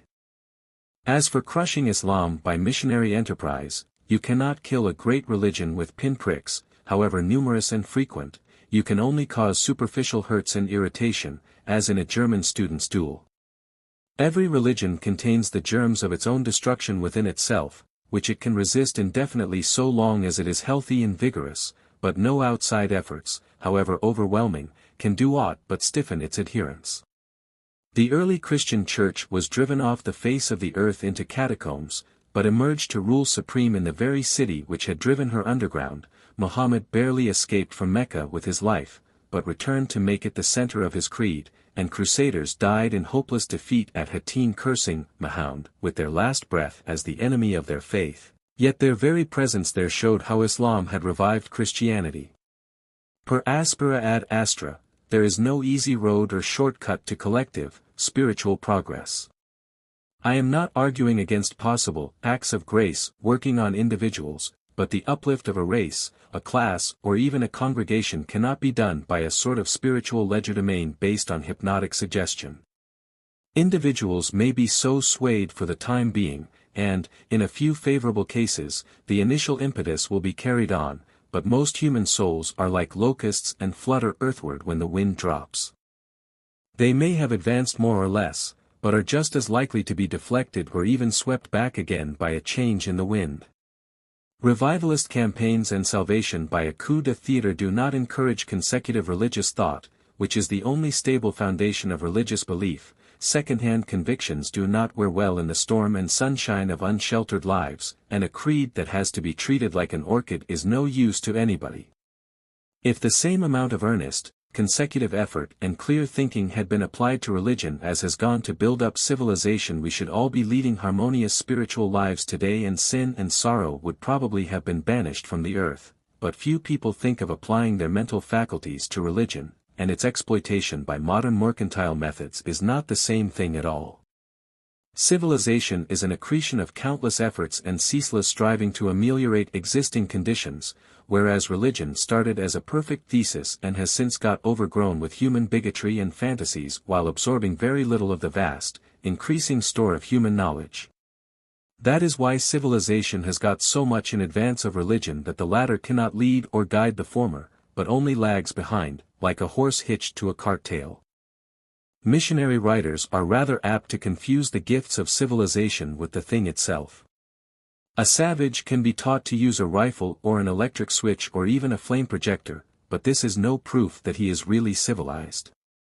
On the other hand, the scholarly recluse and philosopher whose works uplift and refine humanity may bungle even with the foolproof lift which takes him up to his own eyrie in flatland, but he is none the less civilized. They would have us believe that petticoats and pantaloons are the hallmark of Christian civilization, and one of their favorite sneers at Arabia, as a proof of its benighted condition and need of their ministrations, is a land without manufacture where machinery is looked on as a sort of marvel. As a matter of fact, Arabia can manufacture all she really wants, and did so when we blockaded her coasts, nor is machinery any more of a marvel to the average Arabian Arab than it is to the average Occidental. Both use intelligently such machinery as they find necessary in their pursuits and occupations, though neither can make it or repair it except superficially, and both fumble more or less with unfamiliar mechanical appliances. The young man from the country blows the gas out or tries to light his cheroot at an incandescent bulb, and may be considered lucky if he does not get some swift, silent form of vehicular traffic in the small of his back when he is gaping at an electric advertisement in changing colored lights. It has been my object, and to a certain extent my duty, on several occasions to try to impress a party of chiefs and their retinue when visiting Aden from the wildest parts of Arabia Felix, which can be very wild indeed. On the same morning I have taken them over a man-of-war, on the musketry range to see a Maxim at practice and down into a 12-inch casemate when the monster was about to fire. They never turned a hair, but asked many intelligent questions and a few amusing ones, tried to cadge a rifle or two from the officer showing them the racks for small arms, condemned the Maxim for eating cartridges too fast, and were much tickled by the gunner officer's joke that they could have the big cannon if they would take it away with them. These wild Arabians, when trained, make the most reliable machine tenders in the East, as they have a penchant for mechanism of all sorts and will not neglect their charge when unsupervised. We are all inclined to boast too personally of our enlightened civilization with its marvelous mechanical appliances, but what is it after all but the specialist training of the few serving the wants of the many? If the average missionary swam ashore with an Arab fireman from a shipwreck and landed on an uninhabited island of ordinary tropical aspect, the Arab would know the knack of scaling coconut palms, no easy task, the vegetation which would supply him with fiber for fishing lines and what thorns could be used to make an effective hook, while the missionary would probably be unable to get fire by friction with the aid of a bowstring and spindle. Missionary literature is very severe on Arabia as a stiff-necked country which has hitherto discouraged evangelical activities. Hence the low plane of Arabia morally. Slavery and concubinage and, nearly everywhere, polygamy and divorce are fearfully common, and fatalism has paralyzed enterprise. This indictment is not only unjust, but it recoils on Western civilization. Arabia is on a high enough moral plane to refuse drink, drugs and debauchery generally, while prostitution is unknown outside large centers overrun by foreigners, which are more cosmopolitan than Arab. Sana'a, which is a pure Arab city with little or no foreign element, is much more moral than London or New York. To adduce slavery and concubinage coupled with polygamy and divorce as further evidence against Arabia is crass absurdity. Slaves are far better treated anywhere in Arabia than they were in the States or the West Indies. Concubinage and polygamy, as practiced by the patriarchs of Holy Writ, are still legal in that part of the world. There is nothing sinful about them in themselves. A Muslim might as well rebuke Western society for being addicted to whiskey and bridge. He might even remind us that divorce is easier in the States than in Arabia and quote the Prophet's words on the subject, "Of all lawful acts divorce is the most hateful in the sight of God." With us a woman can be convicted of adultery in the eyes of the world on evidence that would not hang a cat for stealing cream, but in Islam the act must be proved beyond doubt by 2 witnesses, who are soundly flogged if their evidence breaks down, and their testimony is declared invalid for the future. This places the accusation under a heavy disability, but it is better than putting a woman's most cherished attribute at the mercy of a suborned servant or 2, a far greater injustice to womanhood than bearing a fair share of a naturally hard and toilsome life, which is also a missionary complaint against Arabia. As for fatalism paralyzing enterprise there, perhaps it does to a certain extent, but it cannot compare with our own organized strikes in that direction. Another charge is that Arabia has no stable government and people go armed against each other. Tribal Arabia has the only true form of democratic government, and the Arab tribesman goes armed to make sure that it continues democratic, as many a would-be despot knows to his cost. They use these weapons to settle other disputes occasionally, but Christian cowboys still do so at times unless they have acquired grace and the barley water habit. These deliberate misstatements and the distortion of known facts are unworthy of the many earnest workers in recognized mission fields, and they become really mischievous when they culminate in an appeal to the general public calling for resources and personnel to win Mecca for Christ, and use it and the Arabic language to disseminate Christianity and so win Arabia and, eventually, the Muslim world.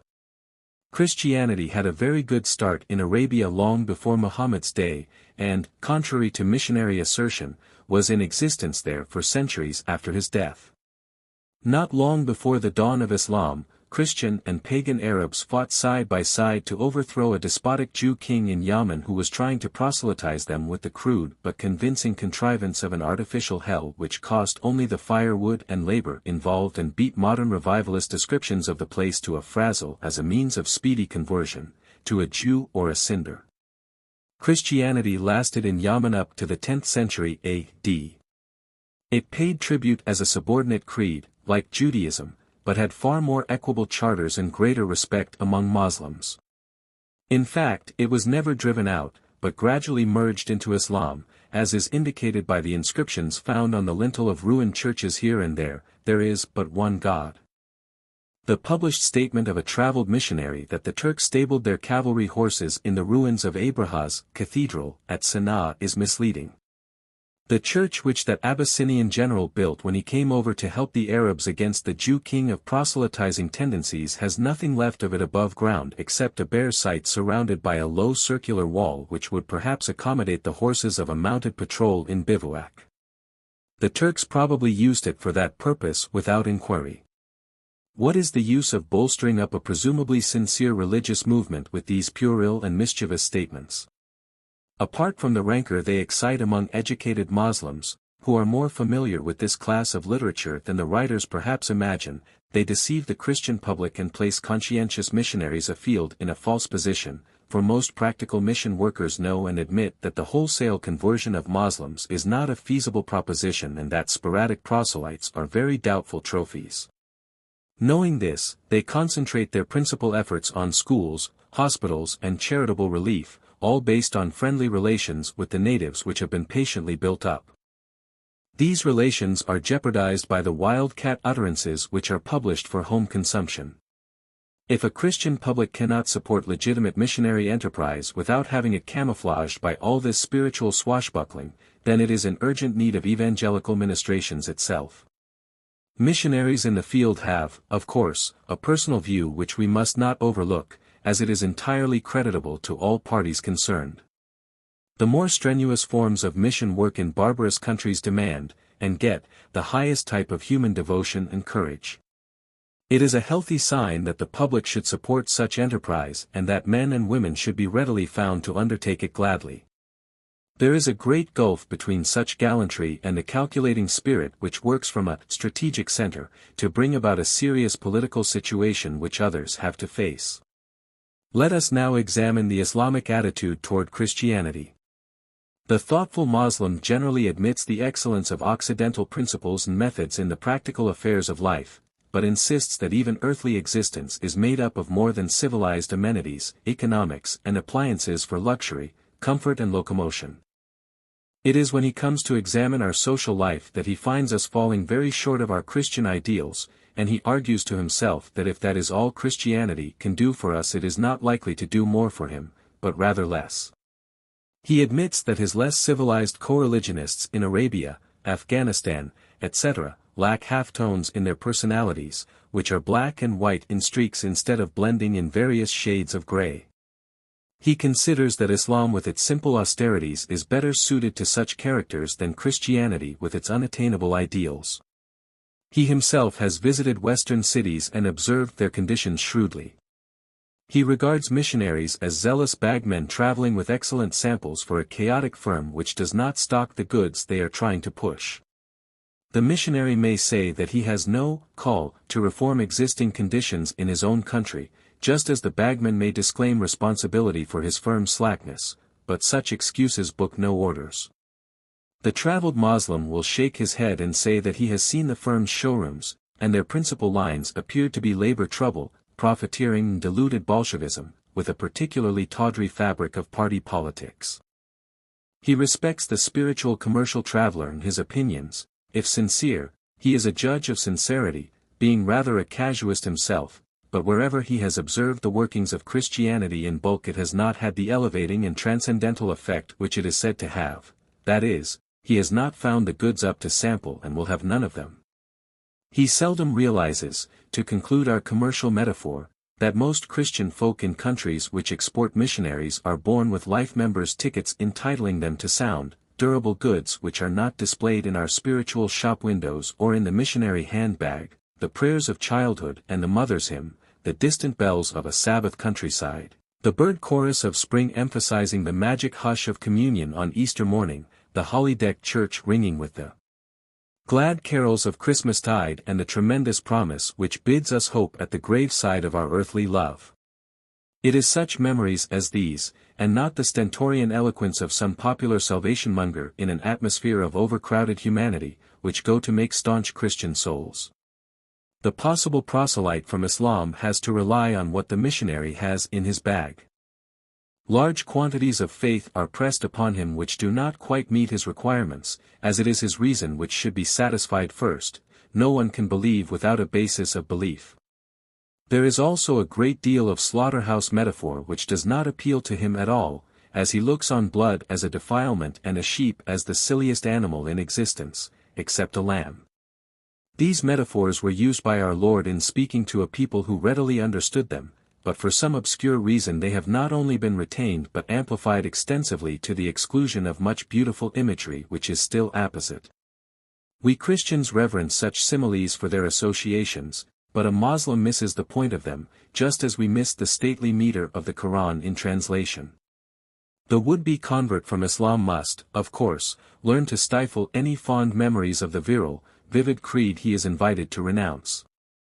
No longer must he give ear to the far-flung call proclaiming from lofty minarets the unity of God and the Prophet's mission or its cheery, swinging reiteration as the dead are carried to the Majennah or gate of heaven. Certainly not, the less he contemplates their fate the better for his peace of mind, since, if the effort to convert him is anything more than an outrageous piece of impudence, their lot in the hereafter must be appalling, and his own depends on the thoroughness with which he steels his heart against all he ever knew and loved before he met that pious man and his little picture pamphlets. Do proselytizing missionaries in the Islamic field ever sit down and think what they are really trying to do? Does the social ostracism of a human being, the damnation of his folk and the salvation of none but a remnant of mankind mean anything to them? If so, they ought to be overcome with horror, unless it is their idea of humor, which I cannot believe. To pester a man into abandoning a perfectly sound and satisfying religion for one which may not suit him so well is more reprehensible than badgering a man to go to your doctor when his own physician understands his case and has studied it for a long time. At least his discarded medical advisor will not make his life a burden to him, a burden which the proselytizer does not have to share. On the other hand, Muslims are often glad enough to avail themselves of such Christian works as mission education, medical treatment and organized charity, so they should tolerate the proselytizing propaganda which seems inseparable from these enterprises. Missionaries afield are usually justified by their works. It is the aggressive policy blazoned abroad from mission headquarters which does so much mischief. Islam was never intended to overthrow Christianity, but to bring back pagan Arabs to the true worship of God. Mission policy clamors for attack on it as if it were an invention of the devil and then complains of Muslim fanaticism, forgetting that if it were an artifice of Satan they cast doubts on the omnipotence, omniscience or beneficence of God for permitting it to exist and flourish. Otherwise, they infer that they are in a position to correct the Almighty in this matter. It is their complacent pedagogy which exasperates Muslims so. It is not the way to treat people who believe in the Immaculate Conception, who call Christmas Day, the birthday, and respect us as people of the book. It is time some protest was lodged against this policy, if only on behalf of Christian administrations in Muslim countries, which are always being attacked by it and urged to give more facilities of spiritual aggression, especially just at present when Turkey's power has been shattered and mission strategy thinks it sees an opening.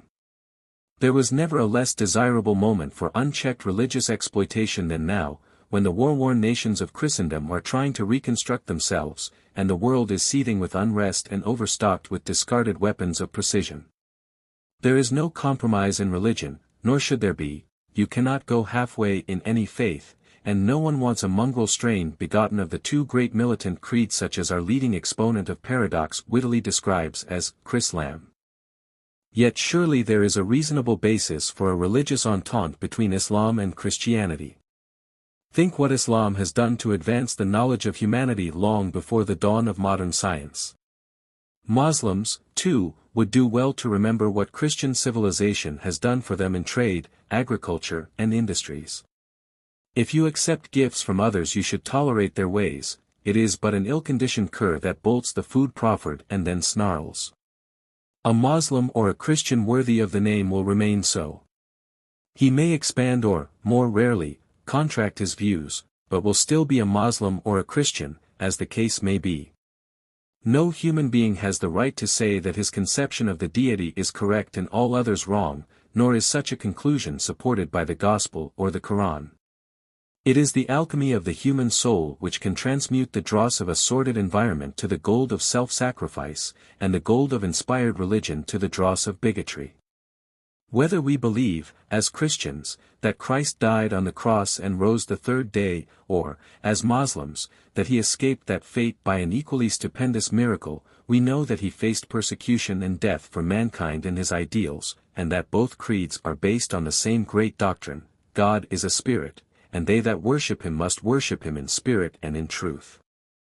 A quick note: Hi. I'm Julie, the woman who runs Global Grey, the website where this ebook was published for free. These are my own editions, and I hope you enjoyed reading this particular one.